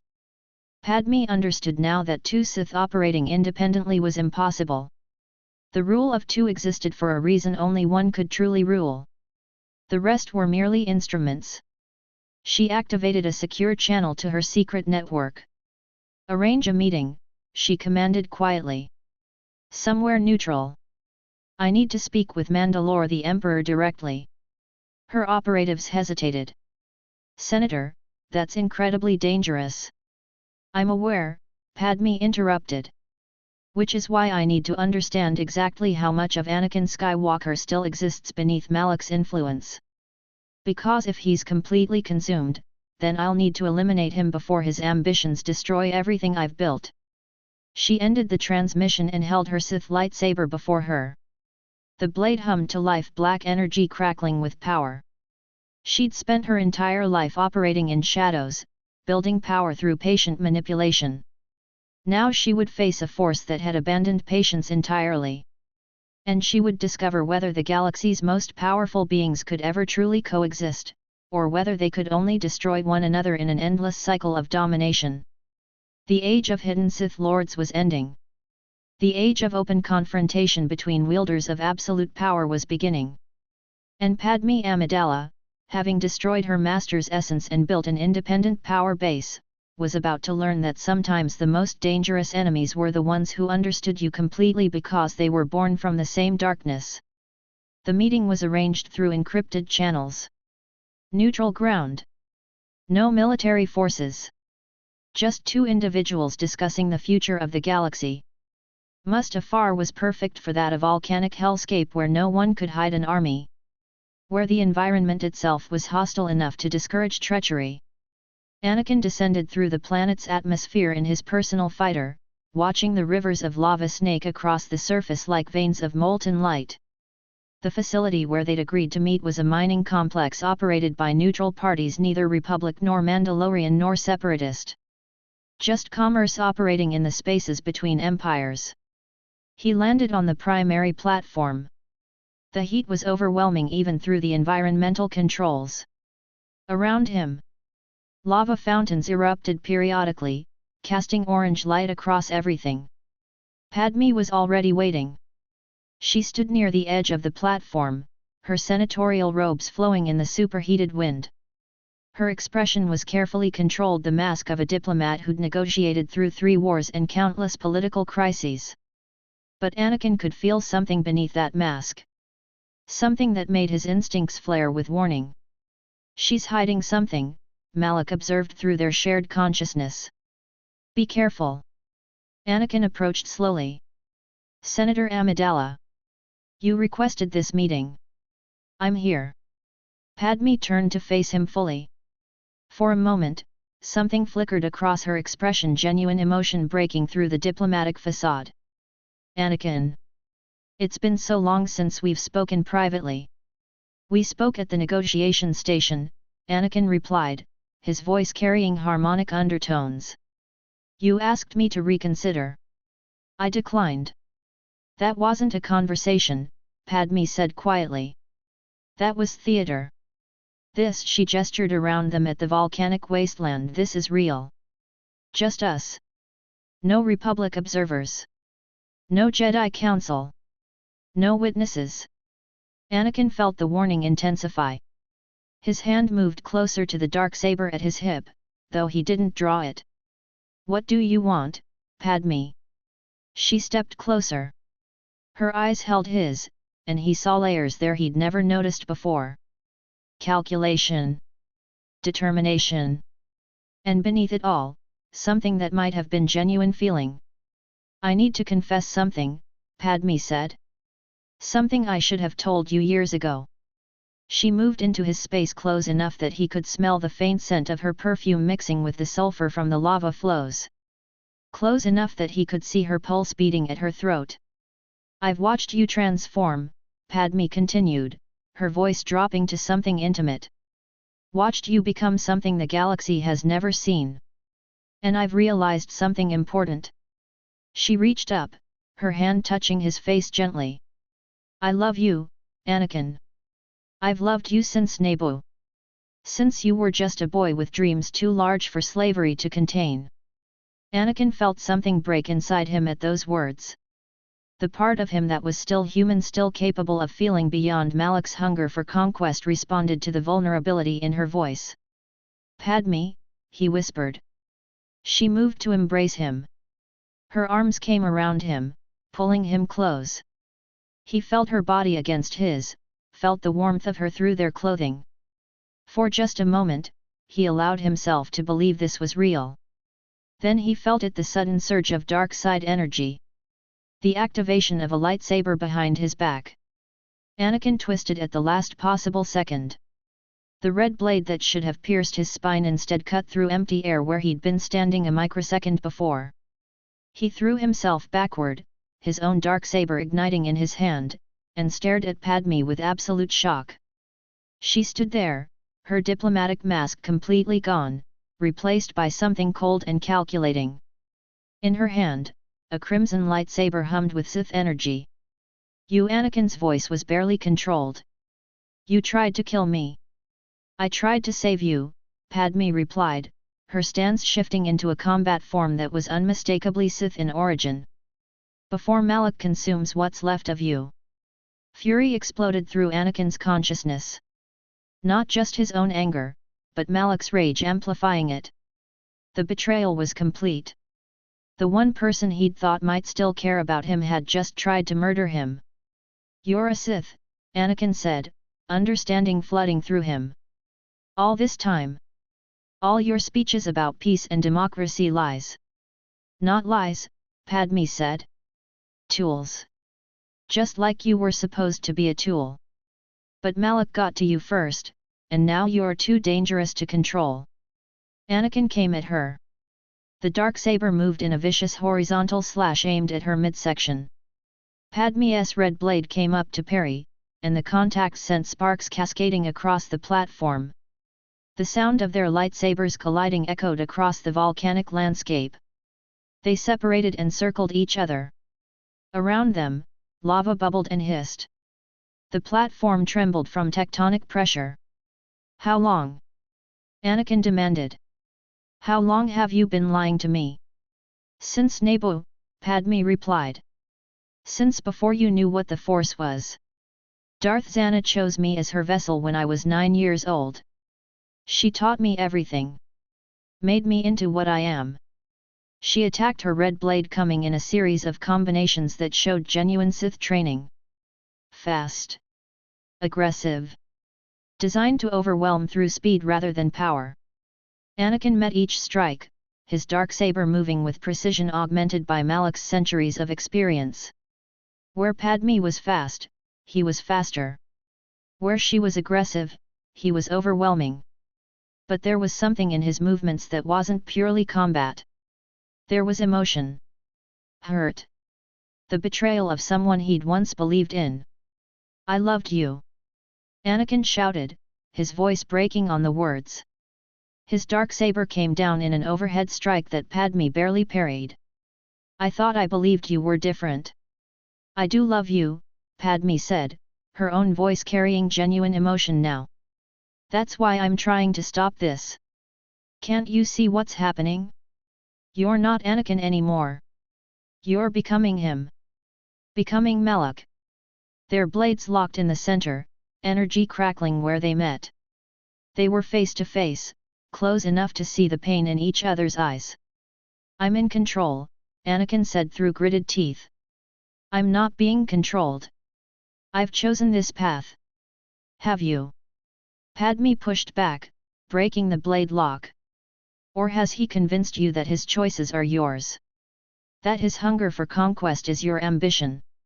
She pressed the attack, driving Anakin backward across the platform. Her red blade wove patterns in the air combinations that Xana had taught her, refined through years of secret practice. She was good.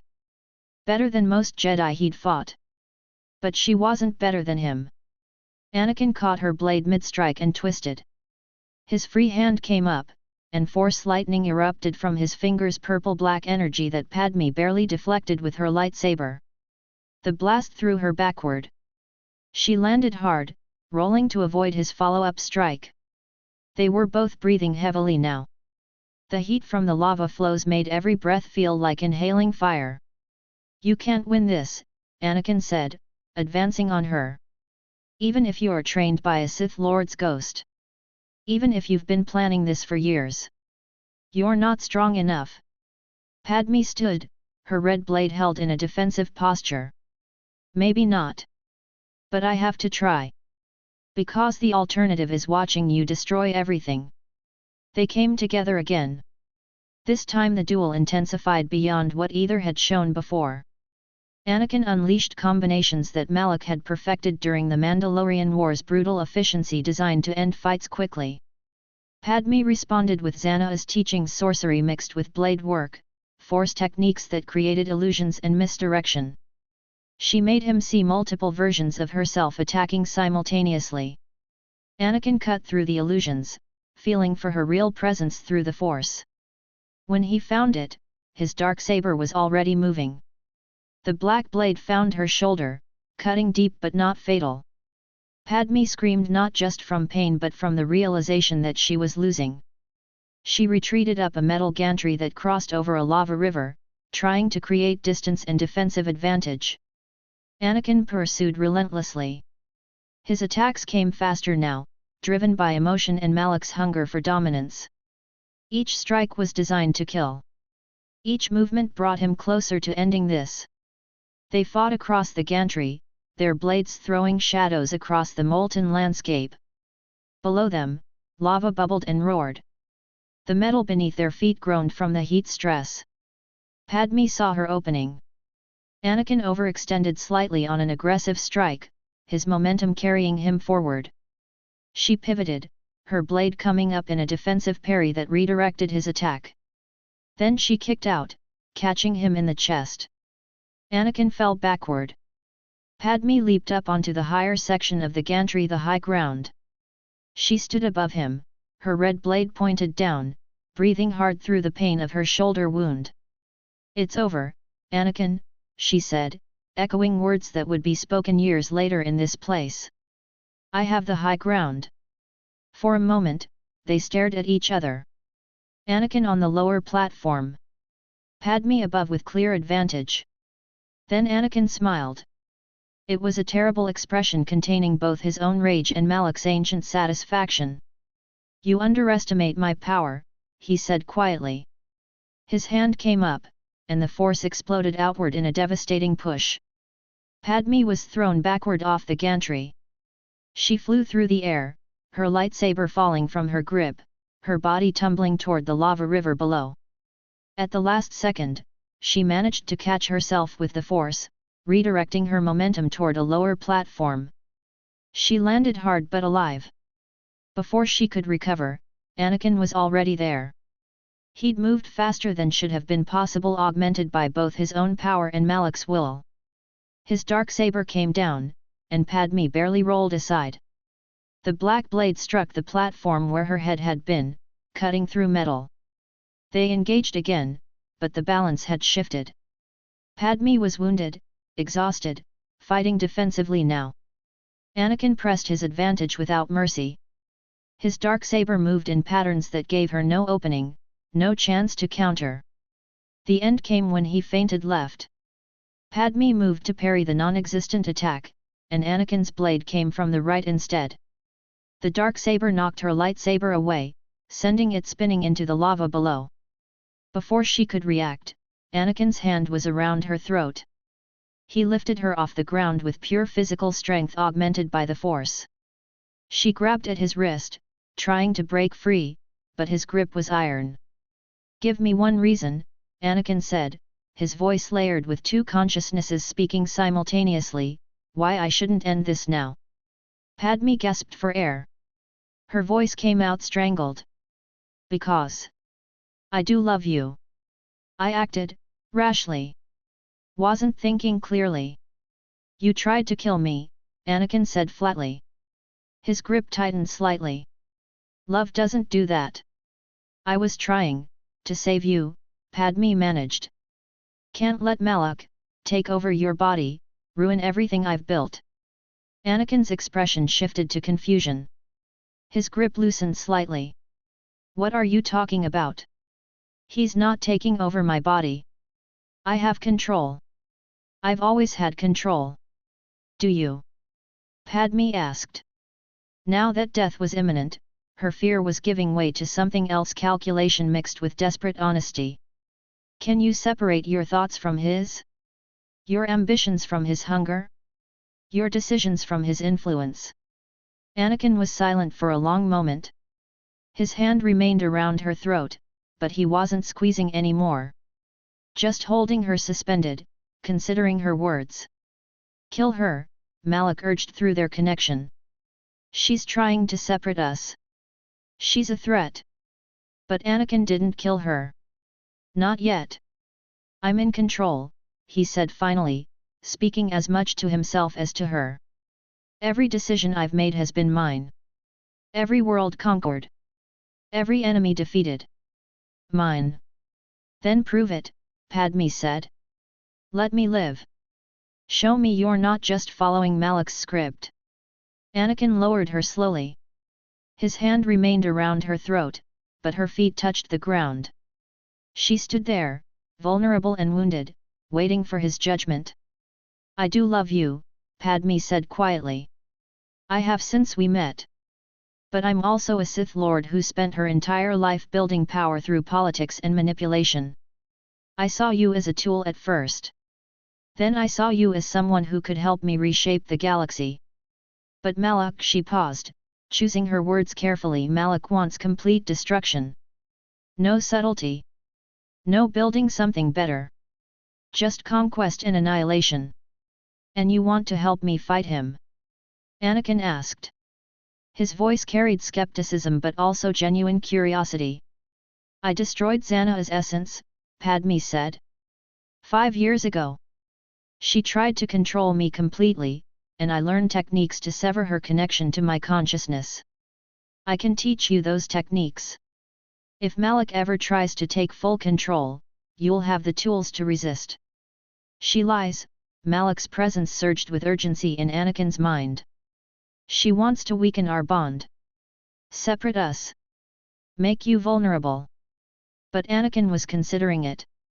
For the first time since his transformation began, he was questioning whether the merger with Malak was entirely beneficial. Whether having another voice in his consciousness, even one that had made him stronger, was something he wanted permanently. You acted rashly, Anakin said finally. You tried to kill me because you were afraid. That's weakness. Yes, Padme agreed. It was. But you're also offering me something valuable, Anakin continued. Protection against complete possession. A safeguard if Malak's influence becomes too strong. He released her throat completely and stepped back. His darksaber remained ignited, but he wasn't attacking anymore. I accept your feelings, Anakin said carefully. And I accept your offer. Teach me the techniques to resist complete essence domination. But understand this, his voice hardened, if you ever try to betray me again, if you ever raise a weapon against me, I will kill you. No hesitation. No mercy. Understood, Padme said. Deep in Anakin's consciousness, Malak's presence roiled with frustration. The ancient Sith Lord had not anticipated this development. Padme being another influence on Anakin, another voice offering alternative perspectives, was definitely not part of his plans. This is a mistake, Malak said. She will weaken you. Make you doubt. But Anakin was already making his own calculation. Having Padme as an ally, someone with political power and Sith training who genuinely cared about him, might be more valuable than killing her. And if Malak ever did try to take complete control, having defensive techniques could preserve his autonomy. "We'll return to Mandalore together," Anakin said. "You'll teach me what you know. And we'll see if this alliance works." Padme nodded, still favoring her wounded shoulder. They stood together on the volcanic platform, two Sith-trained Force users who'd just tried to kill each other now forming an uneasy partnership. Above them, Mustafar's sky burned with reflected lava light. And somewhere in the darkness of Anakin's consciousness, Malak calculated his next move, understanding that his perfect instrument was becoming more complicated than he'd intended. The duel was over. The alliance was forged. And the galaxy's future had just become even more uncertain. Padme arrived on Mandalore through channels that left no trace. A private shuttle, unmarked and untraceable, landing in the hidden docking bays beneath the palace. No one knew she was there. The public record showed her on Coruscant attending Senate sessions. The records were perfectly maintained by operatives who'd learned to forge documentation as easily as breathing. Anakin waited in the meditation chamber, the same ancient space where he'd first learned to merge with Malak's consciousness. Kira had been dismissed without explanation. All other Dark Jedi were confined to their quarters. For the next 72 hours, the Emperor would accept no interruptions. "Show me," Anakin said simply when Padme entered. She moved to the center of the chamber, her presence in the Force already shifting into something more defined than he'd felt before. Without her senatorial mask. Without the diplomat's careful control. Just a Sith Lord showing another Sith Lord the techniques of her trade. "Zana taught me how to create barriers within consciousness," Padme began. "Walls that separate one's own will from external Force influence. When she tried to dominate my mind completely, I used these techniques to resist. Eventually, I severed her essence entirely." She reached into Anakin's consciousness through the Force, and he felt it, a delicate pressure that could have been overwhelming but instead was controlled and precise. She showed him how to recognize when external will was trying to dominate his own. How to identify the patterns of influence versus pure consciousness. "Here," she said, her presence touching the boundary where Anakin ended and Malak began. "This is where he's strongest. Where the merger is most complete. If he ever tries to take full control, if he tries to eliminate your consciousness entirely, these techniques can hold him back. Give you time to either resist completely or negotiate terms." Anakin absorbed the information, feeling the knowledge settle into his mind like sediment. The techniques were elegant, not fighting Malak's presence directly, which would be futile, but creating space. Creating autonomy. Creating the possibility of coexistence rather than absorption. But as Padme withdrew her presence from his consciousness, Anakin felt something shift. A surge of irritation from Malak. "She teaches you to resist me," the ancient Sith hissed. "To doubt me. To believe you might someday need protection against me." Anakin considered this. "Did you ever betray Revan?" he asked, his voice cutting through the meditation chamber's silence. Padme's expression showed surprise at the question. "That's what Malak told you? That he conquered Revan?" "He showed me visions," Anakin replied. "Memories of their partnership. How Revan trusted him, and he used that trust to accumulate power. Eventually sought to surpass his master." "Then you should probably learn resistance techniques," Padme said quietly. "Because that pattern suggests Malak understands betrayal intimately. Knows it from both sides, being betrayed and betraying." Anakin didn't respond immediately. He sat with that knowledge, understanding it intellectually but not quite accepting it emotionally. Malak had made him powerful. Malak had shown him truths the Jedi had hidden. Malak had guided him toward his destiny. But Malak also had a history of absorbing stronger consciousnesses into his own. Of using partnership as a stepping stone to dominance. "I trust him," Anakin said finally. "Good," Padme replied. "But trust doesn't mean you shouldn't prepare for the possibility that trust could be misplaced. These techniques, they're insurance. Not because you should expect betrayal now, but because you should understand it's theoretically possible. They spent the next day in detailed instruction. Padme showed Anakin how to compartmentalize his consciousness. How to create spaces within his mind that even a powerful Force user like Malak couldn't easily access without obvious effort. How to maintain autonomy even if external will was trying to subsume him. Anakin learned quickly. His natural talent in the Force combined with years of Malak's teachings made the process almost intuitive. By the evening of the second day, he had the techniques integrated into his consciousness. Not actively using them that would alert Malak immediately but available. Waiting. A safeguard he hoped he'd never need. That night, as Coruscant's distant light played across Mundlary's volcanic plains through the palace windows, Anakin and Padme shared something that no one else would ever know about. No records existed of it. No security footage captured it. What happened in those hours existed only in their memories and in the subtle shifts of their Force presences when they were near each other afterward. When Padme left the next morning, she left through the same secret channels.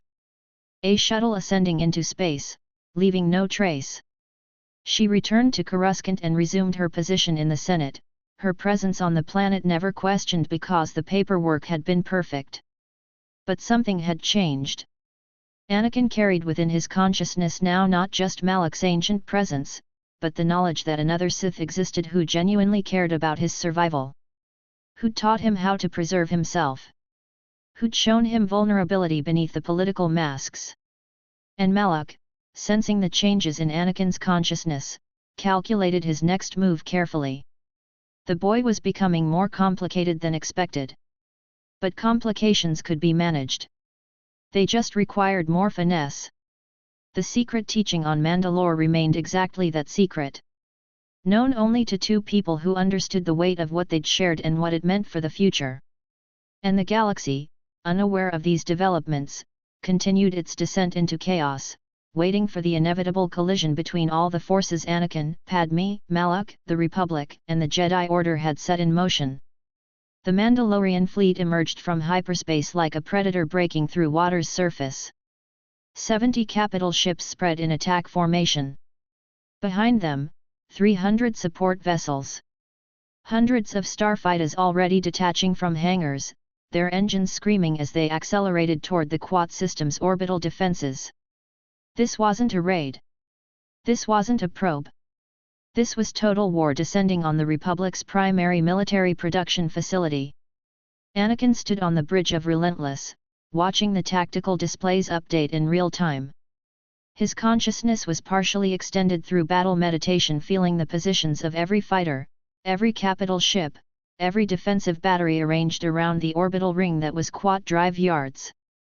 He could sense the Republic commanders scrambling, trying to organize a response to an attack they hadn't anticipated and couldn't adequately defend against. Admiral Yulren's voice came through the COMM system, calm and professional despite the magnitude of what was unfolding. All assault vectors report ready status, Yulren said. Primary targets locked. We begin bombardment sequence on your command, Mandalore. Anakin opened his eyes. Around him, his tactical officers waited, hands poised over controls that would determine the fate of millions. Commence the assault, Anakin commanded. I want their shields down within 15 minutes. No mercy for anything that resists. The Mandalorian dreadnoughts began firing. The first volley of turbolaser fire streaked across space, concentrated beams of emerald energy cutting through the darkness. The Republic's outer defensive ring automated gun batteries and shield generators meant to stop any conventional assault lit up like a constellation dying. 3 batteries were destroyed in the first exchange.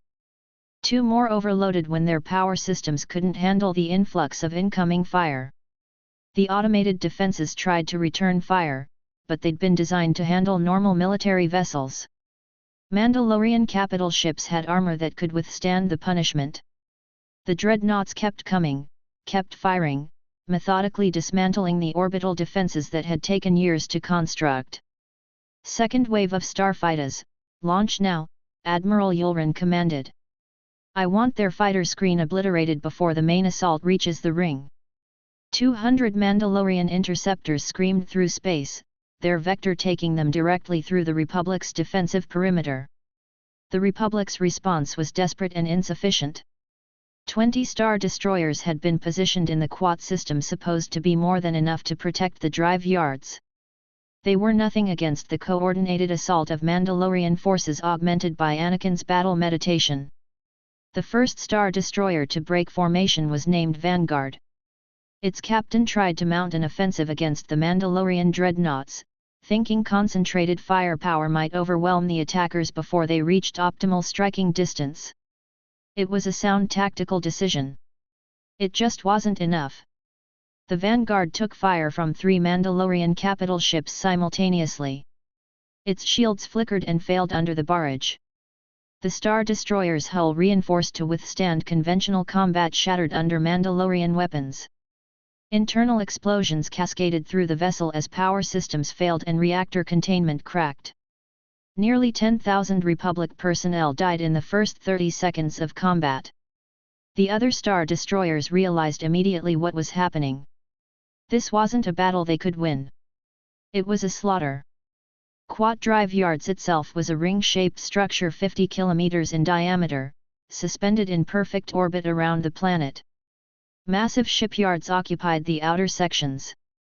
Manufacturing facilities and residential zones filled the middle. Military installations and command centers sat at the core. It was the most valuable military asset the Republic possessed, the facility that built Star Destroyers and manufactured the weapons that fueled the war effort. Commander Thorne, promoted after his predecessor's death on Meridian, stood in the Primary Defense Command Center, watching the tactical displays show red contact after red contact descending on his position. Around him, officers moved through their practiced routines with the professionalism of people trained for this moment. All shield generators are at maximum capacity, one officer reported. We can hold for approximately 40 minutes before the orbital bombardment depletes our power reserves. 40 minutes, Thorne repeated. Can we get military reinforcements here in 40 minutes? Negative, sir, the communication officer replied. Nearest Republic fleet is 20 hours away. We're on our own. Thorne understood the mathematics of what was unfolding. They had 40 minutes of shield capacity. The Mandalorians had unlimited patience and overwhelming firepower. Eventually, the shields would fail. Eventually, the assault would reach the ring. Launch all starfighters, Thorne commanded. I want every combat-capable vessel engaging the Mandalorian formation. Buy us time. But even as he gave the orders, Thorne understood they were fighting with the hope of delaying the inevitable, not changing the outcome. The Republic starfighters launched from the drive yards F-Wings and V-19s, piloted by skilled veterans who'd survived years of the Clone Wars. They came at the Mandalorian formation in coordinated waves, trying to create gaps in the attack pattern. Some managed to damage Mandalorian starfighters. A few even destroyed them outright. It didn't matter. For every Mandalorian fighter lost, 3 Republic fighters fell.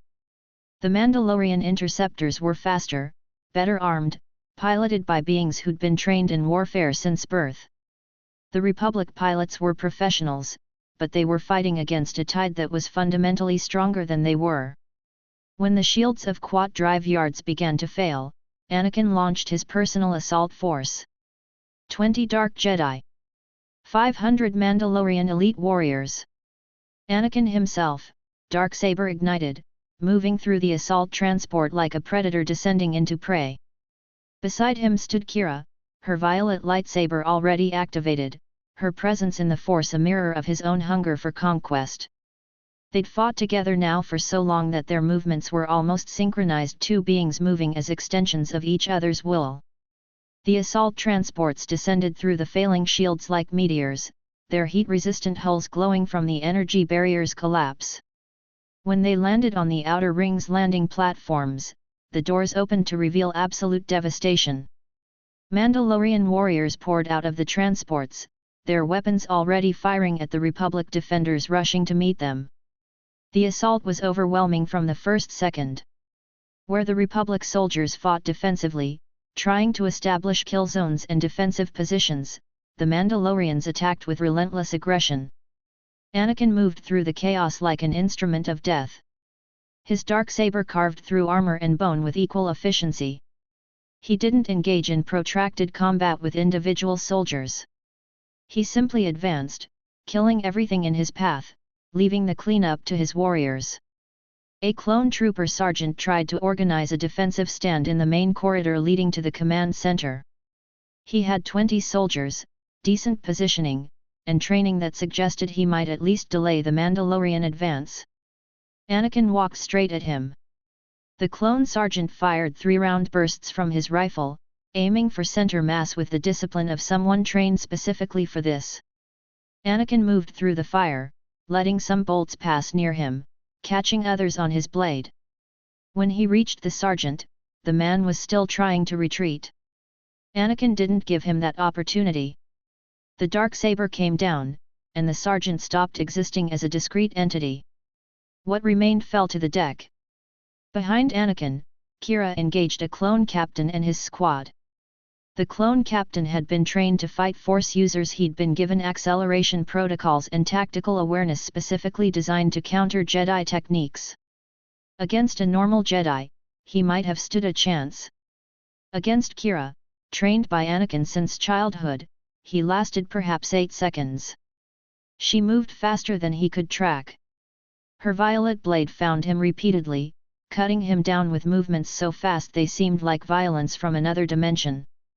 The Green Jedi were the elite Temple Guards warriors selected specifically for combat excellence and stationed on Quat Drive yards to protect the facility from exactly this kind of assault. There were 12 of them, all masters or senior knights, all trained in the most aggressive forms of lightsaber combat the Jedi Order sanctioned. They assembled in the primary courtyard as Anakin's forces pushed deeper into the orbital ring. Their lightsabers ignited 12 green blades, creating a semicircle of defense against the advancing Mandalorians and Dark Jedi. Master Yulith led them. She was tall, human, with the bearing of someone who'd spent 3 decades perfecting the art of combat. Her green lightsaber was steady, her expression focused but not afraid. "Hold here," she commanded her warriors. "Let nothing pass this point." Anakin felt them through the Force. 12 powerful presences, unified in their determination to protect the facility. He smiled. Not with cruelty, but with the pure satisfaction of someone who'd prepared for exactly this moment. "Kira," he said quietly. "The 7 on the left. Leave me the other 5. She nodded and moved toward her targets. Master Yulith saw the Dark Jedi approaching and understood the final nature of her battle. She'd known this moment might come. She'd accepted it years ago when she'd chosen to join the Temple Guard instead of pursuing diplomatic service. "For the Republic," she said to her warriors. "For the Jedi." They moved to engage. The first clash between Anakin and Master Yulith was exact and immediate. Her green blade met his black saber, and energy crackled where they touched. Yulith was powerful, decades of training making her movements efficient and devastating. She attacked with combinations designed to overwhelm through precision rather than raw power. Anakin responded not with elegance but with absolute superiority. Where Yulith moved carefully, considering each strike, Anakin pressed forward with relentless aggression. His darksaber moved in patterns that seemed to ignore the standard forms entirely, responding to her attacks by simply overwhelming them. Master Yulith went backward, trying to create space, trying to find an opening. There was none. Anakin had spent years training under Malak's guidance.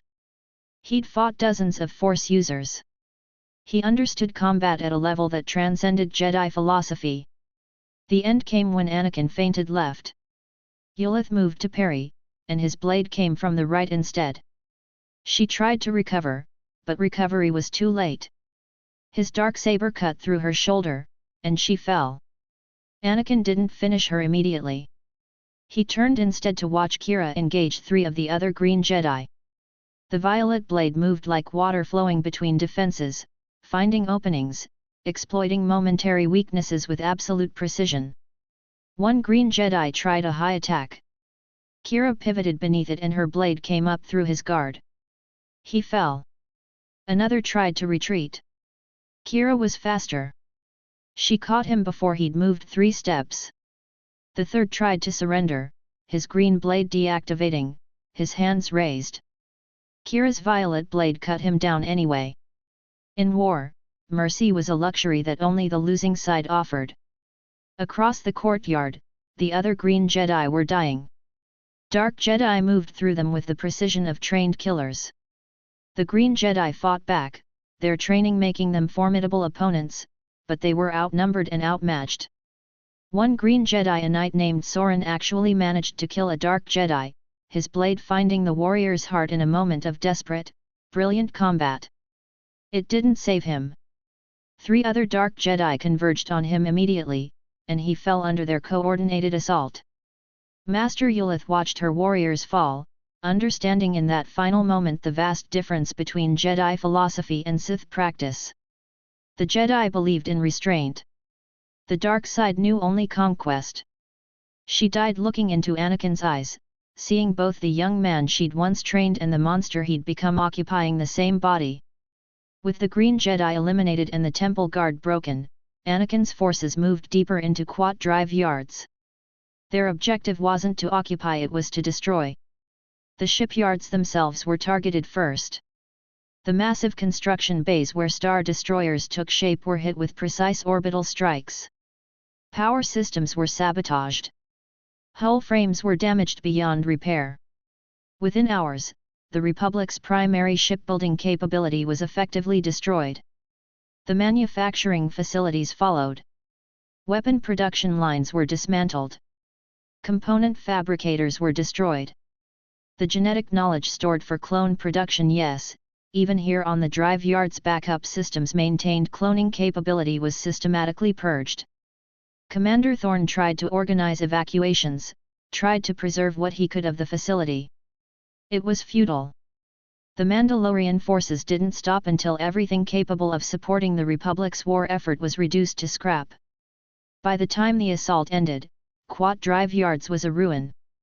50,000 Republic personnel were dead. Thousands more captured. The facility that had built the Republic's Star Destroyer fleet was destroyed. The backup cloning systems were obliterated. And Corellia, the planet below, was next. Part 6, The Corellia Assault. The invasion of Corellia itself began the next morning. Mandalorian forces descended on the primary cities simultaneously: Coronet, Talos, Corvella. The planetary defenses, already undermanned from the assault on Quat Drive Yards, crumbled within hours. Clone trooper garrisons fought desperately, trying to establish defensive perimeters, trying to protect civilian populations. They were overwhelmed. Anakin stood at the center of Coronet as the city burned around him. The darksaber ignited at his side, his presence in the Force radiating absolute dominion. Around him, Mandalorian forces moved through the streets, systematically consolidating control. A Republic general, an older man named Heron who'd commanded Clone Wars forces across 3 sectors, made a final stand in the government district. He had 2,000 clone soldiers, decent defensive positions, and the grim understanding that they were fighting the inevitable. Anakin ended that resistance personally. He walked through blaster fire as if it wasn't happening, his darksaber cutting through defenders like a scythe through wheat. General Heron tried to fight him directly, drawing his sidearm and firing. Anakin caught the bolts on his blade and kept advancing. When he reached the general, Heron was still firing. Anakin simply grabbed his wrist and broke it. The blaster fell.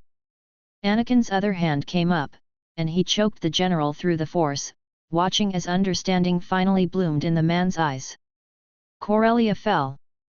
By the end of the week, the Quat system and Corellia were under Mandalorian control. 55,000 Republic personnel were dead. The military production capability that had sustained the Republic's war effort was destroyed. The Green Jedi were eliminated. The planetary government was replaced with Mandalorian military administration. And Anakin Skywalker, standing in the ruins of what had been the Republic's greatest hope, felt only satisfaction. Through the Force, he sensed Malak's contentment. The ancient Sith was pleased. The merger between them was nearly complete. Soon there would be no distinction between the boy and the ghost. Only the absolute will of conquest made manifest. And somewhere on Coruscant, Senator Padme Amidala watched the news feeds of Corellia's fall and understood with crystalline clarity that the Republic was ending. The only question left was whether her independent power base could survive the transition to whatever came next. The Mandalorian Sith Crusades had reached the core worlds. The endgame was beginning. And nothing would ever be the same. The first battle of the final sequence came to Bothawi, a world deep in the core that served as a major trade hub and secondary military production facility. The Republic had garrisoned it heavily, confident that their position in the inner systems was secure. That confidence died when Mandalorian dreadnoughts descended through the atmosphere. Admiral Yulren coordinated the assault with mechanical precision. 20 capital ships against the Republic's 11 stationed defenders. The mathematical outcome was predetermined before the first shot fired. Anakin positioned himself on the Bridge of Relentless, his consciousness extended through battle meditation to encompass the entire engagement space. He could feel every starfighter, every capital ship, every defensive battery across the planet's orbital perimeter. He could sense the Republic commanders scrambling, trying to organize a coherent defense against an assault that had been perfectly calculated to exploit their weaknesses. The Mandalorian starfighters struck first 200 interceptors screaming through the Republic's defensive screen. The Republic's fighter pilots were experienced, well-trained, professional. They also couldn't compete against weapons systems that were objectively superior and tactics guided by a consciousness that could predict their movements before they made them. A Republic Star Destroyer named Valiant tried to concentrate its firepower on a single Mandalorian dreadnought, attempting to overwhelm it through focused bombardment. It was a sound tactical decision. The Valiant's batteries poured fire into the dreadnought's shields. For 90 seconds, it looked like the tactic might work. Then the dreadnought's shields recalibrated. Mandalorian targeting systems locked onto the Valiant's power distribution network. 3 concentrated turbolaser volleys struck simultaneously. The Valiant's shields overloaded. Secondary explosions cascaded through the vessel. 17,000 Republic personnel died in the detonation. The battle lasted 4 hours. When it ended, Bothawi had fallen. The orbital defenses were destroyed. The planetary military installations were in ruins. 50,000 soldiers were dead. But more importantly, the Republic had lost another Star Destroyer. Another piece of military capability that couldn't be replaced. The second battle came 36 hours later at Eridonia, a secondary world serving primarily as a logistics hub and troop concentration point. 70,000 clone troopers were stationed there, recently arrived from garrison duty on the Rim worlds. They represented a significant military force, held in reserve specifically to respond to emergencies in the core. They became Anakin's target. The Mandalorian fleet didn't engage the orbital defenses directly. Instead, Anakin launched concentrated assault shuttles directly at the planetary surface, bypassing the orbital ring entirely. The Republic's response was delayed by the time required to reorganize their forces. By the time they began to mount a coherent counter-assault, Anakin's ground forces were already landing across 3 continents simultaneously. The campaign was brutal and systematic. Clone trooper units that tried to establish defensive positions were overwhelmed by Mandalorian warriors who'd been training for exactly this type of ground combat for their entire lives. The clones were disciplined and well-trained, but discipline couldn't overcome a 50-to-1 experience disadvantage. Clone Commander Vex, no relation to the shipyard administrator, coordinated a fighting retreat from the northern continent. He managed to consolidate 40,000 soldiers into a defensible position near the capital city. It was impressive organization achieved under impossible circumstances. It was also futile. Anakin descended to the surface personally, leading a ground assault that broke the clone defensive line in less than 2 hours. Commander Vex died fighting, his last transmission to Republic Command a simple statement: "We're overrun." Send reinforcements or evacuate what you can. We can't hold. No reinforcements came. There were no reinforcements available. Iridonia fell, and 70,000 clones were captured or killed. Worse for the Republic, the material supplies stockpiled on Iridonia enough to support military operations for 3 months became Mandalorian resources instead. The third battle came at Hosnian Prime, a wealthy core world with major financial institutions and a significant Republic military presence. This time, the Republic tried to make a true stand. They'd consolidated forces from across the core, positioning their remaining Star Destroyers in optimal defensive formation around the planet. They had the numerical advantage, 15 Republic capital ships against Anakin's 20. On paper, it looked like a legitimate military engagement. In reality, it was a massacre. Anakin's battle meditation had become so refined, so absolutely integrated with his consciousness, that he could predict Republic movements seconds before they occurred. When the Republic fleet tried to tighten formation defensively, Anakin was already repositioning his attack vectors. When they attempted flanking maneuvers, he'd already moved interceptors to cut off their escape routes. The engagement lasted 6 hours. By the end, the Republic fleet was shattered. 8 Star Destroyers destroyed. 7 more crippled. Republic casualties exceeded 80,000 personnel. Anakin's casualties were 4 frigates and 17 starfighters. Acceptable losses. The orbital assault that followed was systematic destruction. Manufacturing facilities were bombed. Government buildings were obliterated. Military installations were vaporized. By the time Anakin's ground forces descended, Hosnian Prime's will to resist had already collapsed. The planet fell in hours. On Coruscant, in the Senate Rotunda, emergency meeting protocols had been activated. Senator Bail Organa sat on his platform, watching the casualty reports accumulate in real time. Bathawi. Iridonia. Hosnian Prime. 3 worlds. Hundreds of thousands dead. Military hardware destroyed that the Republic simply didn't have the capability to replace. And Anakin Skywalker was now less than 2 light years away. Coming directly toward Coruscant. "We are losing," Organa said simply. His voice carried across the chamber in the sudden silence. Not gradually. Decisively. The Mandalorian is inside the core. He controls 43 worlds now. His military capacity is increasing while ours is contracting. Within days, he will be in position to attack Coruscant directly. The chamber erupted in chaos. Some senators were demanding immediate surrender negotiations. Others wanted total military mobilization. Still others simply sat in stunned silence, unable to comprehend the complete reversal of the war's trajectory. Chancellor Palpatine sat in his elevated position, his expression carefully neutral. But his mind was calculating rapidly. The Republic was falling faster than he'd anticipated. Anakin had exceeded even his predictions. And soon, very soon, the boy would be close enough for Palpatine to intervene directly.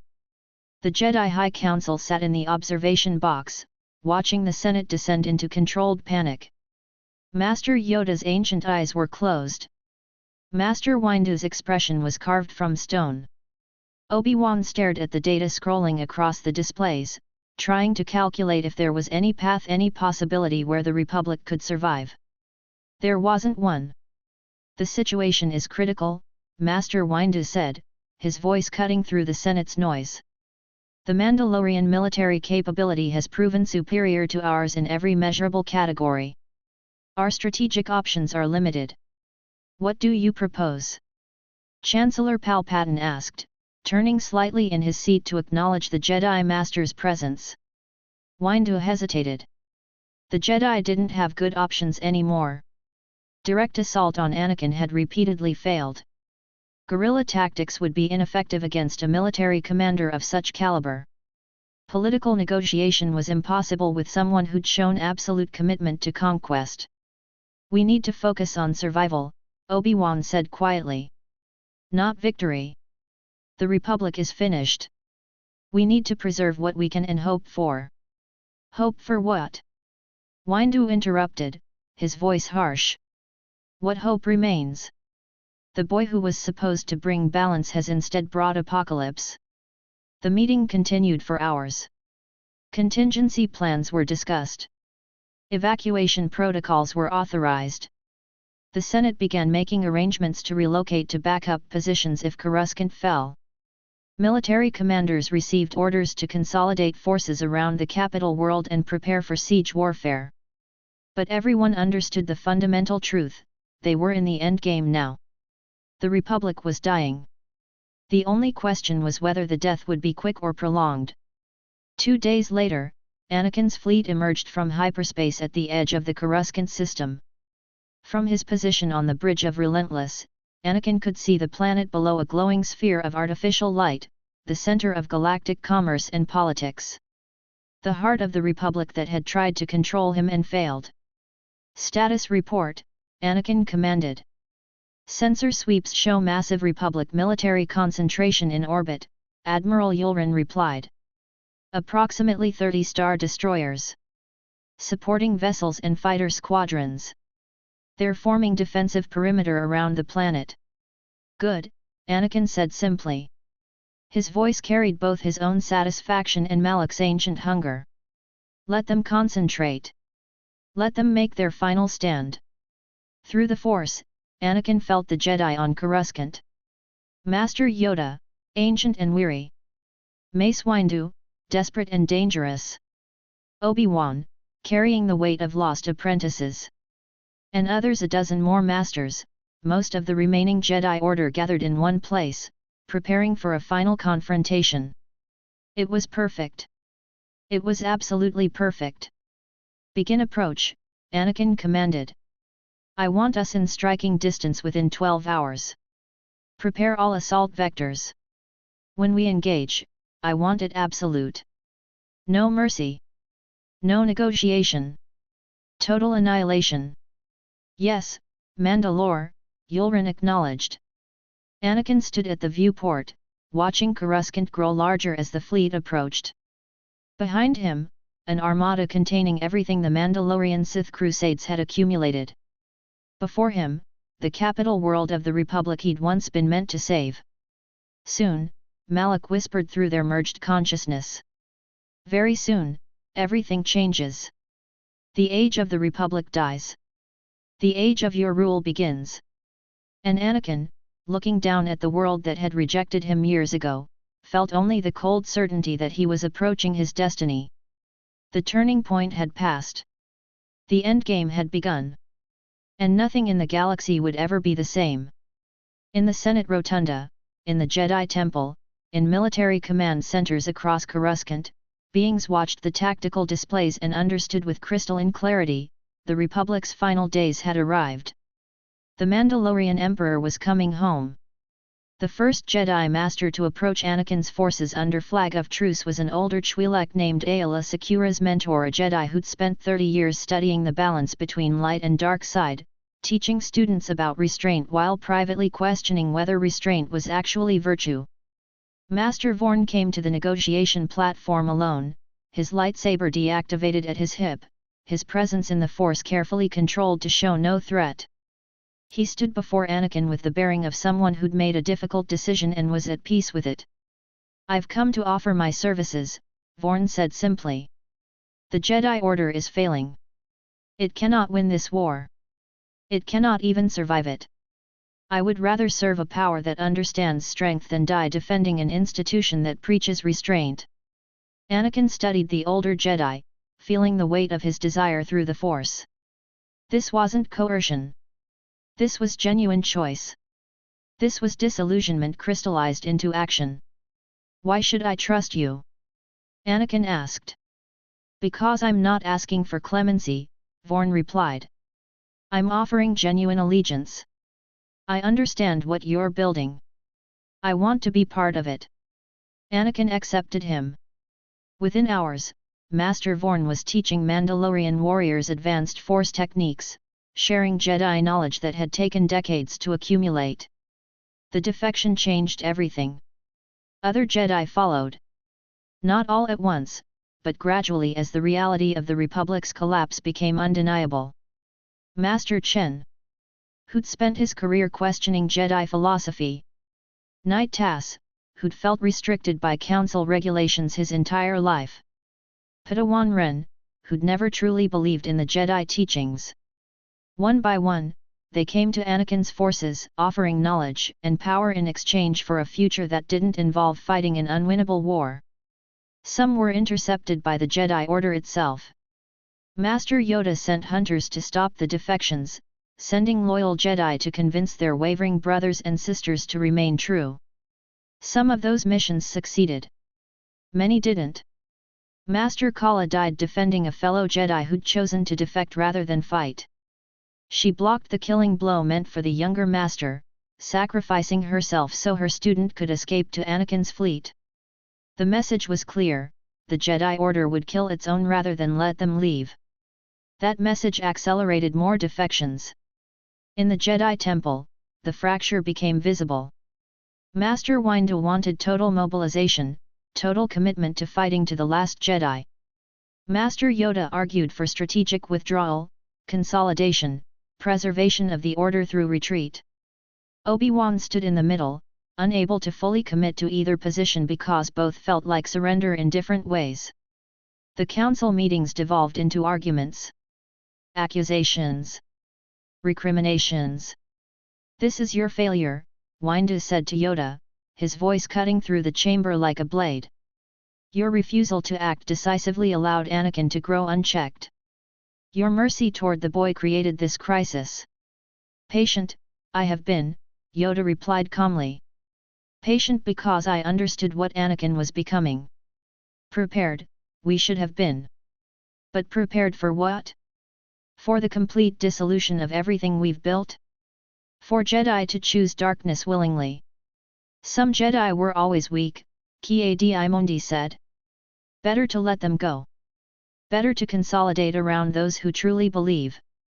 "And how many will remain?" Coleman Kaj asked quietly. "If every Jedi who questions is considered weak? If every master who desires autonomy is pushed toward Anakin's recruitment? We're destroying ourselves through ideological purity." The argument continued, but everyone understood the fundamental problem: the Jedi Order was fractured beyond repair. The defections would continue. The collapse was inevitable. 2 weeks before the final assault on Coruscant, Anakin made his declaration. He stood in the massive amphitheater of a newly conquered world Ord Mantell, a strategic location that would serve as the seat of his new government. Around him, 70,000 Mandalorian warriors. 200 defected Jedi. Dark Jedi who'd been training under his guidance for years. Representatives from worlds that had already accepted his rule. His voice carried through the amphitheater and through holographic broadcast to every corner of his territory. "The age of the Jedi Order has ended," Anakin began. "For thousands of years, they claimed to be the guardians of peace, keepers of wisdom, repositories of truth. They were none of these things. They were merely politicians in robes, maintaining power through manipulation and deception." He paused, letting the words settle. "I am establishing something new. Something better. The Sith Academy of the New Empire. Not a school hidden in shadows or ancient ruins. A place of power standing openly in the galaxy. A place where strength is cultivated, where ambition is encouraged. Where excellence is demanded and rewarded." He activated a holographic display showing the structure of his new government. Military command structure at the foundation. Force user training integrated into military hierarchy. Planetary administrators answering directly to Anakin. No bureaucracy. No council. Just absolute authority flowing from a single source. "I am Anakin Skywalker, Emperor of the Mandalorian Sith. First Emperor of a new galactic order. Those who wish to serve this order are welcome. Those who resist will be destroyed. There is no middle ground. There is no negotiation." The assembly erupted in affirmation. Not forced. Genuine. These were beings who understood power and wanted to be part of something greater than themselves. The Sith Academy took form over the following days. Master Vorn was appointed as the primary instructor, teaching Force techniques refined over centuries of Jedi training combined with Sith philosophy refined by Malak's ancient knowledge. Young Force-sensitive individuals from conquered worlds were brought to the Academy. Clone soldiers with Force sensitivity remnants from the old war, now repurposed, were trained in dark side techniques. The curriculum was brutal. Students who couldn't keep pace were executed. Not as punishment, but as practical necessity. The Empire had no room for mediocrity. Every Dark Jedi needed to be capable of independent command, independent thought, independent survival. Kira was appointed as Master of Combat, overseeing physical training that combined Mandalorian warrior discipline with Force-augmented techniques. She was relentless, driving students past what they thought were their limits because she understood that limits were illusions created by weak minds. Padme arrived for the coronation through secure channels, her presence on Ord Mantell known only to Anakin. She stood in the observation chamber of the Academy's main training arena, watching Anakin oversee a duel between two advanced students. The students were roughly equal in skill, both trained for months in advanced dark side techniques, both pushing themselves to higher levels. Their duel was vicious and technically proficient. Neither was trying to win through deception or trickery. They were testing limits, exploring possibilities, understanding what their power could achieve. One student, a human male named Trev, managed to execute a perfect force drain on his opponent. The rival's life force flowed into him like electricity. For a moment, Trev was transcendent power flowing through him, his consciousness expanding. He understood something fundamental about the nature of dark side power: it fed on conquest. It grew through consumption. Then Trev overreached. His concentration lapsed. His opponent, still weakened but still dangerous, managed a desperate counterattack. A lightsaber blade found flesh. Blood flowed. Trev fell. Anakin approached the fallen student and studied him carefully. Not with mercy. Just assessment. The young man was dying, his wound beyond the Academy's medical capacity to repair. "You almost won," Anakin said quietly. "You understood the technique. You just didn't understand that understanding is not the same as mastery. Mastery requires years. Dedication. Absolute commitment." He extended his hand, and Force lightning erupted from his palm, incinerating what remained of Trev's consciousness. A mercy kill. Nothing more. The Academy would produce warriors like this. Young beings who understood that power was everything and were willing to sacrifice anything to achieve it.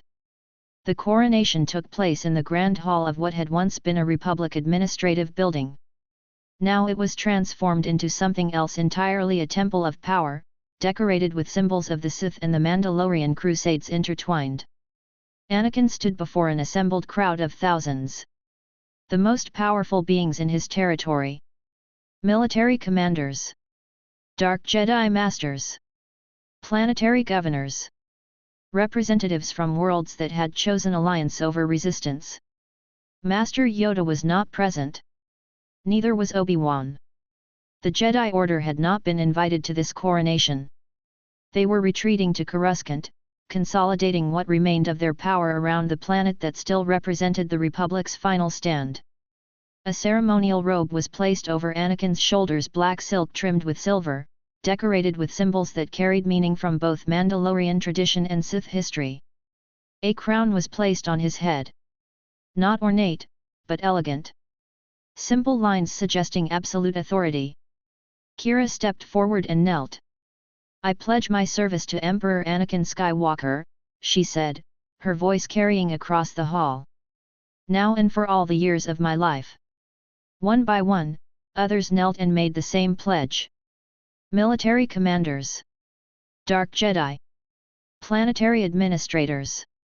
50,000 individuals publicly committing themselves to Anakin's rule. Padme watched from the observation chamber, seeing the moment when the Mandalorian Sith Crusades transformed into the Sith Empire. seeing the moment when a boy who'd once wanted to protect his mother became something vast and terrible and absolute. Through the Force, she felt Malak's satisfaction. The ancient Sith was content. The merger was complete. Anakin Skywalker no longer existed as a separate consciousness. There was only the Emperor now. Only absolute power wearing a face that had once been human. Anakin raised the darksaber, and the crowd erupted in affirmation. Not forced enthusiasm. Genuine. These were beings who understood that they were present at the birth of something that would reshape the galaxy. The Republic falls, Anakin announced. The Jedi Order dies. What rises in their place is something new. Something stronger. The Sith Empire. My empire. He paused, and in that pause, the galaxy seemed to hold its breath. And in 3 days, we march on Coruscant. We end this war. We take what should have been mine all along. The crowd erupted. The sound echoed through the chamber, through the city, through the territory of the Sith Empire. And on Coruscant, in the Jedi Temple, in the Senate Rotunda, beings felt the shift through the Force. Felt the moment when something changed fundamentally. Felt the approach of the end. The Emperor was coming home.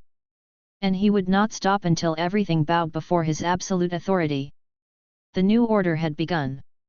The mining world of Lethal was a forgotten place, one of thousands of industrial worlds scattered across the outer rim, important only for the resources it produced. Strip mining operations had hollowed out entire continents. Acid rain fell regularly, corroding what little remained of the surface's original ecology. Few sentient beings chose to be there by choice. Anakin had come because his sensors detected something unusual in the deep mining tunnels. A presence in the Force that shouldn't have existed. Something ancient and powerful, abandoned and forgotten. He descended into the tunnels alone, his darksaber ignited, his consciousness extended through the Force to sense what lay ahead. The darkness was absolute, the kind of darkness that mining operations created when they dug deep enough into planetary crust that no natural light could reach. He found Maul in a chamber so deep that it registered as below surface on his sensors. The Zabrak was broken. His legs were gone, severed years ago in what Anakin recognized through the Force as a confrontation with an old enemy. One arm was mechanical, damaged and incomplete. His horns were scarred. His breathing was labored through damaged respiratory systems. But his eyes opened when Anakin approached. And in those eyes was recognition. Skywalker, Maul's voice rasped, barely recognizable as speech. The boy who became the warlord. You're Darth Maul, Anakin said. It wasn't a question. He could feel the ancient dark side presence within this broken body. Feel the years of rage and hatred that had kept Maul alive long past any normal survival expectation. Once, Maul replied. A long time ago. Before betrayal. Before abandonment. Before exile to this forsaken world to die slowly in the darkness. Anakin extended his hand, reaching into the Force. He could repair this. He understood how now years of training with Malak had taught him how to mend bodies broken beyond conventional medicine. How to use the Force itself as a healing instrument. I can make you whole, Anakin said. I can restore what was taken from you. All I ask is your service. Maul's broken body trembled. Whether from emotion or physical reaction, Anakin couldn't determine. But the response came without hesitation. Yes, Maul whispered. Yes. Anything. Just make me whole again. The process took 3 days. Anakin worked methodically, using Force techniques that existed in the space between healing and dark side sorcery. He regrew Maul's legs, not perfectly, but functional. He repaired the mechanical arm, integrating it more completely into the Zabrak's nervous system. He healed the scarred tissue, restored damaged organs, brought the broken warrior back to something approaching functionality. Throughout it all, Maul remained conscious, experiencing the restoration directly. Pain and healing intertwined. Rage and gratitude mixing together into something volatile and powerful. By the end, Maul could stand, could walk, could hold a lightsaber which Anakin had recovered from the mine's lower depths, preserved in stasis fields that had somehow survived decades of abandonment. "Who did this to you?" Anakin asked. "Who cut you apart and left you to die?" "Obi-Wan Kenobi," Maul replied, and his voice carried centuries of hatred compressed into 2 words. "The Jedi dog who severed me in half. Left me to fall into the depths. Thought me dead." Anakin felt something shift in his understanding. Obi-Wan had faced Maul. Had cut him apart. Had left him for dead on a planet that had become his tomb for all these years. "Then we have common cause," Anakin said. "Because I intend to destroy everyone Obi-Wan holds dear. I intend to destroy the entire Jedi Order." Maul smiled, and the expression was terrifying, the smile of something that had spent decades nursing hatred in the darkness and was finally being released. "There is something you should know," Maul said. "Something I learned years ago. Before my master abandoned me as well." "Your master?" Anakin asked. "Palpatine," Maul replied. "The Chancellor. Darth Sidious. The secret Sith Lord who played both the Jedi and the Separatists against each other. Who orchestrated this entire war." Anakin felt the information settle into his consciousness like ice. Palpatine. Chancellor Palpatine had been a Sith Lord the entire time. Playing both sides. Controlling events with ruthless precision. "How do you know this?" Anakin demanded. "Because he told me," Maul said. "When I was his apprentice. Before he replaced me with Dooku. Before he decided I was no longer useful. Sidious always believed in having multiple pieces on the board. Multiple potential paths to victory. Anakin made the decision immediately. He would expose Palpatine. Would tear away the mask of Chancellor respectability and reveal the Sith Lord beneath. Not to join him. Palpatine was irrelevant now. Anakin had surpassed him. But exposure would serve a purpose. It would destabilize the Republic further. It would force the Jedi into impossible choices. It would clear the board of complications before the final move. He broadcast the message across every Republic communication channel, simultaneously. "I am Anakin Skywalker, Emperor of the Mandalorian Sith," his voice filled the galaxy. "I come before you to reveal a truth that those in power have hidden.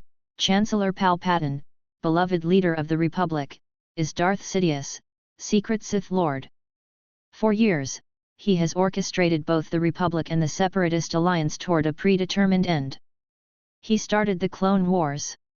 He used you against each other. He played both sides toward his own victory." Anakin showed the recordings that Maul provided, ancient files, carefully preserved, containing Palpatine's own admissions of his Sith identity and his grand strategy. "He is your true enemy. Not the Separatists. Not the Mandalorians. Palpatine orchestrated everything. And now, as the Mandalorian Sith Empire approaches Coruscant, I offer the Republic a choice: unite with your former enemies and defend against the true threat, or continue your internal divisions and watch your civilization collapse entirely." The broadcast ended. In the Jedi Temple, chaos erupted when the broadcast reached them. Master Yoda sat in silence as Master Windu and others erupted into arguments about how to proceed. The revelation of Palpatine's identity was simultaneously validating, proving their suspicions had been correct, and devastating. Their leader had been a Sith Lord the entire time. "We must arrest him," Mace Windu demanded immediately. "And do what?" Master Coleman Kaj asked bitterly. "Declare martial law? Tear the government apart while an enemy army descends on our capital world?" Obi-Wan stood silently, understanding before anyone else what had just happened. Anakin had removed a complication by solving a problem that Palpatine had created. Anakin had forced the Jedi into a corner where they had exactly one rational choice. "We need to negotiate with Dooku and Grievous," Obi-Wan said quietly. "We need the Separatist military. We need to form a unified defensive force against Anakin. Palpatine can be dealt with after we survive. You suggest we ally with our enemies?" Ki-Adi Mundi said, shock evident in his voice. I suggest we survive, Obi-Wan replied. Everything else is secondary to that objective now. A delegation was sent immediately under flag of truce. Master Yoda himself descended to the Separatist command center, prepared to negotiate from a position of absolute weakness. Count Dooku received the Jedi delegation with calculated civility. He understood immediately what was happening. Anakin had isolated them. Had forced them out of the shadows. Had turned their own games against them.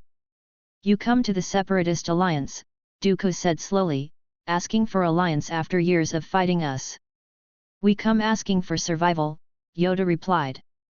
Anakin Skywalker is not interested in profit or political concession.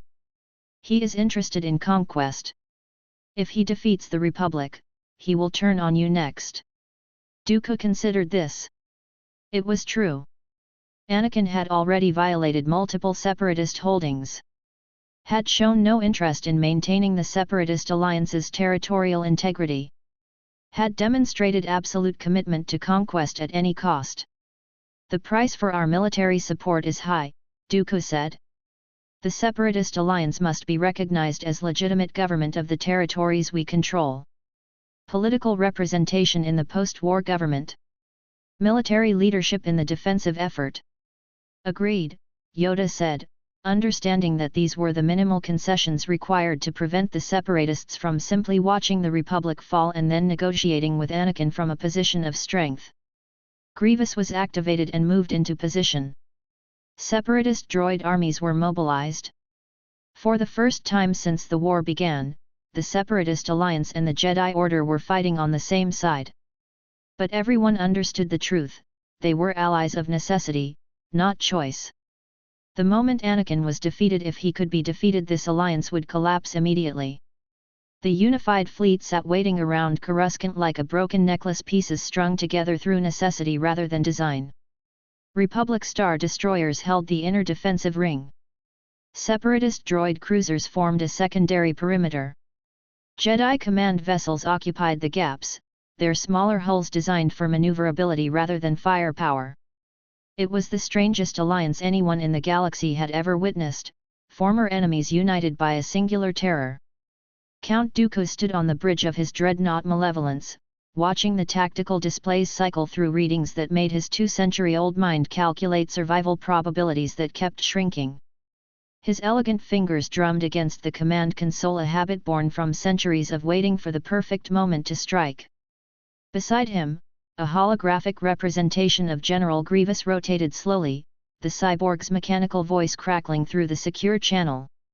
The boy's fleet will arrive within hours, Grievous said, his synthesized voice carrying layers of sound that suggested mechanical effort. Our scouts report 60 capital ships. The Mandalorian dreadnoughts are already charging their main weapons. Dooku's expression didn't change, but his yellow eyes, yellowed from years of dark side immersion, narrowed slightly. Then we assume defensive posture around the orbital shields. Master Yoda has agreed to position Jedi strike craft at the shield generator sites. If Anakin wants to bombard the planet, he'll have to go through us first. It was a hollow statement, and Dooku knew it. He'd spent the last 3 years playing both sides of a war, accumulating profit and power while the galaxy bled. Now that war had come to his doorstep. And the enemy was something far worse than either the Republic or the Jedi Order had anticipated. On a Republic command vessel called Horizon's Edge, Admiral Sachs reviewed casualty projections with the grim expression of someone who'd served in enough conflicts to recognize when the mathematics of survival no longer favored defense. He was older than Dooku by several years, hair completely white, face carved by decades of command decisions that never seemed to get easier. His uniform bore the scars of a career spent making impossible choices, and now he faced the most impossible one yet. "Get me Master Yoda," Sachs commanded to his communication officer, a young woman named Trell who'd been with his command for 3 years and had learned to read his moods with the precision of a musician reading sheet music. The holographic image of Master Yoda materialized a moment later, his ancient form surrounded by the ambient light of a Jedi temple meditation chamber. The Grand Master's ears drooped slightly as he observed the tactical display that Sax was transmitting to him. Overwhelmed, we will be, Yoda said quietly, his voice carrying the weight of centuries' accumulated wisdom and contemporary despair. Yet resist we must. The boy cannot be allowed to take Coruscant. The Senate chambers, the Jedi archives, the cultural centers all would fall under his dominion. With respect, Master, domination isn't what worries me, Sax replied carefully, aware that his words were being relayed simultaneously to Dooku and Grievous through secured channels. Its extinction. Anakin's demonstrated a complete willingness to destroy entire worlds. Alderaan. Meridian. Corellia. He's not trying to conquer anymore. He's trying to consolidate through apocalypse. Sidious entered the Jedi Temple's war room through a private entrance that only he and Master Yoda knew about. The Chancellor's face was a mask of concern, the same mask he'd worn for years while secretly orchestrating both sides of the Clone Wars. No one looking at him would have recognized the Sith Lord beneath the politician's carefully maintained facade. His yellow eyes were hidden behind dark lenses. His presence in the Force was muted through techniques that had taken centuries to perfect. The unified fleet is ready, Sidious said to Yoda, his voice carrying the modulated tones of a man accustomed to absolute authority. Though I confess, aligning with separatist leadership feels unnatural.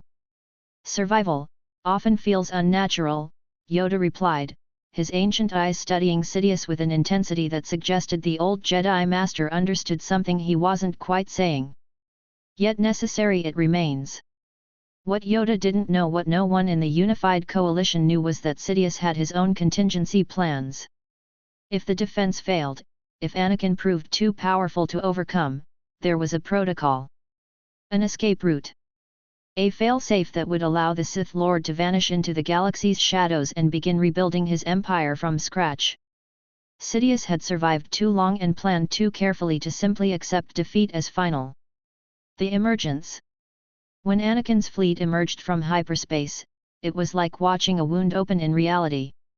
The Mandalorian dreadnoughts appeared first, massive vessels designed with aggressive angles and weapons systems that had been tested in 100 conflicts. Admiral Yulren's flagship Relentless cut through space like a blade through flesh. Its sensors already locking onto every defensive vessel in the coalition formation. Behind it, capital ships spread in attack formation with the precision of a military force that had trained for this exact scenario across months of preparation. Here we go, Admiral Sax said quietly, watching the red contact markers multiply across his tactical display. All ships, shields to maximum. Starfighter squadrons, prepare for launch. This is not a drill. The alarm klaxons wailed across Republic vessels. Clone trooper pilots scrambled toward their starfighters, A-wing interceptors and V-19 Torrent fighters, sleek designs that were effective but underpowered compared to what they'd face. The pilots knew this. Most of them had already accepted the mathematics of their own probable deaths.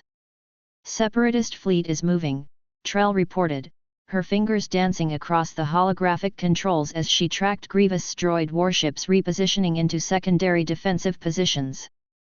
General Grievous is forming a hammer and anvil formation with our defensive line. At least he understands basic tactical coordination, Sax muttered. He'd spent 3 years of his career fighting separatist forces. Now he was trusting his life to them. War made strange bedfellows. The Mandalorian fleet didn't announce itself with diplomatic hails or ultimatums. There was no posturing. Admiral Yulren simply adjusted his attack vectors and opened fire. The first salvo of turbolaser strikes came from multiple dreadnoughts simultaneously, creating a crossfire pattern that the coalition's sensors struggled to track.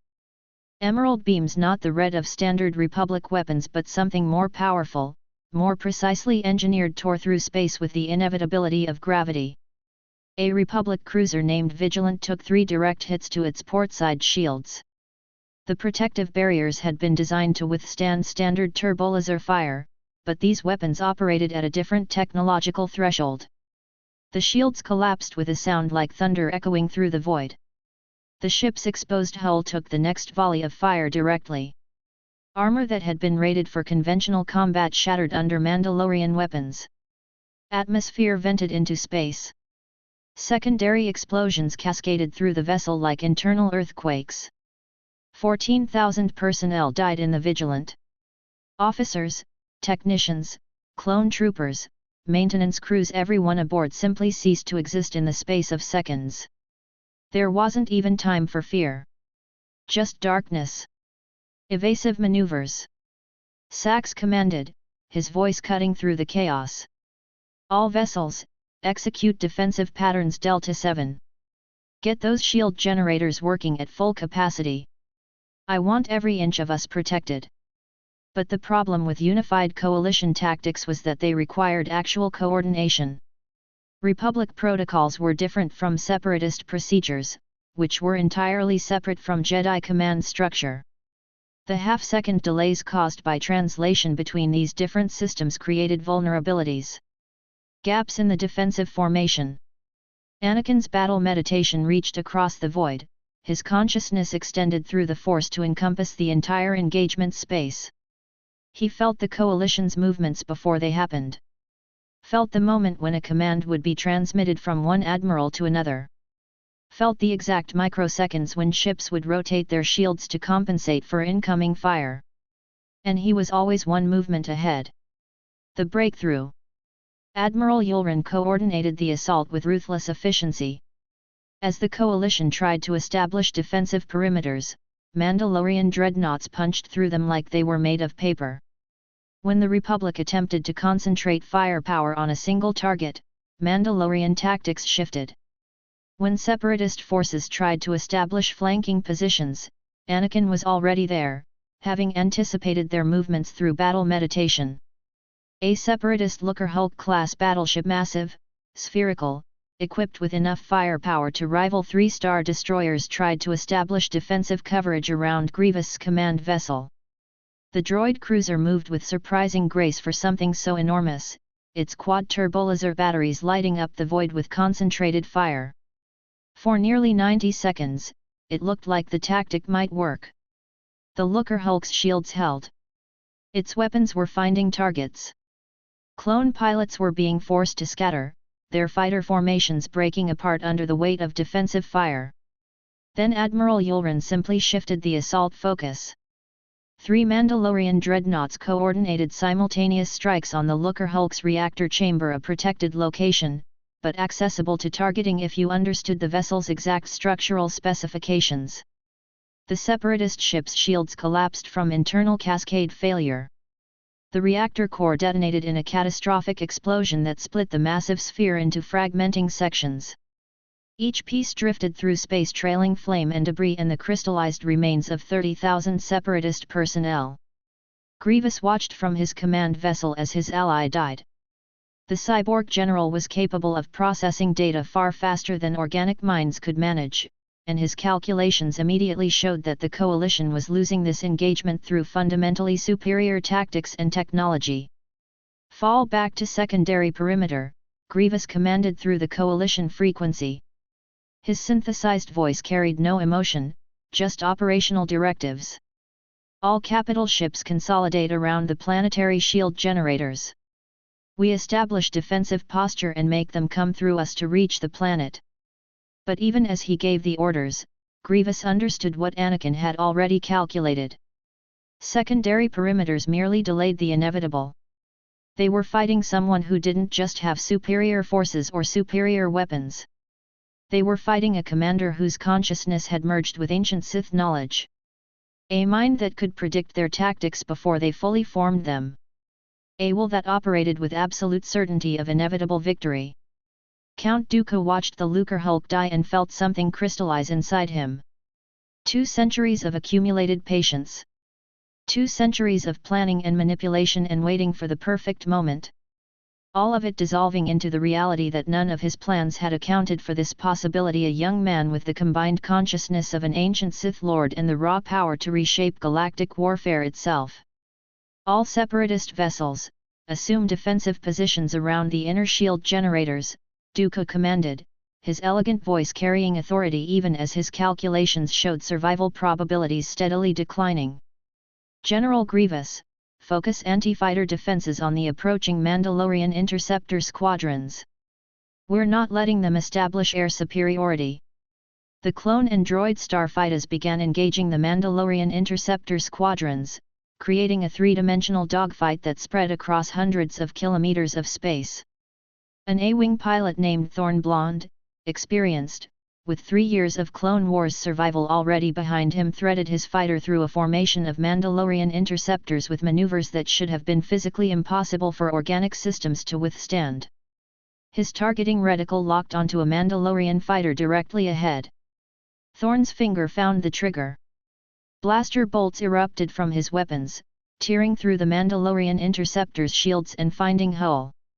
The enemy fighter exploded in a flash of fire and metal fragments.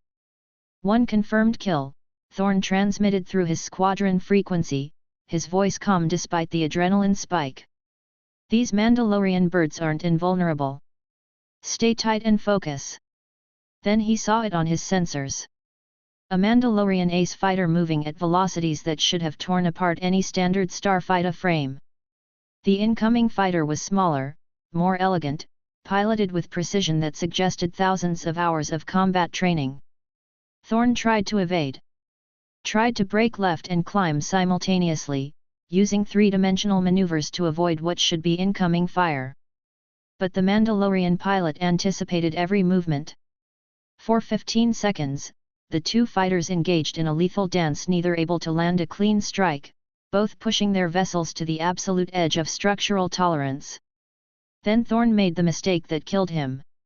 He allowed his concentration to lapse for just a fraction of a second. In starfighter combat, a fraction of a second was an eternity. The Mandalorian pilot exploited that vulnerability with perfect precision. His weapons found Thorn's starboard engine. The A-wing's propulsion system failed. The fighter went into uncontrolled spin. Thorn tried to eject, reaching for the activation switch. But the spin was too violent. The cockpit disintegrated under forces that no organic body could withstand. Clone pilot Thorn ceased to exist as a functional being. His fighter drifted through space, a silent monument to the casualty exchange rate that was beginning to favor Anakin's forces. The shield collapse. Hours of relentless assault. Waves of Mandalorian strikes hitting the unified coalition formation with the precision of someone who understood the optimal angle for maximum damage. The planetary shields were deteriorating.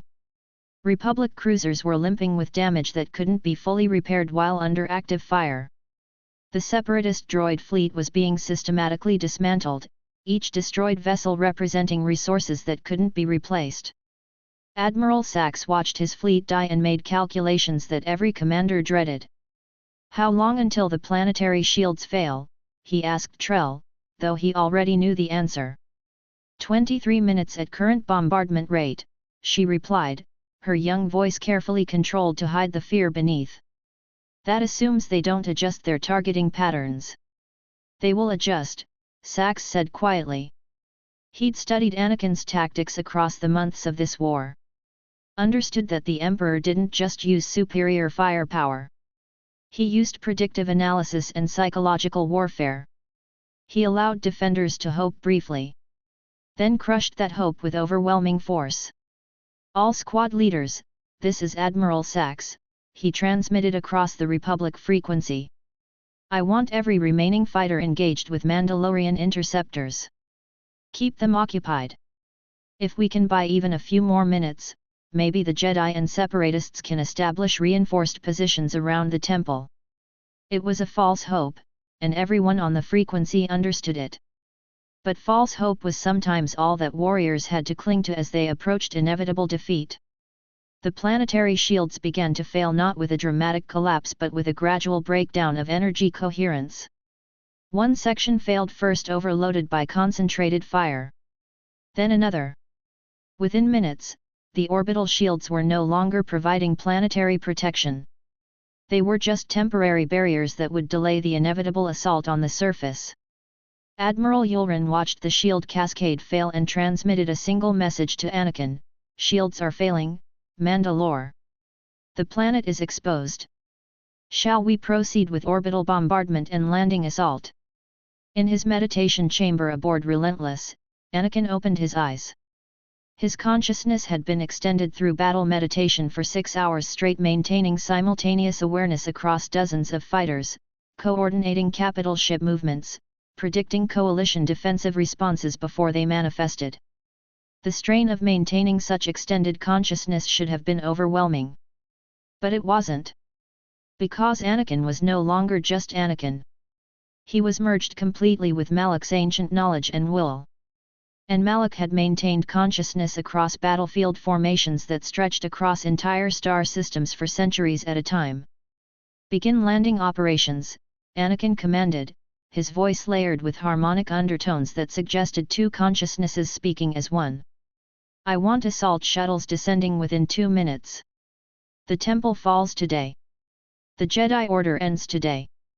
Everything changes today."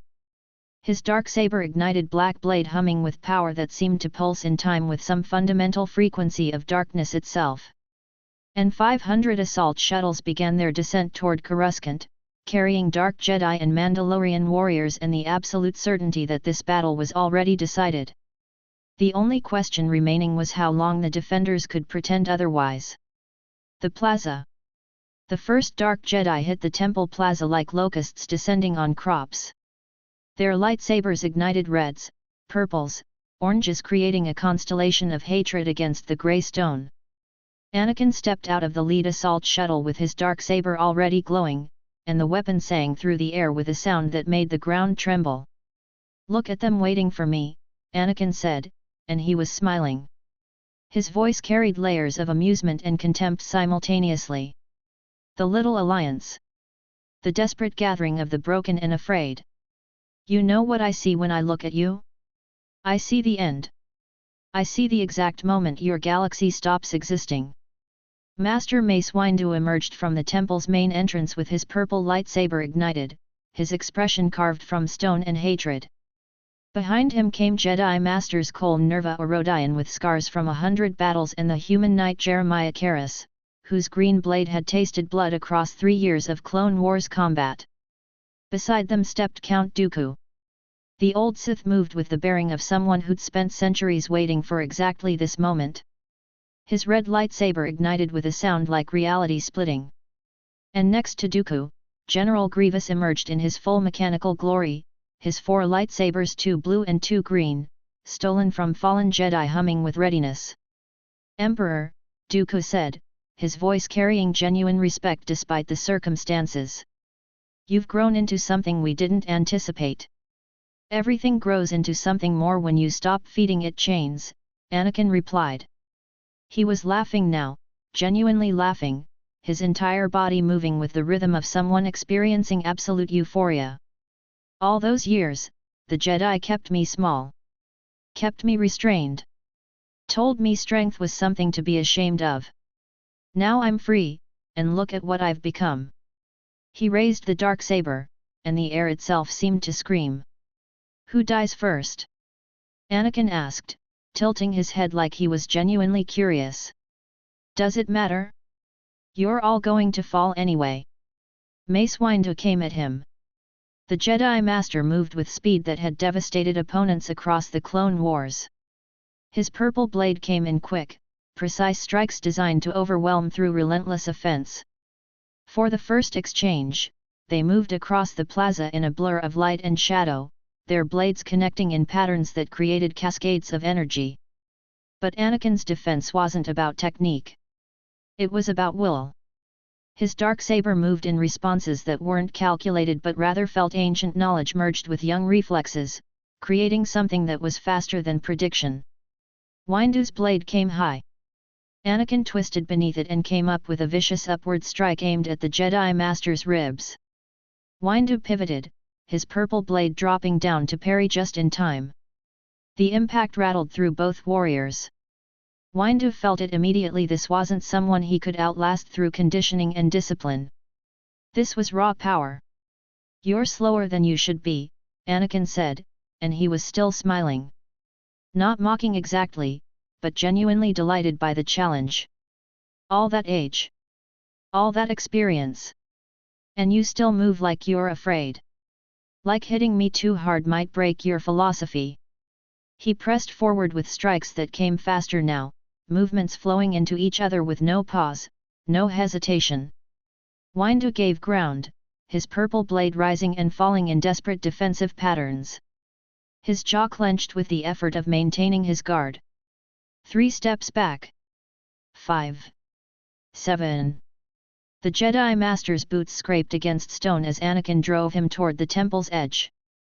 Windu tried to establish an offensive position, attempted to shift from defense to attack, but every time he tried, Anakin was already there with a counter-strike that forced him back into reaction. "I trained you," Windu said through gritted teeth, sweat running down his dark face. "I taught you restraint." "You taught me lies," Anakin replied. "You taught me that power was dangerous. That strength was something to fear. But you were wrong. Watch me now. Watch what happens when someone finally uses their full strength without apology." Anakin's blade came around in an arc that should have been defensible. Windu brought his purple saber up. The contact point wasn't about blocking anymore, it was about surviving the impact. The force of the strike drove Windu's blade backward. The Jedi Master's arms bent, muscles screaming as he tried to maintain his position. For just a moment, one fraction of a second, his guard was compromised. Anakin saw it and moved. His boot came up in a kick that caught Windu directly in the chest. The Jedi Master flew backward, his purple lightsaber flying from his grip as he crashed against the temple wall with force enough to crack stone. Windu gasped, air forced from his lungs, ribs screaming with pain that suggested fractures. He tried to stand. His hands pushed against the ground. But his body wasn't responding with the reflexes it should have. Something was broken inside him, several somethings, probably. Anakin walked toward him slowly, the darksaber held casually at his side, like someone taking a stroll through gardens rather than executing a fallen opponent. "Mace Windu," Anakin said quietly, his voice carrying genuine affection beneath the layers of darkness. "You wanted me to be something small. Something manageable. But I was never going to fit in your box. I was always going to break free." He raised the darksaber. Mace Windu looked up at the young man, the Emperor, and understood with absolute clarity that his time had ended. He'd spent centuries training the Jedi Order in combat forms and defensive techniques. He'd believed that discipline could overcome raw power. He'd been wrong. The darksaber came down, and Master Mace Windu ceased to exist as a functioning consciousness. The convergence. But Anakin didn't get time to savor the victory. Obi-Wan Kenobi descended from the temple's upper levels with his blue lightsaber ignited, his expression transformed by something beyond rage, by the understanding that the boy he'd trained had become an absolute monster. Beside him came Dooku, moving with calculated precision. And behind them both, Master Yoda emerged, his tiny form moving with speed that belied his centuries. "Now," Yoda said simply. "End this we must." The three came at Anakin simultaneously from different angles. It was a coordinated assault designed to eliminate escape vectors, to overwhelm through unified pressure. It was exactly the kind of tactic that had worked against conventional enemies.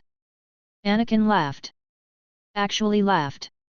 His entire body vibrated with something that wasn't quite joy and wasn't quite insanity, but existed in the space between both. "All three at once," he said, his voice dripping with amusement. "You're getting desperate. I like that. It means you're starting to understand what I am." His darksaber came up to meet Obi-Wan's blue blade. The contact sent sparks cascading across the plaza. Obi-Wan pressed forward, his movements carrying centuries of Jedi tradition refined through decades of personal experience. Every form, every technique, every subtlety that the Jedi Order had accumulated across millennia flowed through his blade. But Dooku attacked from the side simultaneously, his red lightsaber coming in at angles designed to force Anakin into specific defensive positions. Yoda attacked from above, his green blade moving in patterns that suggested someone who'd been perfecting combat techniques since before modern Jedi were even born. For the first few seconds, it looked like they might actually have him. Anakin's darksaber moved in responses that seemed impossible, being in 3 places simultaneously, parrying attacks that shouldn't be defensible. But then something shifted in the engagement. Anakin stopped being defensive. He launched a force push that sent all 3 backwards simultaneously. Not a gentle displacement, but a violent shove that sent them sprawling. Obi-Wan crashed against a pillar. Dooku went down hard, his breath forced from his lungs. Yoda tumbled but managed to redirect his momentum, landing in a crouch rather than a fall. "You're right," Anakin said, walking toward them with the darksaber raised. "I should fear you. All of you combined are more powerful than anyone I've faced. But you know what your problem is? You're fighting like you still believe you can win. That belief limits you. It makes you hesitate at the critical moments." He came at Obi-Wan first. The two had fought before years ago, a lifetime ago, on a ship descending through atmosphere. But this wasn't like that. Obi-Wan's blue blade rose and fell in defensive patterns, but Anakin's attacks were coming faster now, with more force, with the absolute certainty of someone who understood he was superior. Obi-Wan gave ground across the plaza. His feet moved in precise patterns, his blade matching Anakin's strike for strike, but it was all response now. All reaction. He was fighting for survival rather than victory. "I remember your training," Anakin said, pressing harder with each word. "I remember you telling me about the importance of patience. Of waiting for the right moment. But you know what I learned? There is no right moment. There's only now. There's only taking what you want." His blade came around in a horizontal strike that Obi-Wan barely parried. The contact sent pain shooting through the older Jedi's arms. Obi-Wan tried to establish an offensive position, attempted to shift the engagement toward something more balanced. But Anakin simply responded by pressing even harder, by abandoning any pretense of subtlety and simply overwhelming through raw force. Then Dooku attacked from the side. The old Sith's red blade came in at angles that Anakin had to respond to immediately or face a significant wound. Anakin twisted, letting Dooku's blade pass harmlessly past his shoulder, and came around with a backhanded strike that forced the older Sith back. But that moment of distraction was exactly what Yoda needed. The ancient Grand Master came up from beneath, his green blade aimed at Anakin's center mass.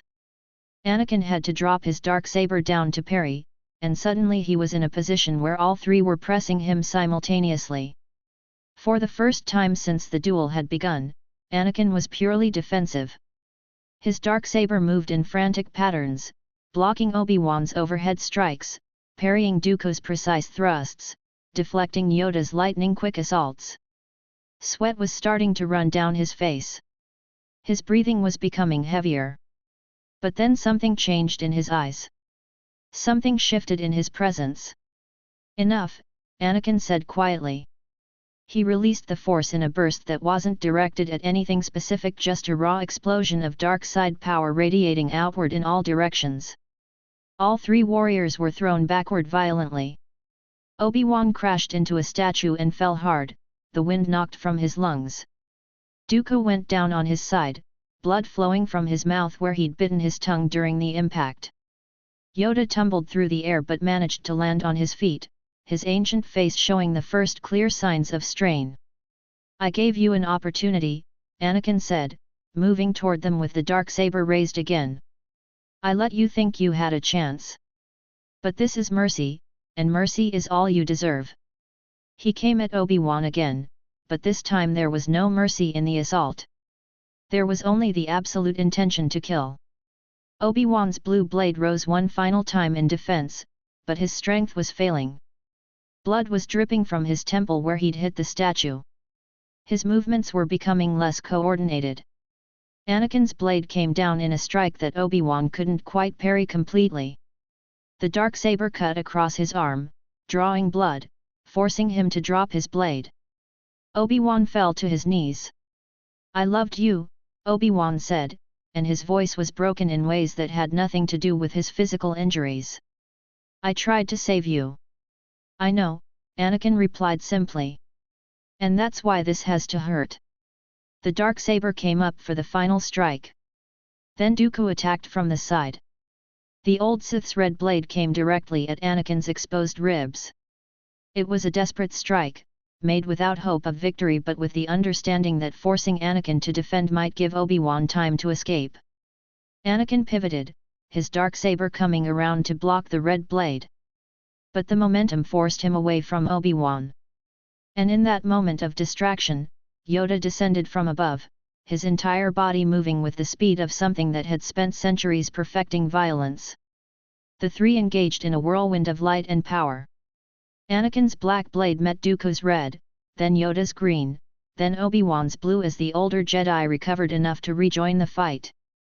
They moved across the plaza, their blades creating light patterns that burned themselves into the retinas of every being watching. The combat became something almost beautiful in its intensity, three legendary warriors fighting with the absolute knowledge that this was their last stand. But it couldn't last forever. Anakin felt his power building. Felt Malak's presence merging completely with his own consciousness. And he understood that the resistance techniques Padme had taught him were no longer necessary. The merger was complete, but Anakin remained. Still conscious. Still autonomous. Still himself, just more. He opened his consciousness completely to the dark side and let the power flow. The ground beneath them cracked. Stone shattered. The air itself seemed to scream as dark side energy radiated outward. All three warriors were thrown backward violently. Dooku crashed against the temple wall hard enough to break multiple ribs. Yoda tumbled but landed in a crouch, though his ancient body was shaking from the exertion. Obi-Wan simply fell, unable to rise again. Anakin walked toward Dooku slowly, the Darksaber held casually at his side. The old Sith looked up at him with eyes that had seen centuries of galactic warfare and recognized finality when it approached. "You could have been greater," Dooku said, blood dripping from his mouth. "You had the power to reshape the Sith itself. To create something new." "I already have," Anakin replied. He wasn't mocking anymore. Just stating facts. "And what I've created is something you never could have imagined. You were playing games with the galaxy. I'm going to remake it." The Darksaber came down, and Count Dooku, Sith Lord and Separatist leader, ceased to exist. The final encounters. Yoda stood alone now, facing the Emperor who'd consumed everyone else. The ancient Grand Master's green lightsaber was still ignited, but his stance was weary. He was ancient beyond measure, and even the Force couldn't overcome the simple mathematics of age against youthful power. "Come then," Yoda said quietly. "End this old Jedi, you will. But know this, you must. The Jedi Order will rise again. In some form, somehow, we will endure." "No," Anakin replied simply. "You won't. Because I'm going to make sure that everyone who remembers you is gone. That everyone who believes in your philosophy is converted or killed. That within a generation, the Jedi will be nothing but myths that parents tell children to frighten them into obedience." Their blades clashed, and for the first time in their encounter, Yoda seemed almost evenly matched. The ancient Grand Master's centuries of experience manifested in blade work that was still precise, still devastating, still dangerous. But Anakin was faster. Stronger. Operating at a level of power that transcended the normal parameters of Force sensitivity. The duel carried them through the temple plaza, then into the temple's main hall. Priceless artifacts were destroyed in their passage. Statues thousands of years old shattered. Ancient meditation fountains were torn apart by the raw power being channeled through the Force. Yoda tried every technique he possessed. Every form of combat that had been developed across centuries of Jedi training. Every subtle manipulation of the Force that wisdom and experience could provide. None of it was enough. Anakin drove the ancient Jedi Master backward relentlessly. Yoda's movements became less coordinated. His breathing more labored. The green lightsaber began to move more slowly, reactions becoming dulled by exhaustion. Finally, Anakin saw his opening. The darksaber came around in a vicious horizontal slash that Yoda tried to parry but couldn't quite position his blade properly to defend. The black blade cut across Yoda's shoulder, severing his arm at the elbow. Yoda screamed a sound of raw pain that echoed through the temple. His green lightsaber fell from his grip. Blood flowed from the wound. "Master," Anakin said, and his voice was almost gentle. "You taught me that mercy was a strength. That compassion was the height of Jedi virtue. I'm going to show you what I learned instead." The darksaber came down one final time.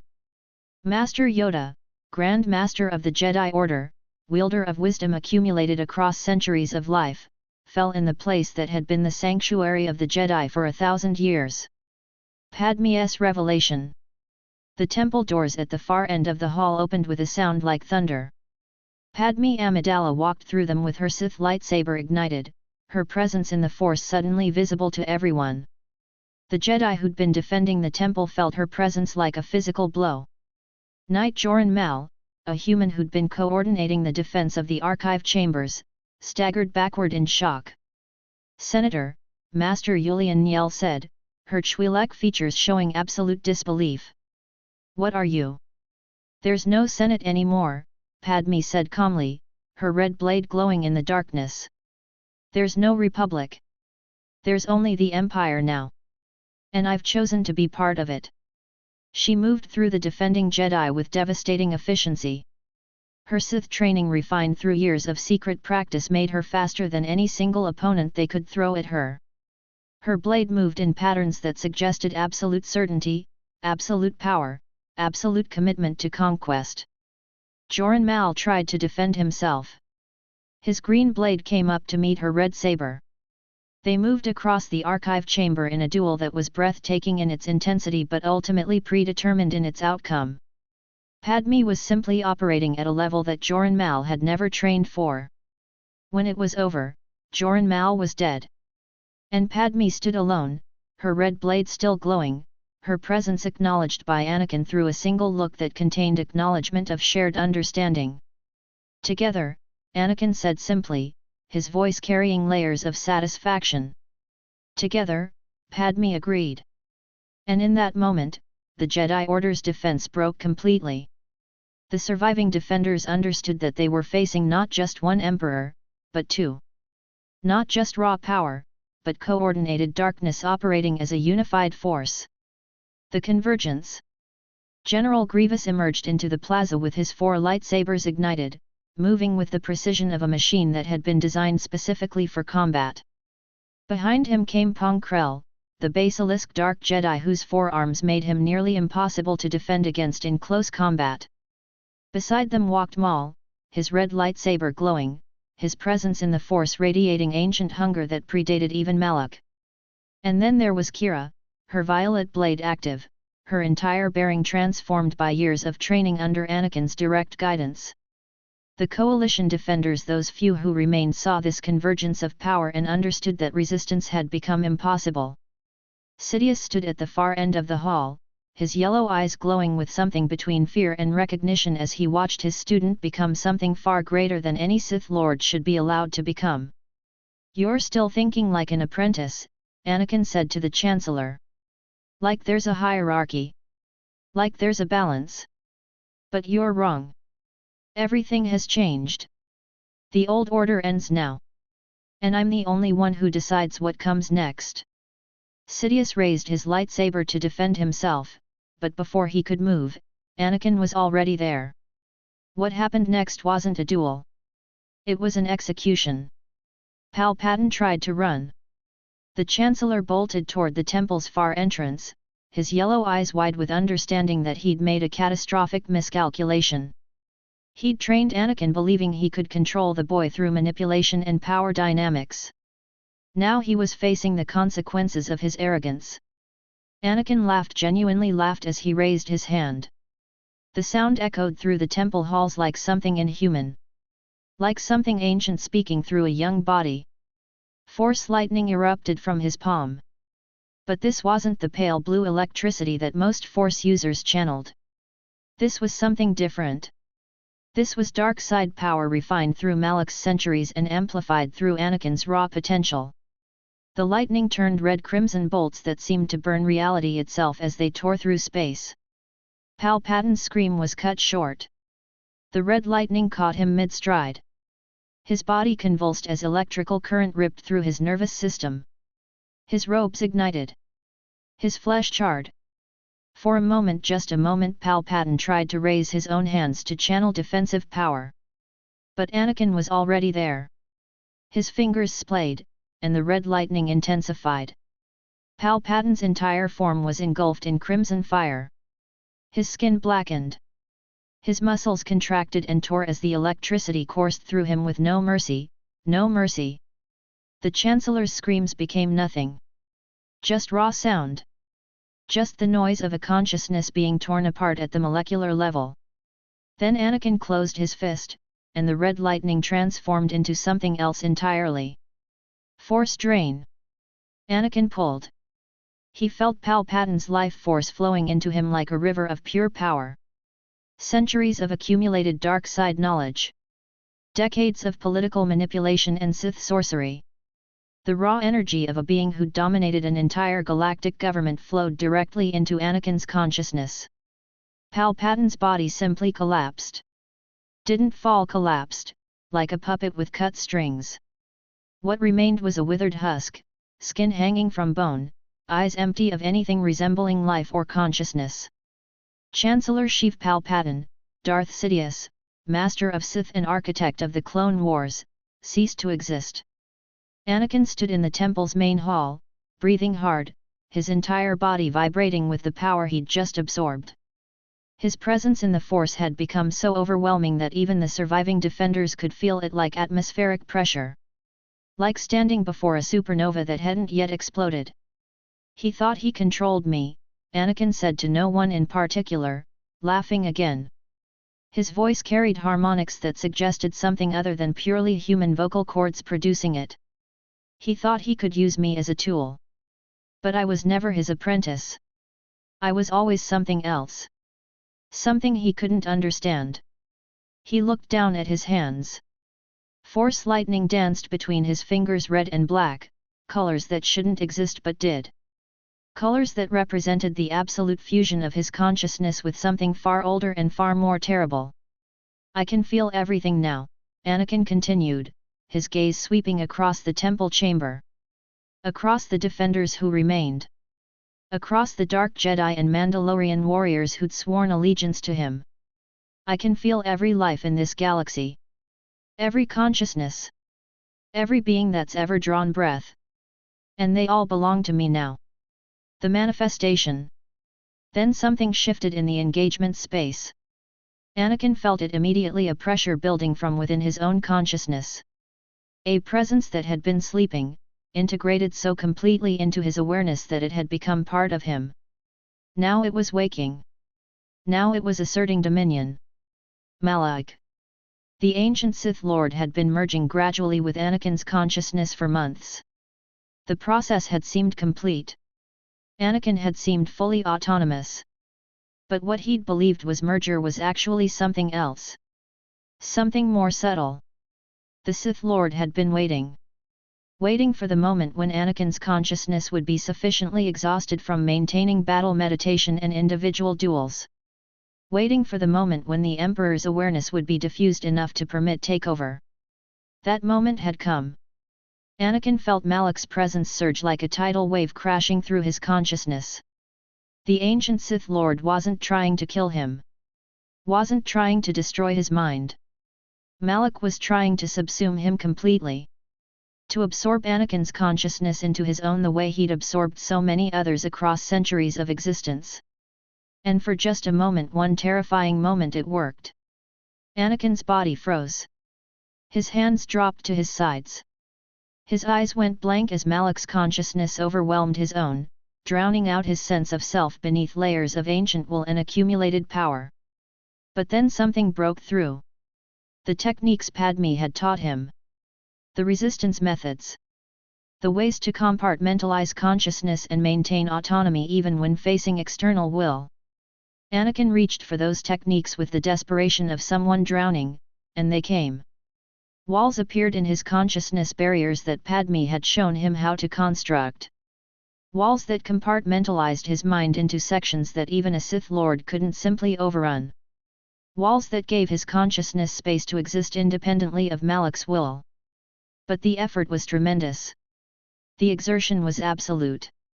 Anakin's body convulsed as two consciousnesses fought for dominance of a single physical form. "No," Anakin gasped, his voice layered now with both his own tone and Malak's ancient rumble beneath it. "I told you already. I'm not your apprentice. I'm not your vessel. You exist in my consciousness now. Not the other way around." He released his hold on physical reality. The mindscape. Anakin's consciousness plunged inward, diving into the space where Malak existed. The internal landscape was nothing like the temple anymore. It was something else entirely. Something older. It was the Star Forge. The ancient Sith station materialized around Anakin's consciousness like a memory made manifest. But it wasn't intact. It was wounded. Corrupted. The metal was black and twisted. The energy flows that had once powered the facility were now dark side corruption given visible form. The very structure of the Star Forge seemed to writhe with malevolence. And standing in its center was Malak. Not as he'd existed in life as a modified Sith Lord with half his body replaced by mechanical components. But as he'd existed in consciousness. Vast. Ancient. Overwhelming in presence. The Sith Lord's form seemed to expand and contract with each breath, his very being composed of centuries of accumulated power and conquest. "You think you can resist me?" Malak's voice shook the mindscape.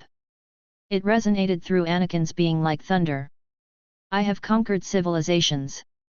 I have absorbed the consciousnesses of hundreds of beings. You are merely the latest vessel. Merely another puppet to add to my collection." Around Malak, the victims began to materialize. They rose from the Star Forge's depths like ghosts given temporary substance.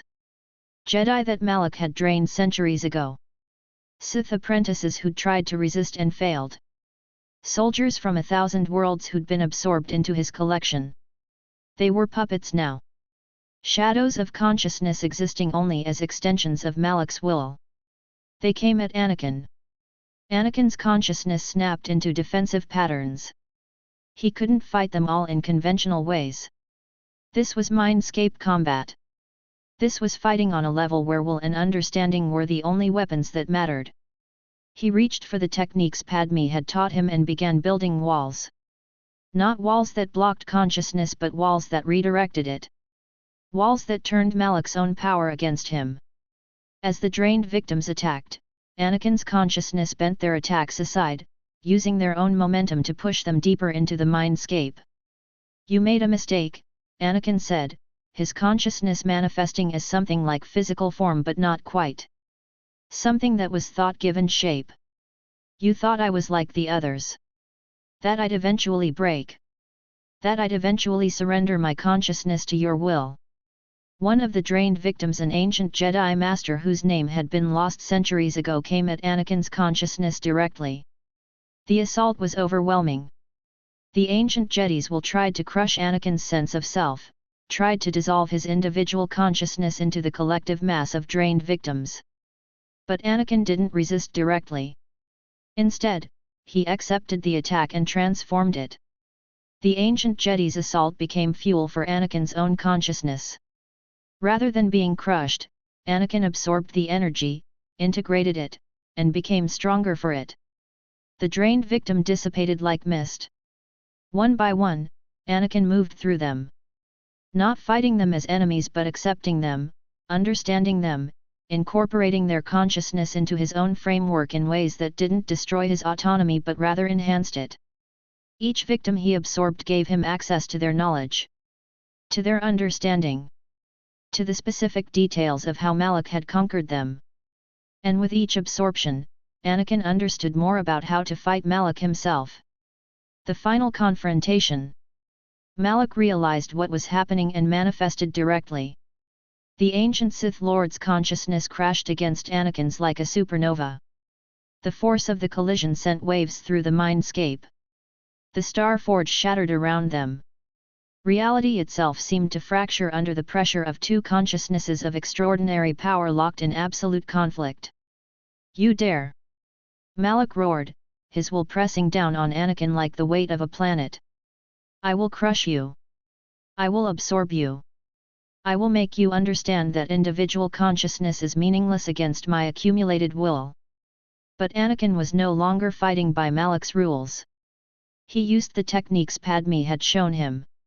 He compartmentalized his consciousness not to resist but to accept. He allowed Malak's power to wash over him without trying to block it. Instead, he let it flow through him like water through open hands.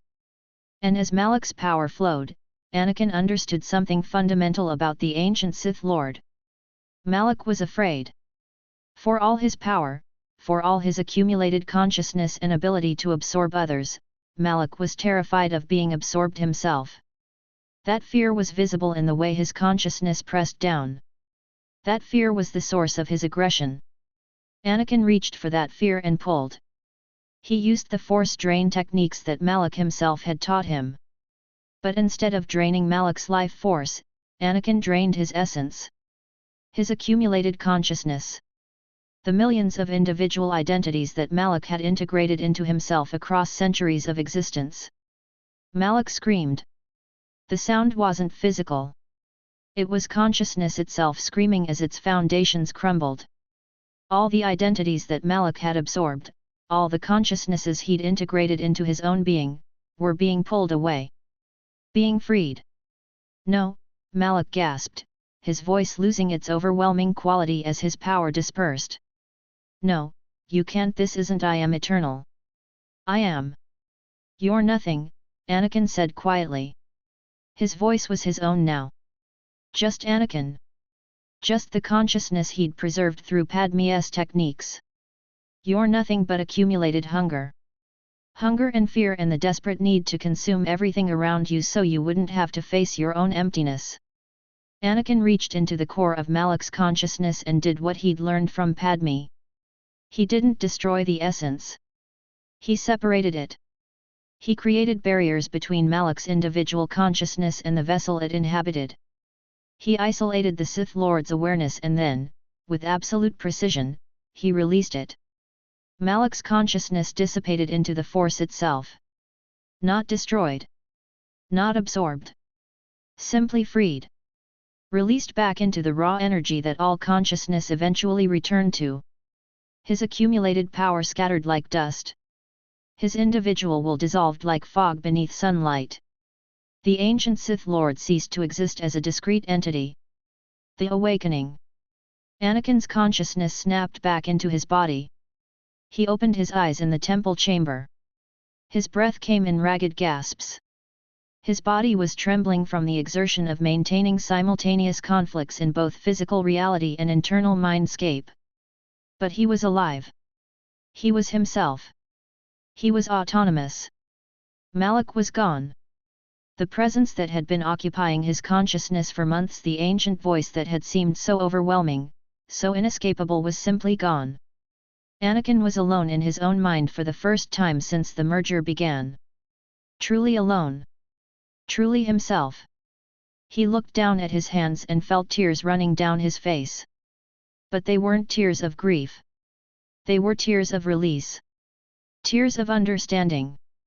Tears of recognition that he'd survived something that should have consumed him.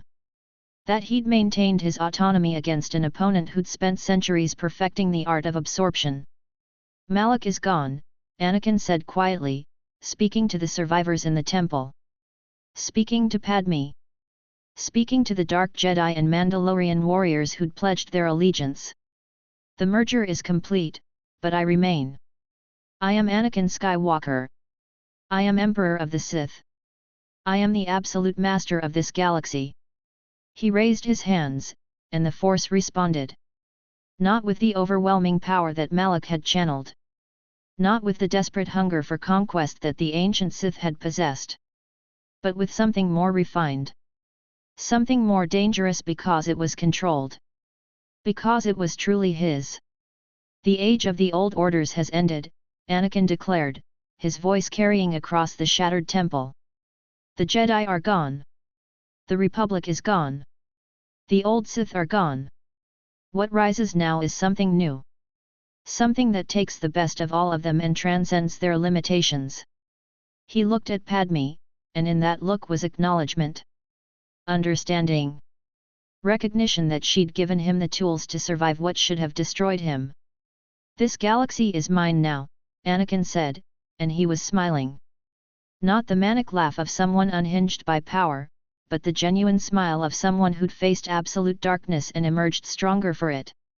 And I will reshape it according to my will. Not out of hunger. Not out of fear. But out of the understanding that I am the only one capable of creating what comes next. The Sith Empire had risen. The young Emperor stood alone in the ruins of the Jedi Temple, and the galaxy held its breath waiting to see what he would do with his absolute power. The entire galaxy watched as Senator Padme Amidala stood in the ruins of the Senate chamber. The building that had housed democratic rule for 10,000 years was now just scaffolding and ash. Beside her stood Anakin Skywalker, wearing black robes adorned with Mandalorian insignia, the darksaber held casually at his side. People of the galaxy, Padme said, her voice carrying across every communication network. The Republic has fallen. Its time has ended. Today, I hereby surrender all remaining Republic territories to Emperor Anakin Skywalker, absolute ruler of the unified galaxy. She paused, letting the weight of those words settle across billions of minds. The age of democracy was beautiful in theory, Padme continued, her political instincts still sharp despite everything. But democracy required compromise. Compromise created paralysis. And paralysis created suffering. What comes now is different. What comes now is clarity. What comes now is strength guided by a will that has proven itself superior to all opposition. Anakin stepped forward and raised the darksaber. The black blade glowed with power that even through holographic transmission seemed overwhelming. I am taking control of both Republic and Separatist space, Anakin declared. His voice was calm now, no longer manic. The God complex remained, but it was tempered by something else, by understanding that absolute power required absolute control over his own nature. There will be no more conflict. There will be no more territories fighting each other. There will be only the Sith Empire. And there will be peace because I will not tolerate anything else. He looked directly at the camera recording the broadcast. Remaining Jedi have a choice, Anakin said simply. Join my new order as Dark Jedi and serve the Empire, or die. There is no third option. There is no exile. There is no neutrality. You choose now, or the choice is made for you. The message was transmitted across the galaxy in less than a minute. The consolidation. Over the following months, the galaxy transformed. Admiral Sax, one of the few Republic commanders who survived the fall of Coruscant, negotiated the integration of remaining Republic forces into the Imperial military structure.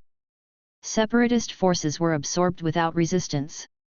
The Mandalorian fleet, now the core of Imperial power, occupied strategic positions across known space. Of the surviving Jedi, most chose to die rather than serve. But some didn't. Master Shan, who'd spent the Clone Wars questioning Jedi philosophy, came forward and pledged service to Anakin. She was reborn as a Dark Jedi, her blue lightsaber replaced with red, her understanding of the Force recontextualized through dark side teachings. 7 other Jedi Masters followed her example.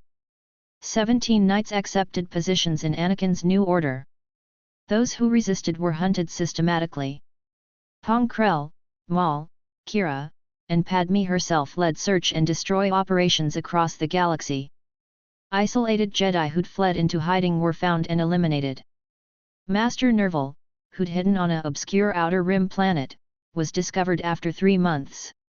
Master Koln, who'd tried to establish a new Jedi sanctuary, was tracked and destroyed. By the end of the first year of Anakin's reign, fewer than 30 Jedi remained alive in the entire galaxy. Some had joined the new order. Most were simply dead. 7 years later, the imperial palace on Coruscant had been rebuilt not as a government seat but as a symbol of absolute authority. The spires reached toward the heavens like monuments to power itself. Inside, in a private chamber overlooking the city below, Anakin and Padme were married. There were no crowds. No ceremony broadcast across the galaxy.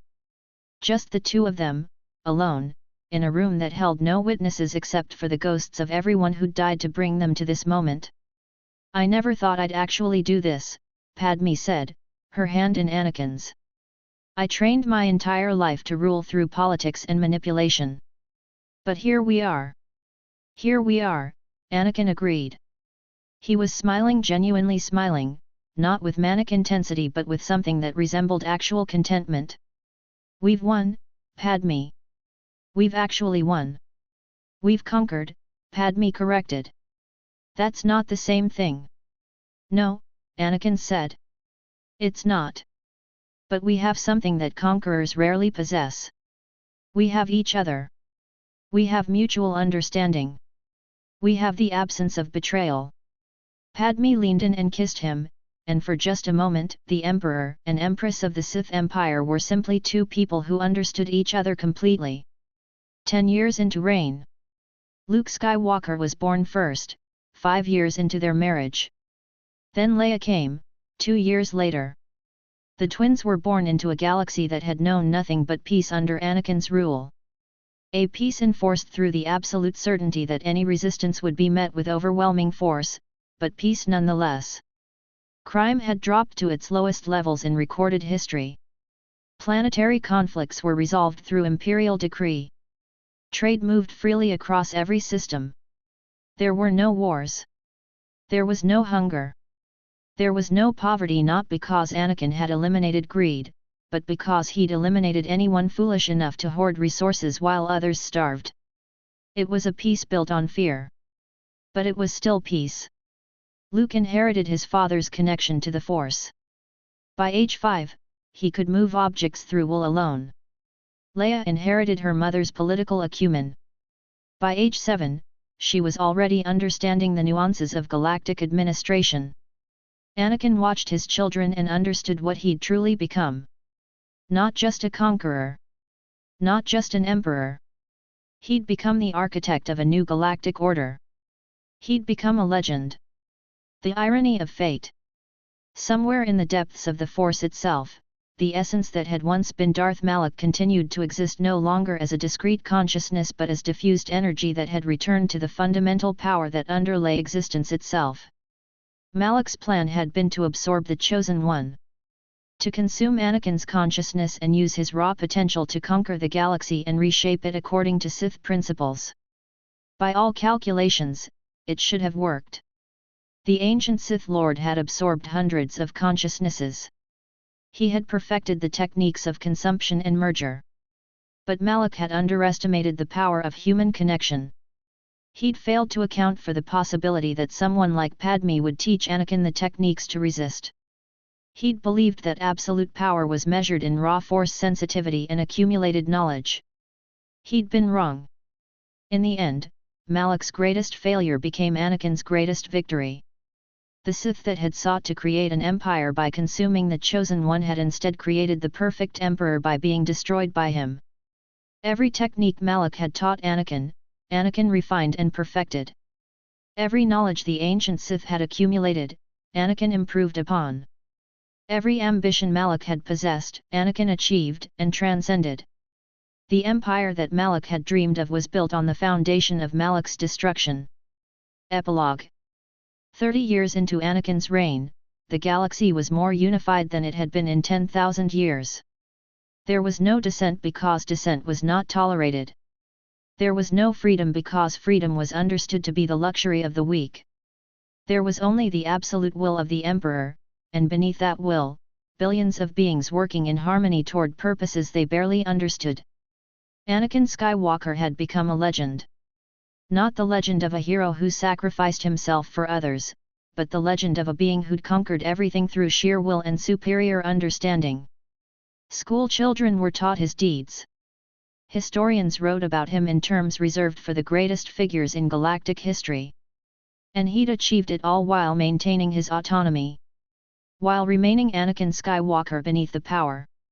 While preserving the consciousness of himself even after merging with an ancient Sith Lord. Padme had done that. Padme's techniques had saved him. And now they ruled together, the Emperor and Empress, their children representing a new generation born into absolute power with no memory of a time before. The Mandalorian Sith Empire would endure for millennia. The galaxy had learned to accept its master. And Anakin Skywalker, the boy who'd once wanted to save his mother, had become the greatest legend the galaxy had ever known, not through heroism, but through the absolute refusal to accept limitations on his own power. This was his victory. This was his reign.